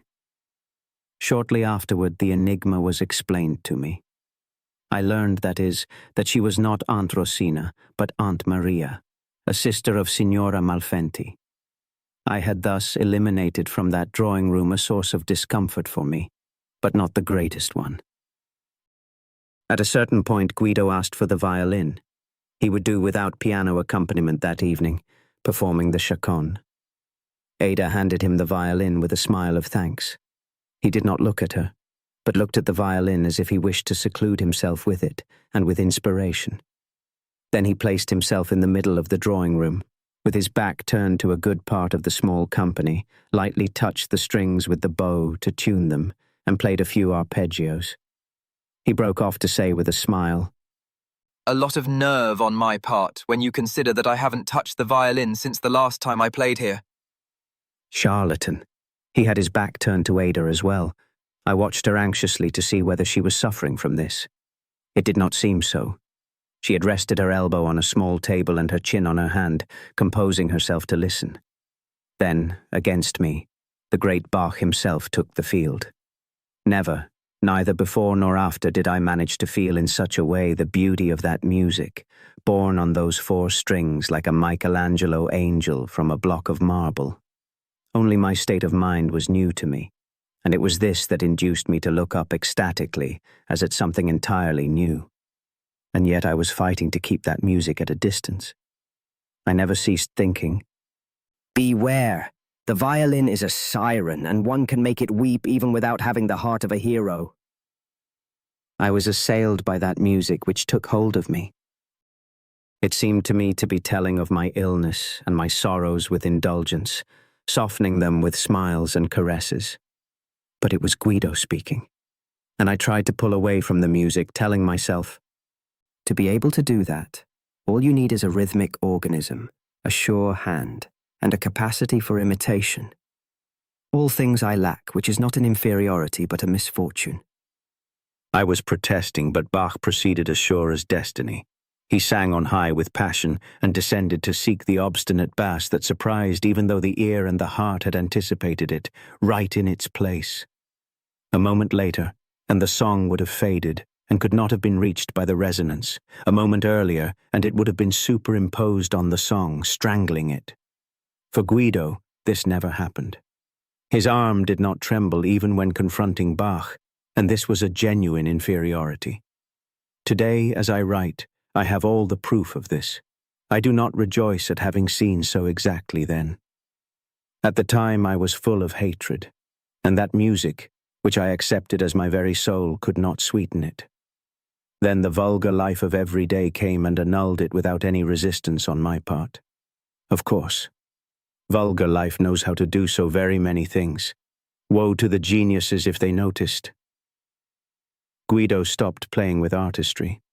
No one applauded except Giovanni, and for a few moments no one spoke. Then, unfortunately, I felt the need to speak. How did I dare to do so before people who knew my violin? It seemed as if my violin were speaking, my violin that yearned in vain for music, reproaching the other on which, there was no denying it, music had become life, light, and air. Very good, I said, and it had all the ring of a concession rather than applause. but I don't understand why, toward the close, you chose to separate those notes that Bach marked as legato. I knew the chaconne note for note.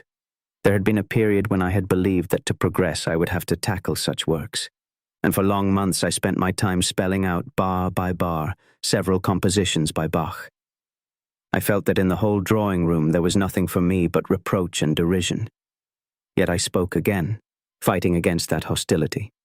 Bach, I added, is so modest in his means that he does not permit a bow handled in that fashion. I was probably right, but it was also certain that I could not have handled the bow in that fashion. Guido was immediately just as much in the wrong as I had been. He declared, "Perhaps Bach did not know the possibilities of that expression. I make him a gift of it."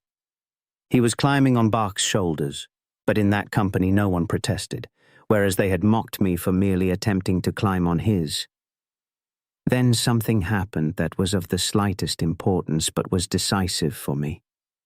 From a room quite far from us echoed the screams of little Anna.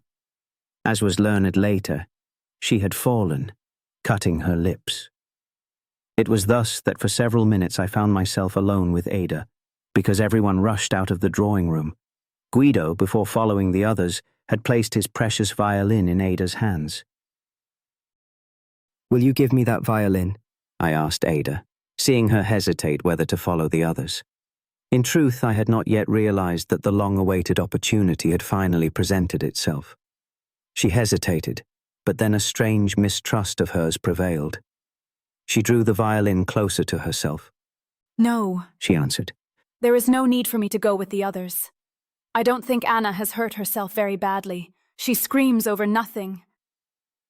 She sat down with her violin, and it seemed to me that by this act she had invited me to speak. Besides, how could I have gone home without having spoken? What would I have done in that long night? I could see myself tossing from right to left in my bed, or running through the streets or gambling houses in search of diversion. No, I must not leave that house without having procured for myself clarity and calm. I tried to be simple and brief. I was also compelled to be, because I was short of breath. I said to her, "I love you, Ada. Why would you not permit me to speak of it to your father?" She looked at me, astonished and frightened. I feared she would start screaming like the little girl out there. I knew that her serene eye and her face of such precise lines did not know love, but so far from love as now I had never seen her. She began to speak and said something that must have been a sort of preamble. But I wanted clarity, a yes or a no. Perhaps what seemed to me a hesitation was already offensive.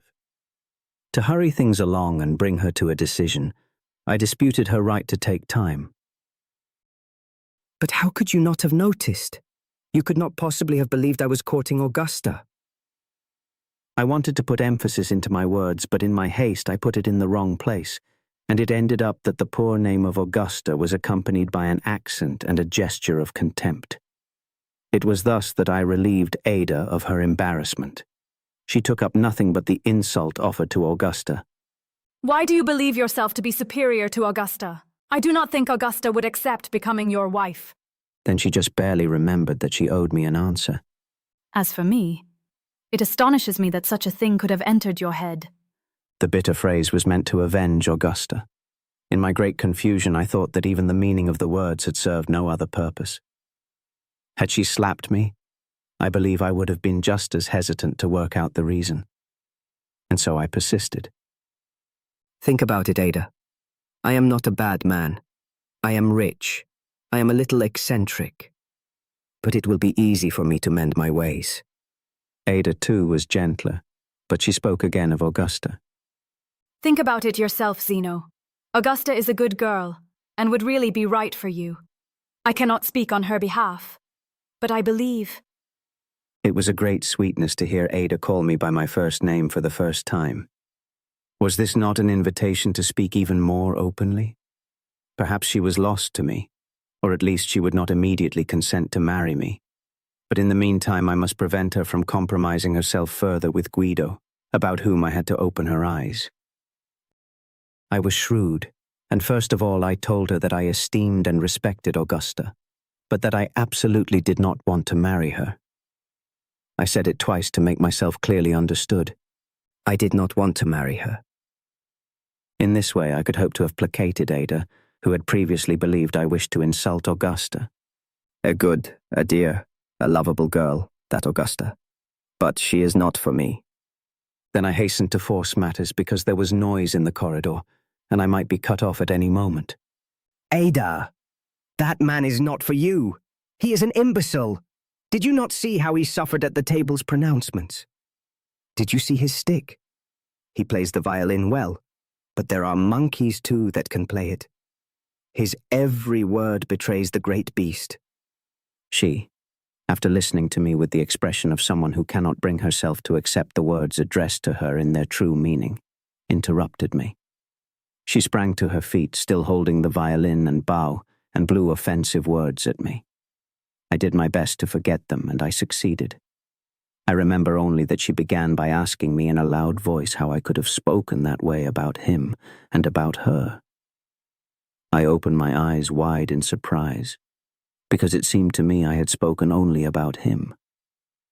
I forgot the many scornful words she hurled at me, but not her beautiful, noble, healthy face, reddened by indignation, its lines made more precise, almost marmoreal, by outrage. That I never forgot. And when I think of my love and my youth, I see once more the beautiful, noble, healthy face of Ada at the moment when she definitively eliminated me from her destiny. They all came back in a group around Signora Malfenti, who was holding the still weeping Anna in her arms. No one paid any attention to me or to Ada, and I, without saying goodbye to anyone, left the drawing room. In the corridor I took my hat. Curious. No one came to hold me back. Then I held myself back, remembering that I must not fail in the rules of good manners, and that before leaving I ought to take a proper leave of everyone. The truth is that I have no doubt I was prevented from leaving that house by the conviction that all too soon the night would begin, a night even worse than the 5 nights that had preceded it. I, who finally had clarity, now felt another need, that of peace, peace with everyone. Had I been able to eliminate all harshness from my relations with Ada and with all the others, it would have been easier for me to sleep. Why should such harshness persist? I could not even blame Guido, who, even if he had no merit in the matter, certainly had no fault in having been preferred by Ada. She was the only one who had noticed my stroll in the corridor, and when she saw me return, she looked at me anxiously. Did she fear a scene? I immediately wanted to reassure her. I passed beside her and murmured, "Forgive me for having offended you." She took my hand and, reassured, pressed it. It was a great comfort. I closed my eyes for an instant to be alone with my soul and see how much peace had come to it. My destiny willed that while everyone was still occupied with the child, I should find myself seated next to Alberta.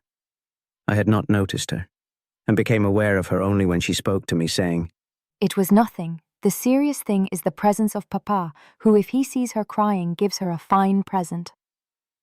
I ceased analyzing myself because I saw myself whole. In order to have peace, I would have to ensure that this drawing room was never again closed to me. I looked at Alberta. She resembled Ada. She was a little smaller and bore upon her frame evident traces of childhood not yet erased. She easily raised her voice, and her laughter, often excessive, contracted her small face and reddened it. Curious. At that moment I recalled a recommendation of my father's.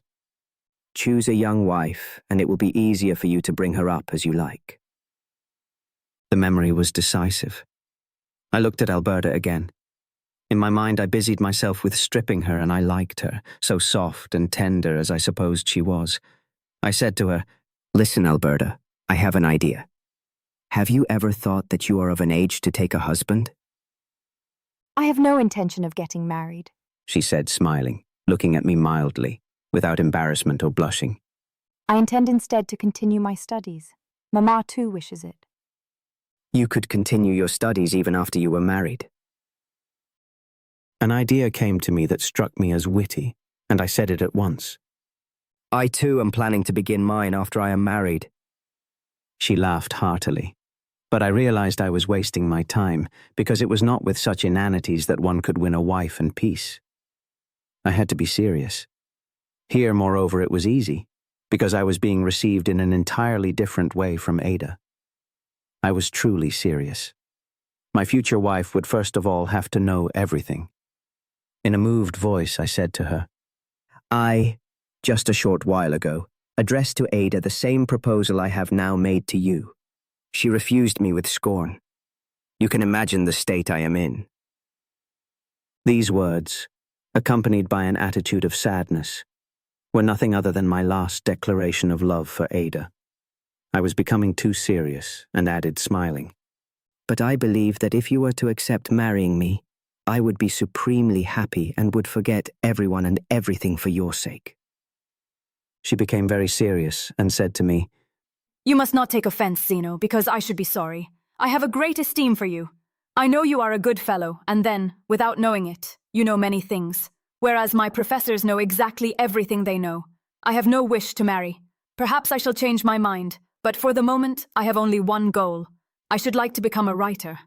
You see what trust I show you. I have never told anyone, and I hope you will not betray me. For my part, I promise you I shall not repeat your proposal to anyone. But on the contrary, you may tell everyone. I interrupted her with irritation. I felt myself once more under the threat of being expelled from that drawing room, and I rushed for cover. There was, moreover, only one way to attenuate in Alberta the pride of having been able to refuse me, and I adopted it the moment I discovered it. I said to her, I shall now make the same proposal to Augusta, and I shall tell everyone that I married her because her two sisters refused me. I was laughing with an excessive good humor that had seized me as a result of the strangeness of my behavior.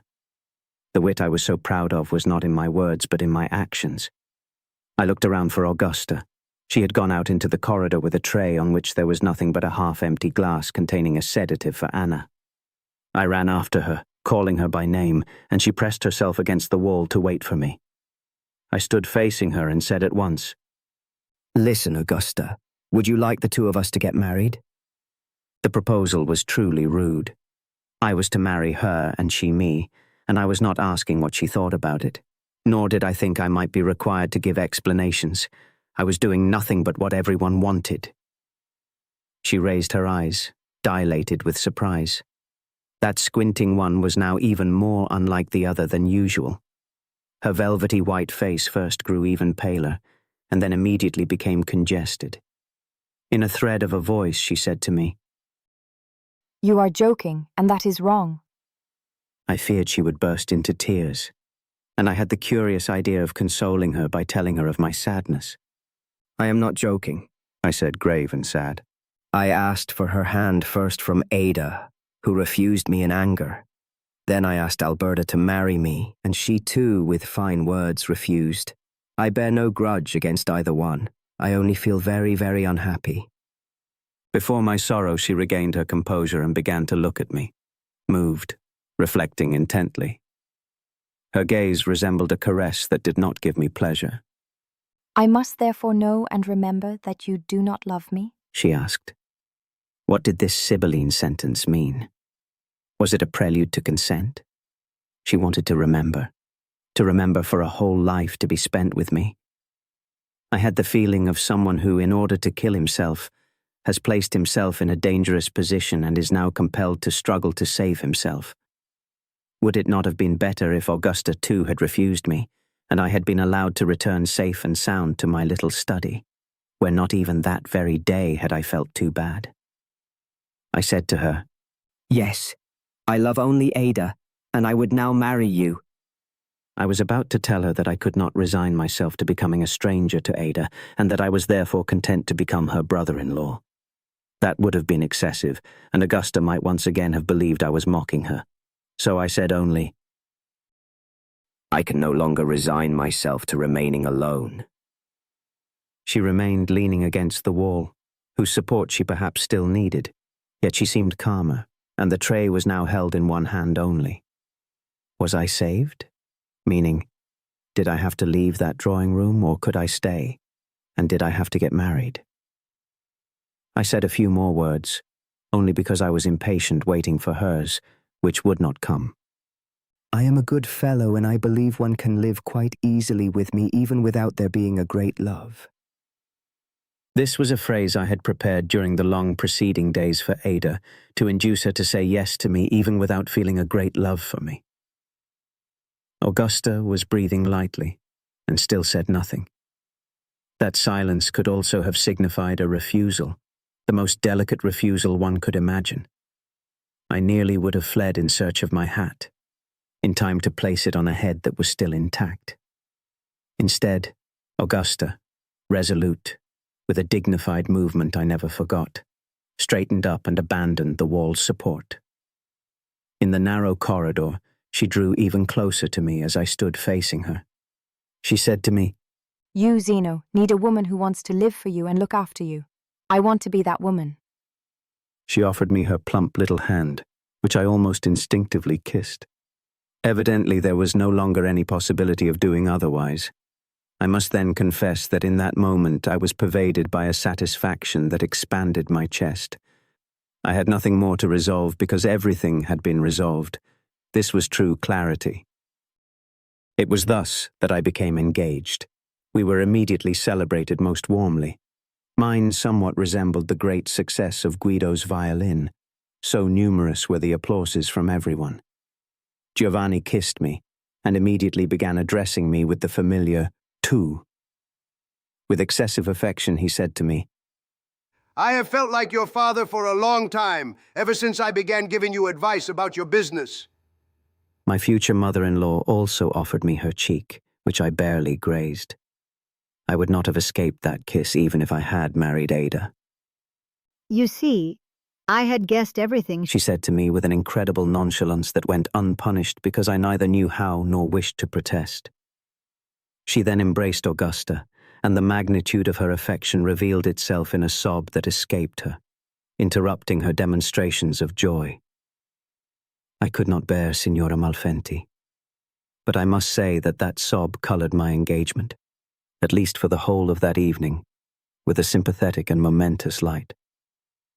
Alberta, beaming, shook my hand. I want to be a good sister to you. And Ada. Bravo, Zeno.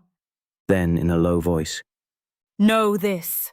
Never has a man who believed he had acted precipitously behaved more wisely than you. Guido gave me a great surprise.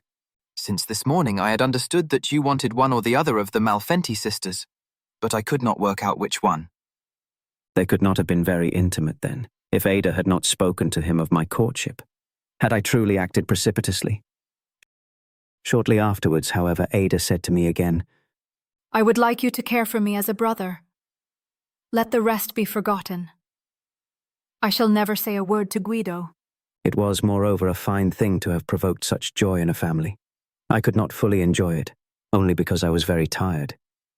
I was even drowsy. This proved that I had acted with great shrewdness. My night would be a good one. At dinner, Augusta and I sat mute amid the celebrations being given in our honor. She felt the need to excuse her inability to take part in the general conversation. I cannot say a thing. You must remember that half an hour ago I did not know what was about to happen to me. She always told the exact truth. She was caught between laughter and tears, and looked at me. I too wanted to caress her with my gaze and do not know whether I succeeded.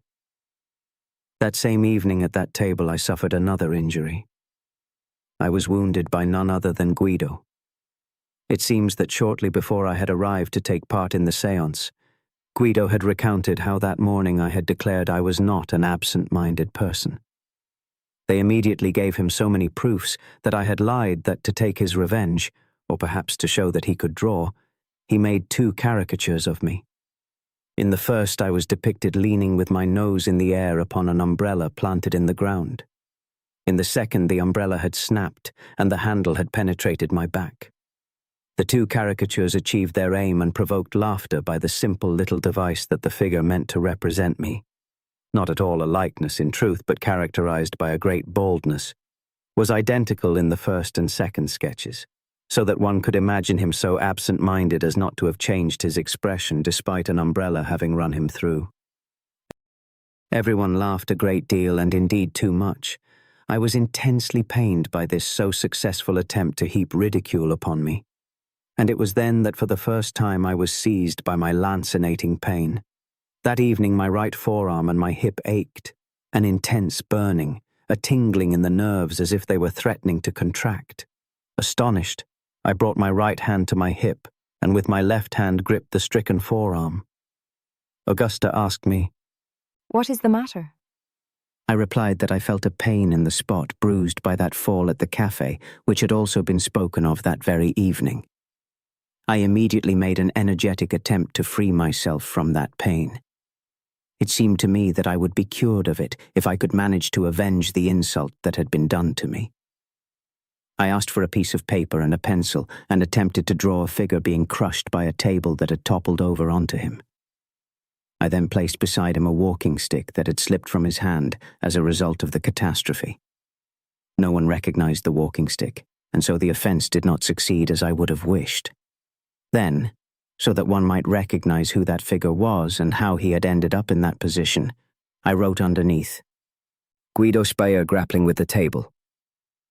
Besides, all that could be seen of the wretch beneath the table were his legs, which might have resembled Guido's had I not deliberately mangled them, and the spirit of revenge not intervened to worsen my already quite childish drawing.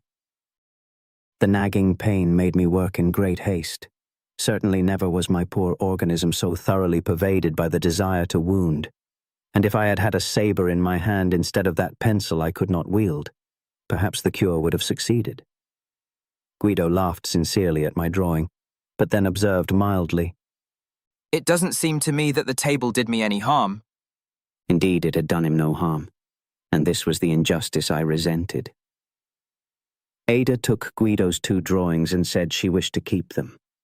I looked at her to convey my reproach, and she had to avert her gaze from mine. I had the right to reproach her because she was increasing my pain. I found a defense in Augusta. She insisted that I put the date of our engagement on my drawing, because she too wished to keep that scrawl. A warm wave of blood flooded my veins at this sign of affection, which for the first time I recognized as so important for me. The pain, however, did not cease, and I had to think that if that act of affection had come from Ada, it would have provoked such a flood of blood in my veins that all the detritus accumulated in my nerves would have been swept away. That pain never left me again. Now, in old age, I suffer less from it because, when it strikes, I bear it with indulgence. Ah, there you are, evident proof that I was once young. But in youth it was another matter. I do not say that the pain was great, although at times it impeded my free movement or kept me awake for entire nights. But it occupied a good part of my life. I wanted to be cured of it. Why should I carry on my very body for the rest of my life the stigma of the vanquished, become nothing less than the walking monument to Guido's victory? That pain had to be erased from my body. Thus the cures began, but immediately afterwards the furious origin of the illness was forgotten, and it was now even difficult for me to rediscover it. It could not have been otherwise. I had great faith in the doctors who treated me, and I sincerely believed them when they attributed that pain now to metabolism, and now to defective circulation, then to tuberculosis or to various infections, some of them shameful. I must then confess that all the cures brought me some temporary relief, so that each time the possible new diagnosis seemed confirmed. Sooner or later it proved less exact, but not entirely erroneous, because in me no function is ideally perfect. Only once was there a real error. A kind of veterinarian into whose hands I had placed myself stubbornly attacked my sciatic nerve with his blistering plasters and ended up being mocked by my pain, which suddenly, during one session, leapt from my hip to my kneecap, far therefore from any connection with the sciatic nerve. The quack grew angry and showed me the door, and I left.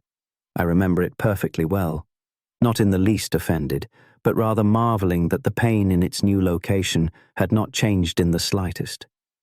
It remained furious and unreachable, just as when it had tortured my hip. It is strange how every part of our body knows how to ache in exactly the same way. All the other diagnoses live on most precisely in my body and battle among themselves for primacy. There are days when I live for uric diathesis, and others when the diathesis is killed, that is to say, cured, by an inflammation of the veins. I have entire drawers full of medicines, and they are the only drawers of mine that I myself keep in order. I love my medicines, and I know that when I abandon one, sooner or later I shall return to it. Besides, I do not believe I have wasted my time. Who knows how long ago and of what illness I would already have died if my pain had not simulated them all in time to induce me to treat them before they could seize hold of me. But even without being able to explain its intimate nature, I know when my pain first formed, precisely because of that drawing so much better than mine. A drop that made the cup overflow. I am certain I had never felt that pain before. I tried to explain its origin to a doctor, but he did not understand me. Who knows? Perhaps psychoanalysis will bring to light all the upheaval my organism underwent in those days, and especially in the few hours that followed my engagement. They were not even few, those hours. When, late, the company broke up, Augusta said to me happily, "Until tomorrow." The invitation pleased me because it proved that I had achieved my goal and that nothing was finished, and everything would continue the following day. She looked into my eyes and found mine vividly assenting, enough to comfort her. I descended those stairs, which I no longer counted, asking myself, I wonder if I love her. It is a doubt that accompanied me throughout my life, and today I can think that love accompanied by so much doubt is true love. But not even after leaving that house was I allowed to go to bed and gather the fruit of my activity that evening in a long restorative sleep. It was hot. Guido felt the need for an ice cream and invited me to accompany him to a cafe. He clung amiably to my arm, and I, equally amiably, supported his. He was a very important person for me, and I would not have known how to refuse him anything. The great weariness that should have driven me to bed made me more yielding than usual. We entered the very shop where poor Tullio had infected me with his disease, and we sat down at a secluded table. On the way, my pain, which I did not yet know what a faithful companion it would be, had made me suffer greatly, and for a few moments it seemed to diminish, because I was allowed to sit. Guido's company was positively terrible. He was inquiring with great curiosity about the story of my love affair with Augusta. Did he suspect I was deceiving him? I told him brazenly that I had fallen in love with Augusta at my very first visit to the Malfenti household. My pain was making me garrulous, as if I wanted to shout louder than it did. But I talked too much, and if Guido had been more attentive, he would have noticed that I was not so very much in love with Augusta. I spoke of the most interesting feature of Augusta's body, namely that crooked eye which wrongly led one to believe that the rest of her was not in its proper place either. Then I tried to explain why I had not come forward sooner. Perhaps Guido was surprised at having seen me turn up at that house at the last moment to get engaged. I shouted, "For one thing, the Malfenti sisters are accustomed to great luxury, and I could not know whether I was in a position to take on such a thing." I was sorry to have spoken thus of Ada as well, but there was no remedy. It was so difficult to separate Augusta from Ada. I continued, lowering my voice to keep a better watch on myself. I therefore had to make some calculations. I found that my money was not sufficient. Then I set about studying whether I could expand my business. I then said that to make those calculations I had needed a great deal of time, and that I had therefore refrained from calling on the Malfentis for 5 days. At last my tongue, left to its own devices, had arrived at a bit of sincerity. I was close to tears and, pressing my hip, I murmured, 5 days is a long time. Guido said he was pleased to discover in me such a prudent person. I observed dryly, The prudent person is no more agreeable than the scatterbrained one. Guido laughed. Curious that the prudent one should feel the need to defend the scatterbrained. Then, without any further transition, he told me curtly that he was on the verge of asking for Ada's hand. Had he dragged me to the cafe to make that confession to me? Or had he grown weary of having to listen to me talk about myself for so long, and was procuring his revenge? I am fairly certain I managed to demonstrate the utmost surprise and the utmost satisfaction. But immediately afterwards I found a way to bite him vigorously. Now I understand why Ada so liked that Bach distorted in that way. It was well played, but the Ottocento masters forbid soiling things in certain places. The blow was powerful and Guido flushed with pain. He was mild in his reply because now he lacked the support of his entire little enthusiastic audience. Good Lord! He began to buy time. Sometimes when playing one yields to a caprice. In that room, few people knew Bach and I presented him to them a little modernized.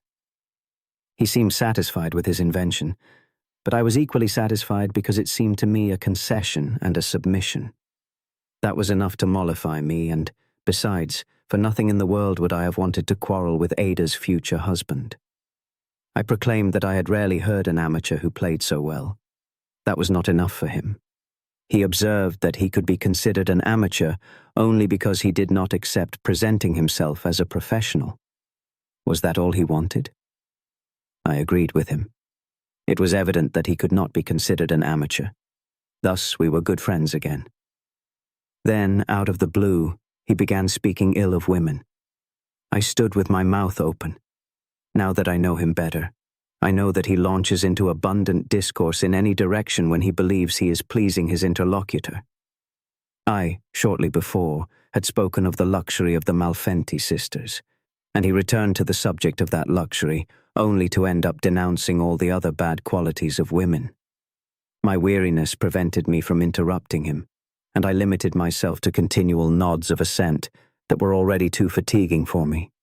Otherwise, I certainly would have protested.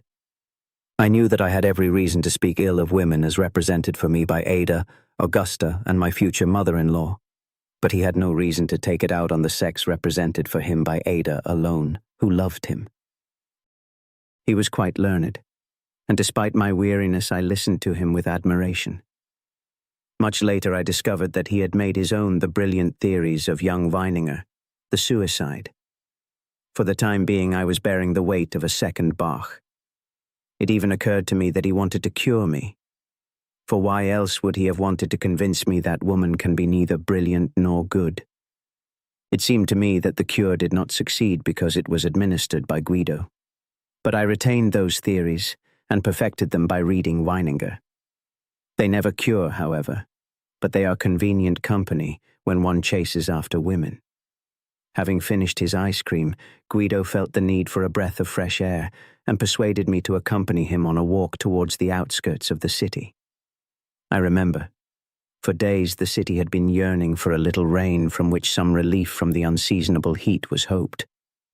I had not even noticed the heat. That evening the sky had begun to cover itself with light white clouds, the kind from which the common folk expect abundant rain. But a great moon was advancing across the sky, which was still intensely blue where it remained clear, one of those moons with swollen cheeks that the same common folk believe capable of devouring the clouds. Indeed, it was evident that wherever it touched, it dissolved and swept them clean. I wanted to interrupt Guido's chatter, which was forcing me into continual ascent, a torture, and I described to him the kiss in the moon discovered by the poet Zamboni. How sweet was that kiss in the center of our nights compared to the injustice that Guido was committing beside me. Speaking and shaking myself from the torpor into which I had fallen from all that assenting, it seemed to me that my pain was diminishing. It was the reward for my rebellion, and I persisted. Guido had to resign himself to leaving women in peace for a moment and looking upwards, but only briefly. Having discovered, following my indications, the pale image of a woman in the moon, he returned to his subject with a joke at which he laughed loudly. But he alone, in the deserted street. That woman sees so many things. A pity that, being a woman, she cannot remember them. It was part of his theory, or that of Weininger, that woman cannot be brilliant because she cannot remember. We arrived below the Via Belvedere. Guido said that a bit of a climb would do us good. This time, too, I obliged him.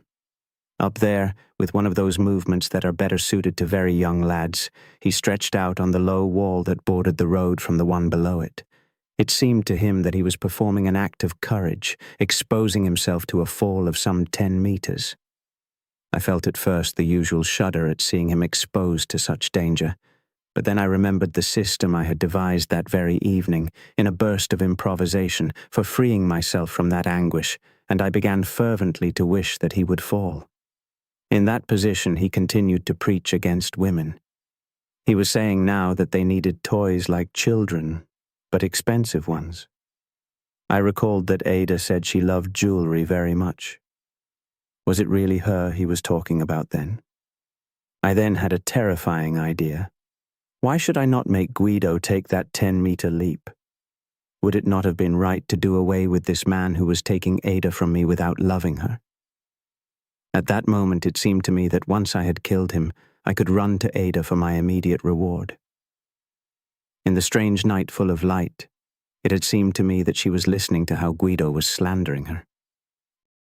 I must confess that in that moment I truly prepared myself to kill Guido. I was standing beside him as he lay on the low wall, and I coldly examined how I would have to grab him to be sure of my business. Then I discovered that I did not even need to grab him. He was lying on his own arms, crossed behind his head, and a single good sudden push would have been enough to throw him irremediably off balance. Another idea came to me that seemed so important I could compare it to the great moon advancing across the sky, sweeping it clean. I had agreed to become engaged to Augusta in order to be sure of sleeping well that night. How could I have slept if I had killed Guido? This idea saved both him and me. I wanted to abandon at once that position in which I loomed over Guido and which was seducing me to that action. I bent at the knees, collapsing upon myself and nearly touching the ground with my head. What pain! What pain! I screamed. Frightened, Guido leapt to his feet to ask me for explanations. I continued lamenting more softly without answering. I knew why I was lamenting. Because I had wanted to kill. And perhaps also because I had not been able to do it. The pain and the lament excused everything. It seemed to me I was crying out that I had not wanted to kill, and it also seemed to me that I was crying out that it was not my fault if I had not been able to do it.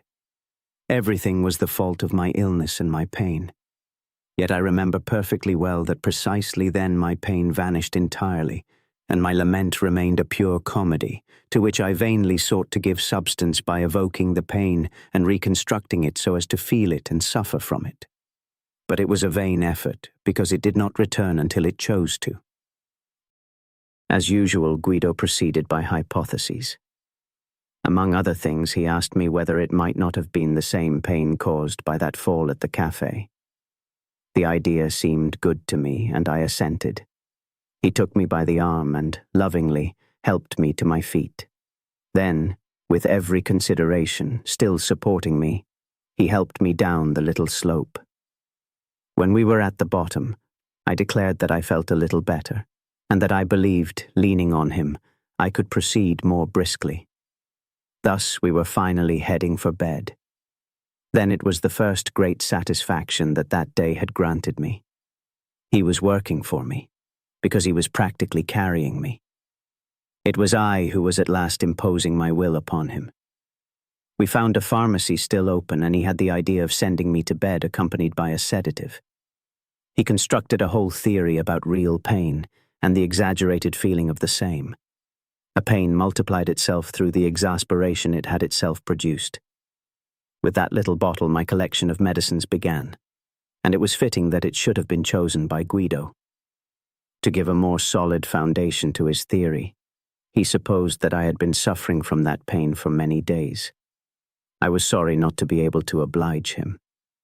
I declared that that evening, in the Malfentis' house, I had felt no pain at all.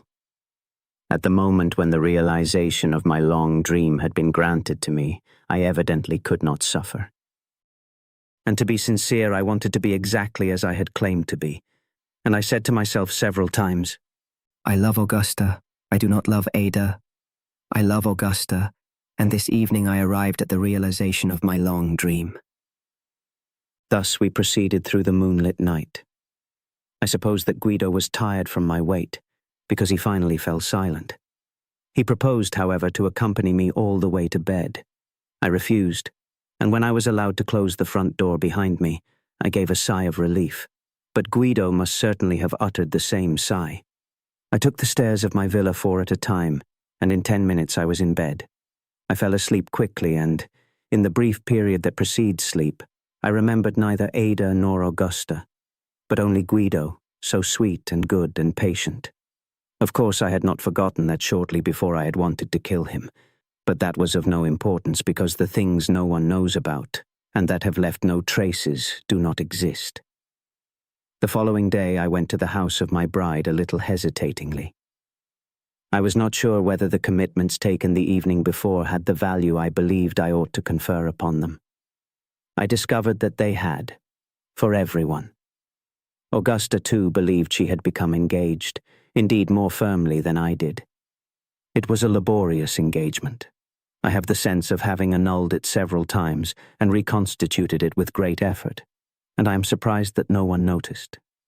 Never did I have the certainty that I was actually heading towards marriage, but it seems that nevertheless, I behaved like a sufficiently loving fiancé.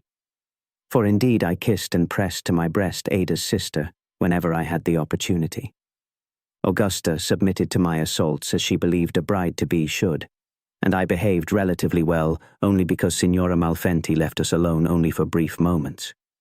My bride was much less plain than I had believed, and her greatest beauty I discovered in kissing her, her blushing.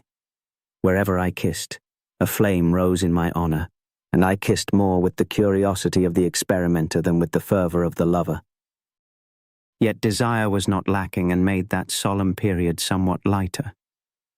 Woe if Augusta and her mother had not prevented me from consuming that flame all at once, as I often would have wished. How would one have continued to live then? At least this way my desire continued to give me, on the stairs of that house, the same anxiety as when I climbed them to go to the conquest of Ada. The odd-numbered stairs promised me that on that day I would be able to show Augusta what the engagement she had wanted really meant. I dreamed of a violent action that would have restored to me the full feeling of my freedom. That was all I wanted, and it is quite strange that when Augusta understood what I wanted, she should have interpreted it as a sign of amorous fever. In my memory, that period divides into 2 phases. In the first, Signora Malfenti often had us watched over by Alberta, or sent little Anna into the drawing room with us, along with her governess. Ada was never at that time associated in any way with us, and I told myself I ought to be pleased about it, while instead, I obscurely recall having once thought that it would have been a fine satisfaction for me to be able to kiss Augusta in Ada's presence. Who knows with what violence I would have done it. The second phase began when Guido officially became engaged to Ada, and Signora Malfenti, being the practical woman she was, united the 2 couples in the same drawing room so they could watch over each other. Of the first phase I know that Augusta declared herself perfectly satisfied with me. When I was not assaulting her, I became extraordinarily loquacious. Loquacity was a need of mine. I procured the opportunity for it by getting it into my head that since I had to marry Augusta, I ought also to undertake her education. I educated her in gentleness, affection, and above all fidelity. I do not remember exactly the form I gave to my sermons, some of which are recalled to me by her, who never forgot them. She listened attentively and submissively. Once, in the heat of instruction, I proclaimed that if she ever discovered an infidelity on my part, her right to repay me in the same coin would follow from it. She, indignant, protested that not even with my permission could she have brought herself to betray me, and that from any infidelity of mine, nothing would result for her but the freedom to weep. I believe that those sermons, delivered for quite other purposes than to say something, had a beneficial influence on my marriage. What was sincere in them was the effect they had on Augusta's soul. Her fidelity was never put to the test because she never knew anything of my infidelities, but her affection and gentleness remained unaltered through the long years we spent together, exactly as I had induced her to promise me.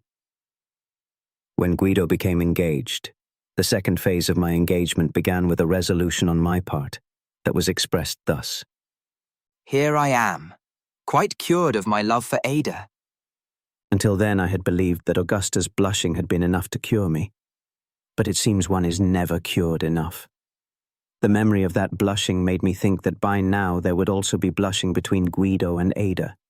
This, far better than the other, was to abolish every desire of mine. The desire to violate Augusta belongs to the first phase. In the second I was far less excited. Signora Malfenti had certainly not been wrong in organizing our supervision in this way, with so little trouble to herself. I remember that once, in jest, I began kissing Augusta.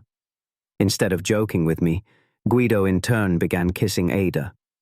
It seemed to me rather indelicate on his part, because he did not kiss chastely as I had done out of consideration for them, but kissed Ada right on the mouth, which he positively sucked.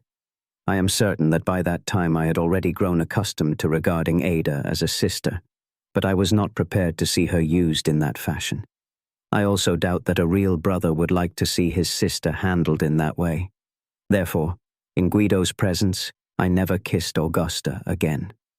Guido, on the other hand, in my presence attempted once more to draw Ada to him, but it was she who fended him off, and he did not repeat the attempt. Very confusedly, I recall the many, many evenings we spent together. The scene that repeated itself endlessly impressed itself on my mind thus. All four of us were seated around the fine Venetian table on which burned a large petroleum lamp, covered by a green fabric shade that cast everything into shadow except the embroidery work the two girls were engaged in. Ada on a silk handkerchief she held free in her hand, Augusta on a small round frame.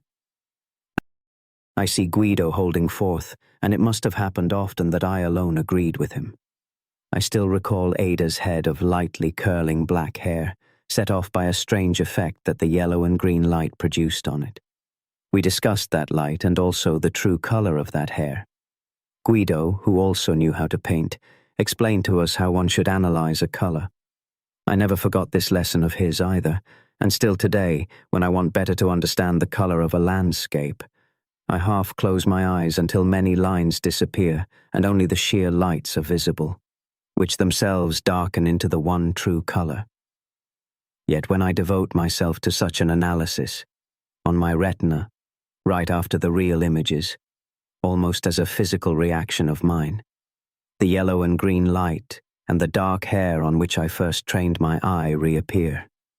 I cannot forget one evening that among all the others was set apart by an expression of jealousy from Augusta, and immediately after by a reprehensible indiscretion of mine. As a joke, Guido and Ada had gone to sit far from us, on the other side of the drawing room, at the Louis XIV table. Thus I soon had a pain in my neck, which I was twisting to talk to them. Augusta said to me, Leave them be.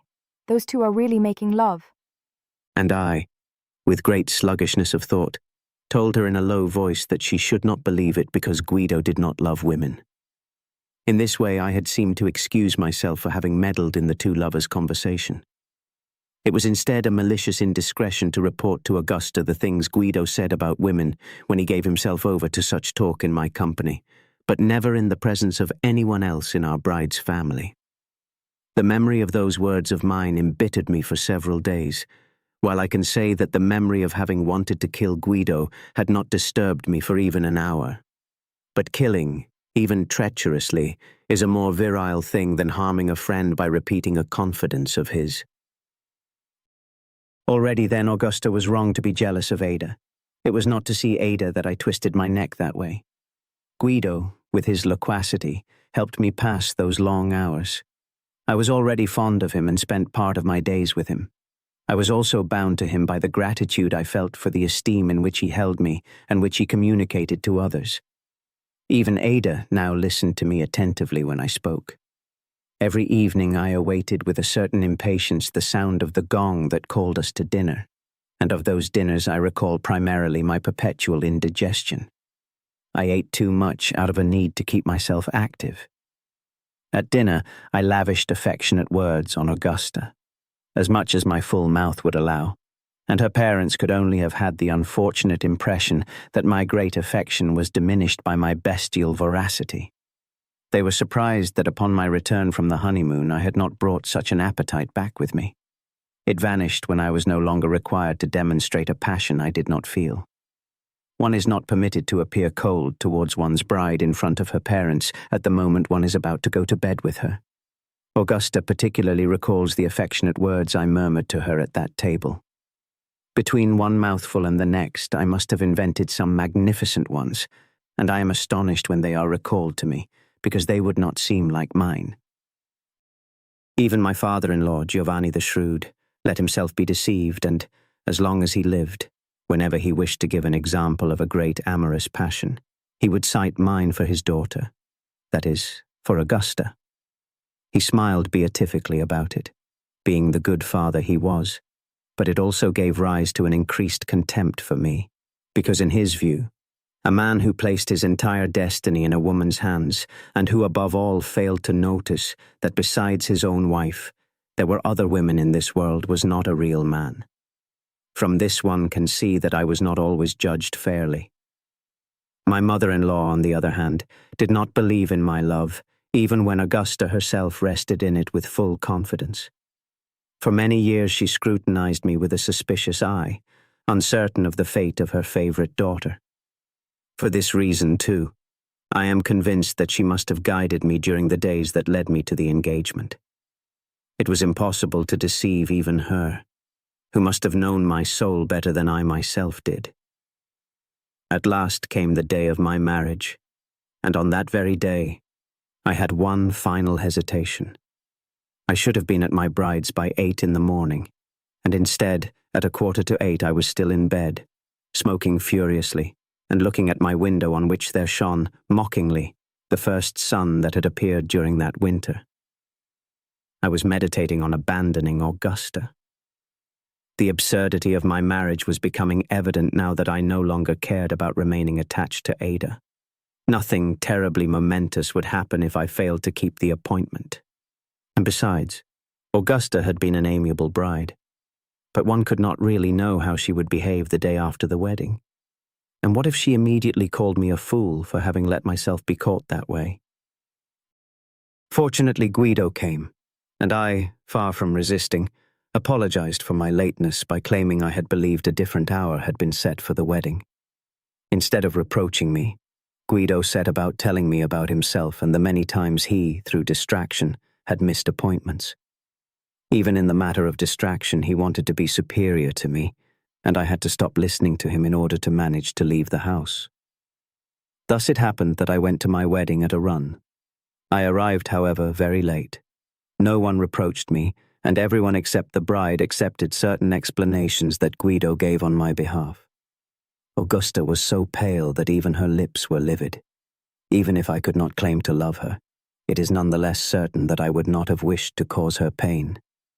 I tried to make amends and committed the blunder of attributing my lateness to no fewer than 3 causes. They were too many and told so clearly what I had been meditating on there in my bed, looking at the winter sun, that our departure for the church had to be delayed to give Augusta time to recover. At the altar I said yes, distractedly, because in my intense compassion for Augusta, I was devising a fourth explanation for my lateness, and it seemed to me the best of all. Instead, when we came out of the church, I noticed that Augusta had recovered all her color. I felt a certain irritation, because that yes of mine should not really have been enough to reassure her of my love. And I was preparing to treat her very harshly if she had recovered enough to call me a fool for having let myself be caught that way. Instead, at her house, she took advantage of a moment when we were left alone to say to me, weeping, I shall never forget that. Even without loving me, you married me. I did not protest because the thing had been so evident that one could not. But full of compassion, I embraced her. After that, none of this was ever spoken of again between Augusta and me, because marriage is a much simpler thing than an engagement. Once married, one no longer discusses love, and when one feels the need to speak of it, animality soon intervenes to restore silence. Now such animality can become so humanized as to grow complicated and falsified, and it happens that, bending over a woman's hair, one also makes the effort to evoke in it a light that is not there. One closes one's eyes and the woman becomes another, only to become herself again when one releases her. All one's gratitude is directed to her, and all the greater if the effort succeeded. That is why if I were to be born again, Mother Nature is capable of anything. I would accept marrying Augusta, but never becoming engaged to her. At the station, Ada offered me her cheek for a fraternal kiss. I only saw her then, distracted as I was by the crowd of people who had come to see us off, and I immediately thought, It is really you who thrust me into this suit. I brought my lips to her velvety cheek, taking care not even to graze it. It was the first satisfaction of that day, because for an instant I felt what an advantage my marriage gave me.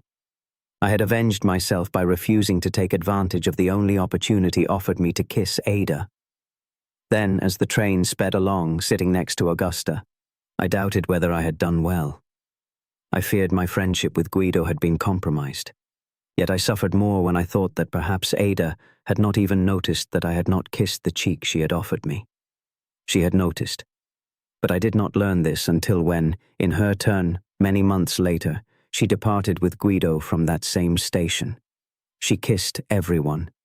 To me alone she cordially offered her hand. I shook it coldly. Her revenge arrived really too late because circumstances had completely changed. Since my return from the honeymoon we had had fraternal relations, and there was no explanation for why she should have excluded me from the kiss.